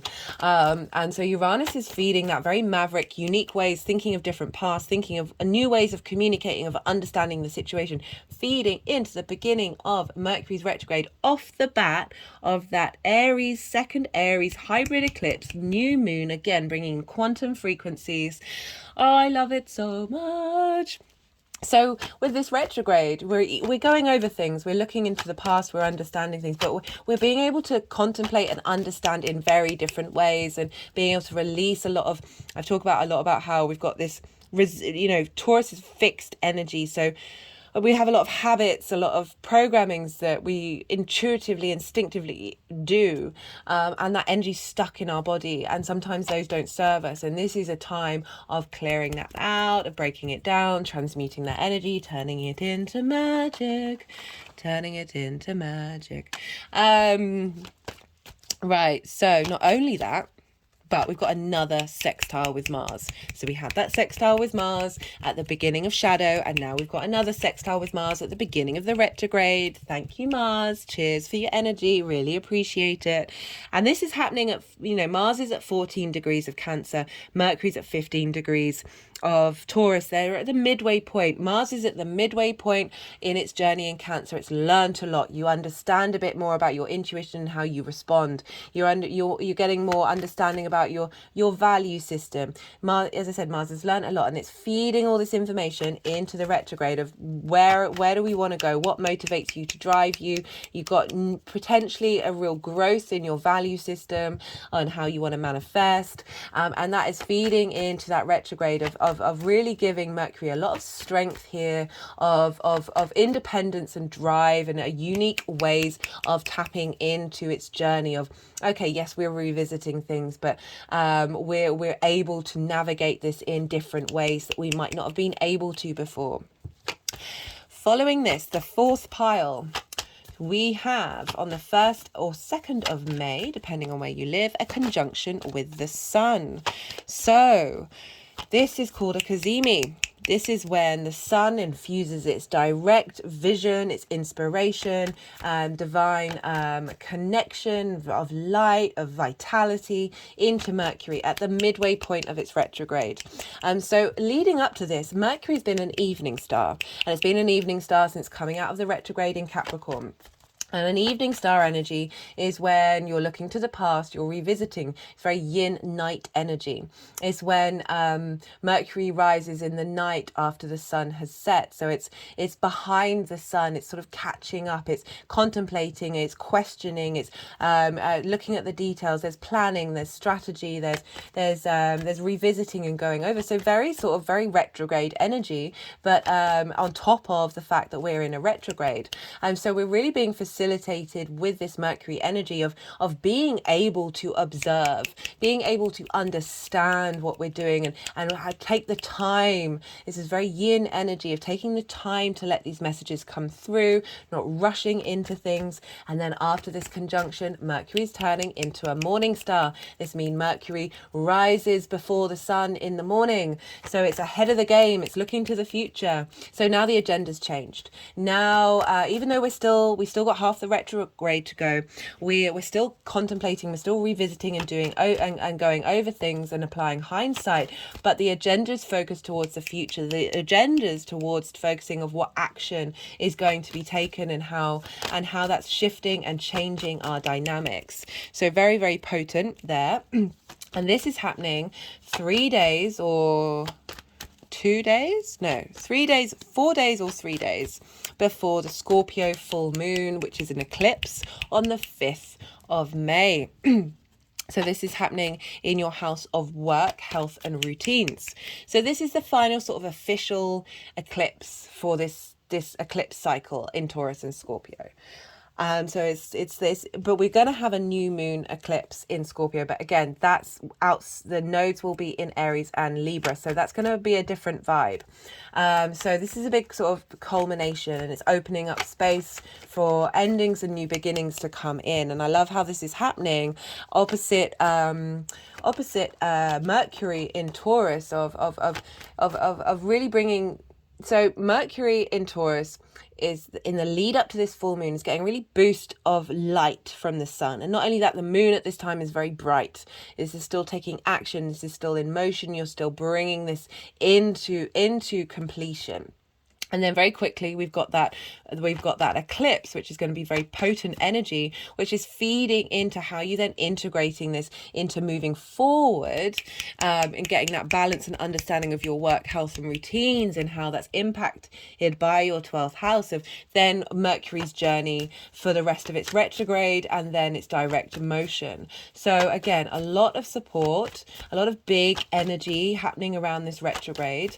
And then the final pile is pile 5, and so this is how the energy is sort of integrating into the next part of the journey. And this will be a second series where I'll be focusing on Venus being in Cancer, which happens around the 7th of May. So the series will come up around there, and that will include the second half of the retrograde as well as the direct motion. So that 5th pile is about bringing all of that energy into that next part of the cycle.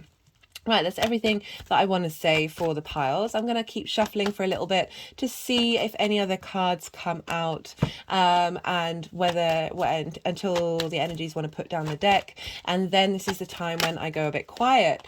This is because I'm channeling and letting the energies move the cards around, and putting them in where they need to go, and they often do some energetic work. This is, as I say, it's when I'm quiet because I'm quietening my monkey mind, and it can be quite difficult to, in that space, to channel, think and talk at the same time. So please do bear with me. It's all part of the process. It's all integrating on subtle quantum levels. And you know, we just let it, we are in this yin night feminine energy of just allowing things to take their time. It's definitely the theme of this retrograde. Don't rush in, give yourself some space and time to be still, and to see what messages are coming through from our unconscious, from the universe. And yeah, right, okay, so let's see.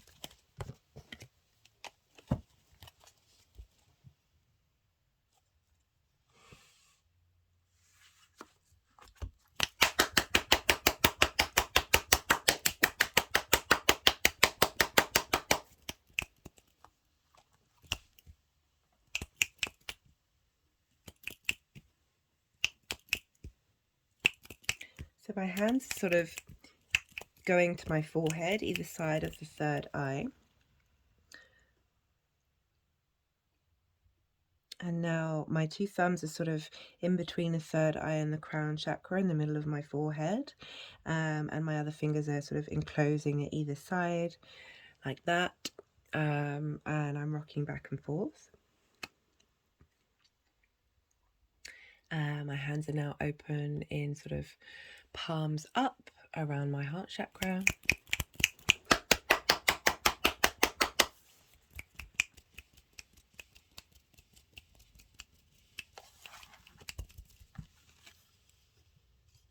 This is selenite. I put a description of it in the description box. I always have it on the table.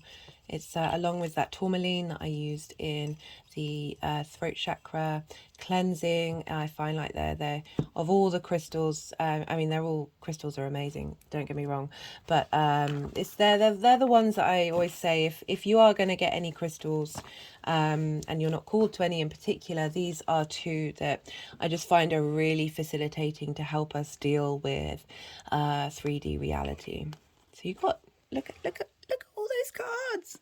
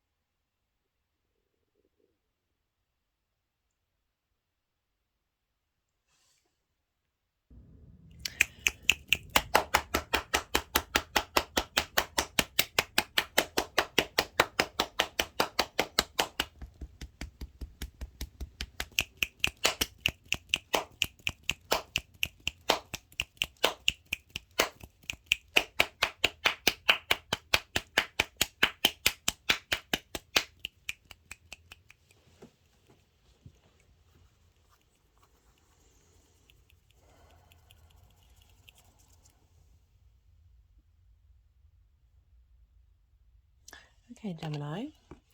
We've got one card for Mercury's journey through Taurus. And that's the Two of Cups. Union, love, connection to yourself. I see this with that 12th house very clearly, of you being at peace with yourself, supporting yourself. You're bringing together that unconscious and conscious space, and really being in harmony with one another. It's a very simple, clear message. You know, with the Lovers card and the Two of Cups, you know, we've got the feminine, the masculine and spirit. We've also got the animal kingdom, and this is the wand of Mercury, the caduceus. Yes, I keep calling it the cadulus. The caduceus. You see these two snakes here in Mercury. I haven't mentioned that enough, really. Is you know, is very much linked into healing, and that this energy coming through is very restorative, and very getting you in harmony with yourself. This sense of love and union and commitment and companionship with the other, with the hidden.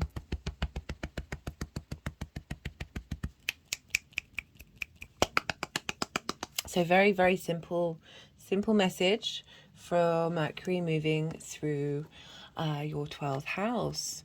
We have for the shadow period, we've got quite a few cards. We've got 3 major arcana, and we've got the 2 of Swords and the 7 of Pentacles, and then the 3 major arcana of the High Priestess, the Chariot, and the Fool. So I feel, so this is the shadow time of things coming up. This is of being aware of an understanding of what's being revealed. So you've got the 2 of Swords, and this is all about pause. This feels like opposing forces, meaning that you're not able to make a decision, you're not able to move forward.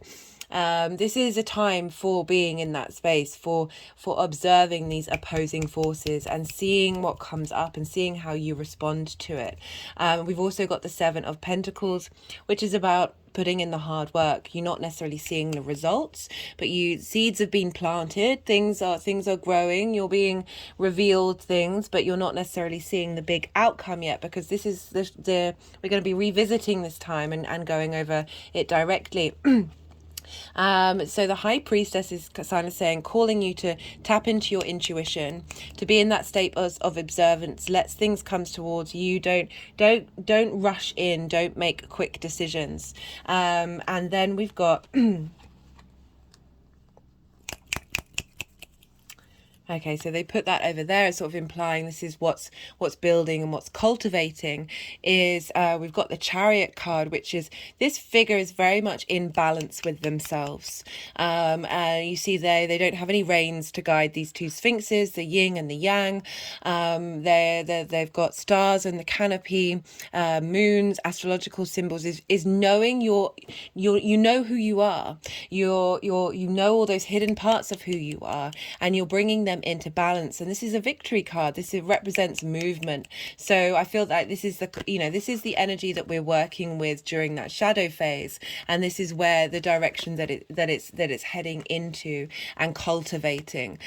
So we've got this sense of now we've got a sense of movement, but being in balance and being able to start a new journey, the Fool, of understanding who you are, understanding all of that mystery and magic. And the Fool energy is very much, there's this good, the bad and the ugly. Life is an adventure. So it's shifting away from that sense of that depression that you may have felt, of really being able to embody, be in your body and feel good about that, and be in command. This is the Chariot. Doesn't mean it's a victory card, but it doesn't mean things don't go wrong in the world around you, but you're standing strong. There's a real sense of command, of knowing where you're going, but without losing that freshness, that vitality of that Fool energy.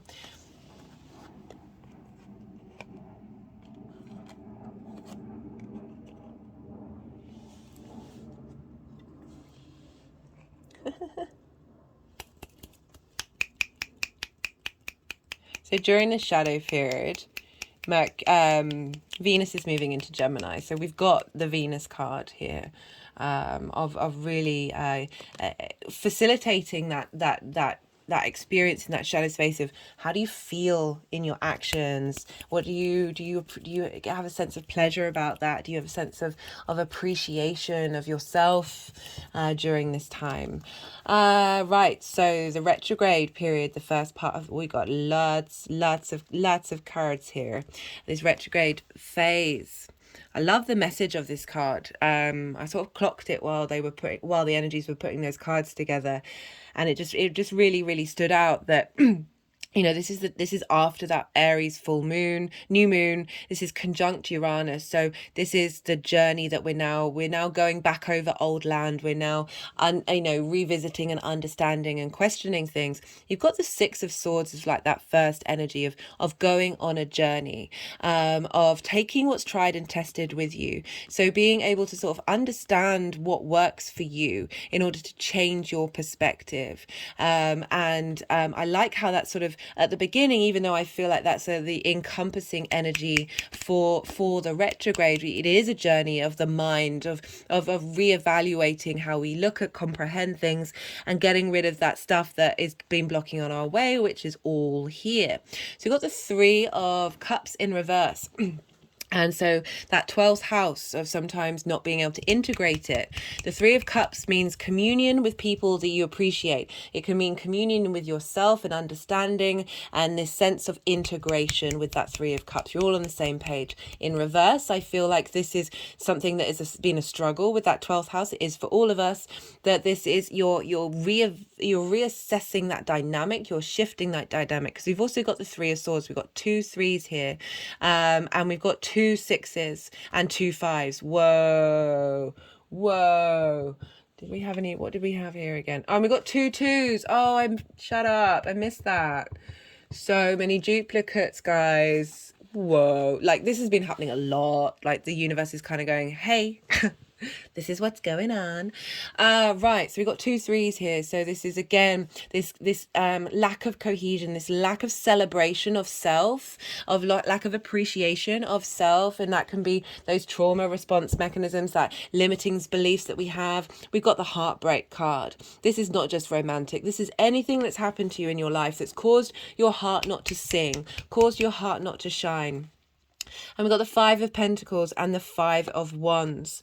So this is lack, feeling left out. Parts of you may have not been seen and not been held and not been given space. Maybe lots of conflicting energy, unconscious energy battling out within you that you don't ever feel like you can quite get a grip of it. And this is all being shifted. Oh, it's making me well up a little bit.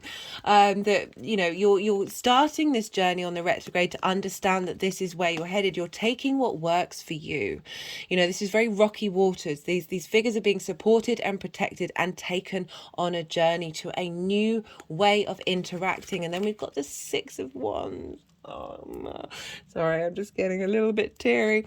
This is the Victory card, and I love when this card comes up, sorry guys, with the 12th house, because it's not just there's this individual here. You're off to go and have a celebration after having achieved something really important, and it's not just about the individual, because the individual is being celebrated, but there was a mass of people behind it, a mass of energies and entities behind this individual in order to achieve this victory. You've all been working together to achieve something, not only for yourself but for the community, for all those hidden parts of who you are. On my hands on my heart chakra. God, I'm so sentimental, really. Deep down, I've got Cancer in my 12th house. My emotions are hidden from me, but very, very intense when they do come out. So, this is lovely. And then the Queen of Cups over the top. And I like this is coming in because we've got Mars as well in your second house of value. So you hold that energy of the Queen of Cups for what it is that you value, the things that you do, that this is bringing that Queen of Cups energy, very nurturing, nourishing, intuitive energy of just knowing how to support yourself, knowing how to support those limiting beliefs, letting them go, transmuting them, giving them space, realizing why that they are where they are, but letting them go in the water, letting them flow outwards in the ocean. And then they will shift and change their energy, having felt that support and nourishment, having felt being seen, that they can then transmute and raise that vibrational frequency. Again, this is after that second Aries new moon, and with Uranus, of really being able to, Uranus is very much about wanting us all on board, wanting us all being in that space. So I'm not a fan of cutting cords. I've talked about that a lot in these videos. Like, I just find that energy, I've got my own abandonment issues, right? So it's triggered from that of not wanting something to be abandoned and to be cut loose, right? So not wanting to leave anybody behind, of being able, wanting to really shift, oh God, I'm tearing up again, really shift all that energy and transmute it, because that energy doesn't ever disappear. It just changes into something else. And when you cut something away, or when you abandon something, it can get stuck in that energy of not feeling valued. And there's a huge part of me, based off of my own trauma responses, it doesn't want any of the energy in the universe to feel that way. And oh my goodness, I'm so sorry, Gemini. I mean, I'm not sorry. I'm happy to be my weirdo self. Tap into that Uranian energy. And then we've got another powerhouse of cards for the conjunction with the sun on the 1st or 2nd of May. This is the shift from the evening star to the morning star. We've got this evening star energy of being in rest, being in knowing that you are held by the divine light of the sun, that you are supported, that you are able to rest. You do not have to be go all the time, of giving sanctuary to those hidden parts of you, letting them shift and giving them space and security. And the more that you do that, the more that you do that for yourself. And this illumination, this wisdom from the sun. The sun is moving through your 12th house. I'll be doing a separate transit video on that. The illumination of the sun in the 12th is like, all this things seem a lot clearer. And so for the energies moving out, and we've got a lot of independence here, but I like this with the 12. So this figure is very independent energy. They're making the right long-term decisions in order to create this abundant space for them to be in. But with all these different pentacles, I'm seeing all this integration, all this understanding of who you are, of realizing your own worth and own power. Is coming through so strongly, with Mercury talking to the sun and the sun talking to Mercury, like, hey, this is where we're headed on the next part of the journey. So we've got the 3 of Wands, and I'm getting this is the sort of the energy of the Mercury, and now in that morning star phase, because you've got all this light with all this brightness, all this vitality. But we've got the 3 of Wands. This is dominion over what you've been doing, over the lay of the land. This is being really confident at making the right decisions, and you're starting a new journey. You see these ships, they're about to go out and go and travel and go and explore. Now that you've cultivated this space, you've got a higher perspective and understanding about what's going on. You're able to really enjoy the rest of this experience of this understanding of what you're we're still going over, we're still revisiting things, but we're looking to the direction of where to next, what's the journey next once we've done all this integration. And we've got the Magician and the Empress. So we've got Mercury and Venus showing up for you. We're dealing with Mercury and Venus in this transit. The Magician is about knowing you have all the resources at your hands, your fingertips, in order to create and take action and manifest in the world. And that's all those resources in that hidden house, the magic that you have there. The more we integrate our limiting beliefs, the more we open up that space for magic and the soul and the spark of spirit to come through. Supported by Venus, this truly enjoying the 3D reality. The 12th house can feel like depression and loss and grief. The Empress card is coming through and saying, I now want you to enjoy your experience, knowing your worth. We're getting all this boost of what the sun is and Mercury are talking to one another at this time, of how this is going to cultivate during the retrograde.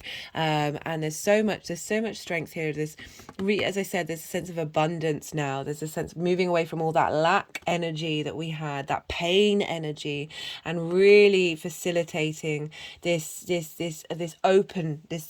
expansion of that that 12th house into the rest of your chart. And I love that with what's going on with Mars in Cancer, of your values and how you manifest, of like really cultivating that strength of knowing who you are and the values that you give to us all.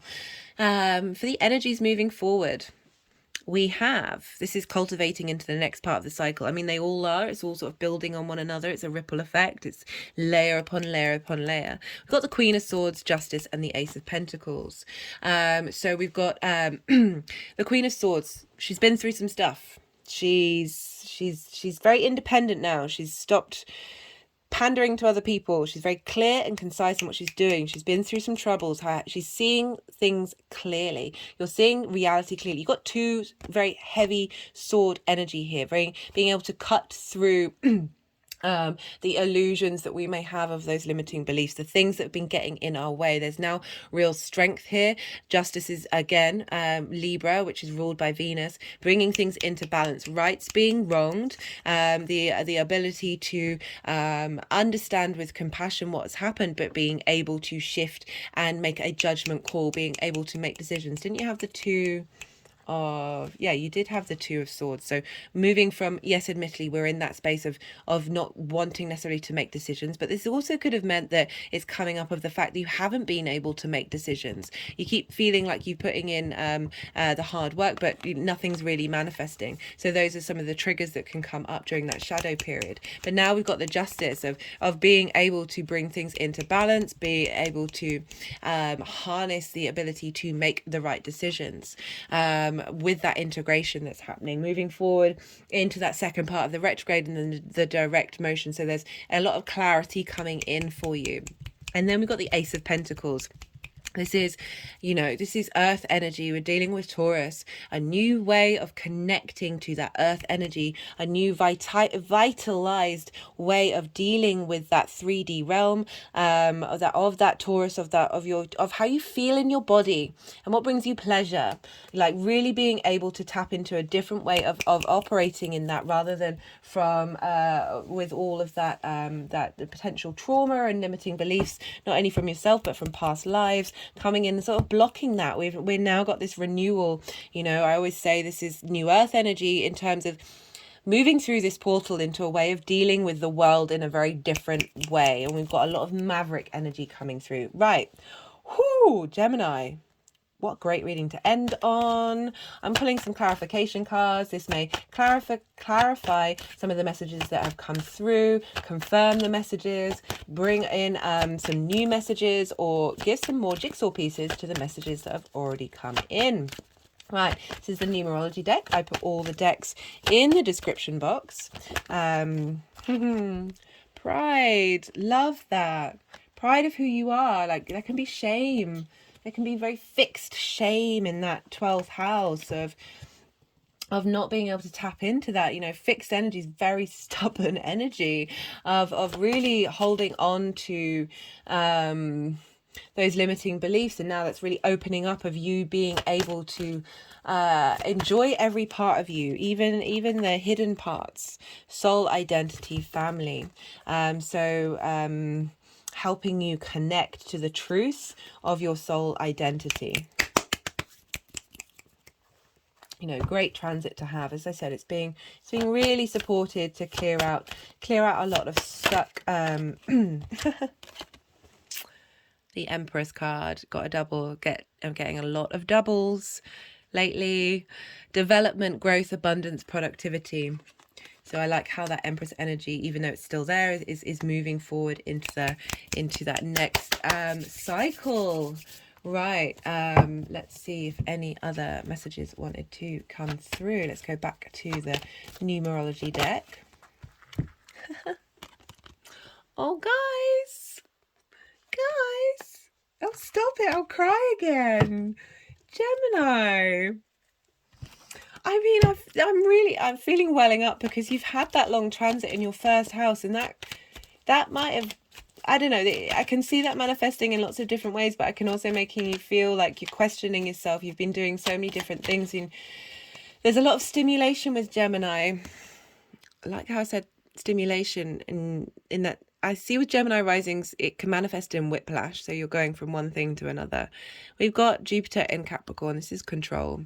I like that that came through of bringing in that stability of Taurus that might not feel very accessible because it's in the 12th house and it's now opening up.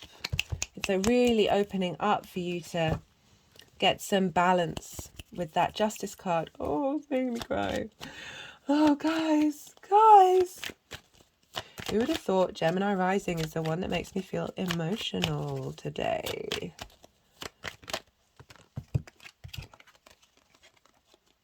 So we've got rebellion energy.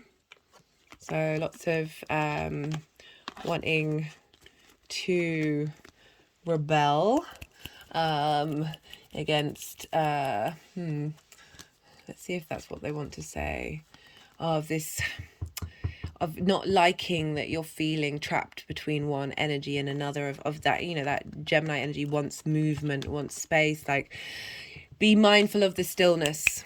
Allow the stillness, Gemini. Allow the stillness to come in. Try and hold back from rebelling against it.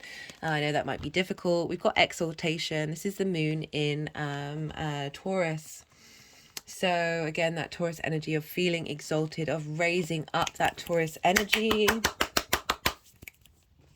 That long-term stability, that ability to connect to your senses and your body and who you are. Love this.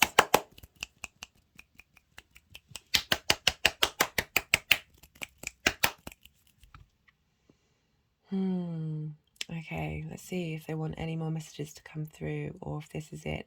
I'm kind of getting the feeling that this is it. Really, thank you, Gemini, for spending time with me. I really appreciate you watching and the energy transfer. So I said in the introduction, if anything resonates, there are ways that you can pay it forward to the outside world, to share this vibrational frequency on a personal level. I'd love to hear from you just generally. I'd love to hear how this is all, how you're connecting to this, what's going on with you in your life with the astro weather. But either way, Gemini, sending you so much love. You brought me to tears, guys. Yeah, sending you so much love and be well out there until we meet again, Gemini.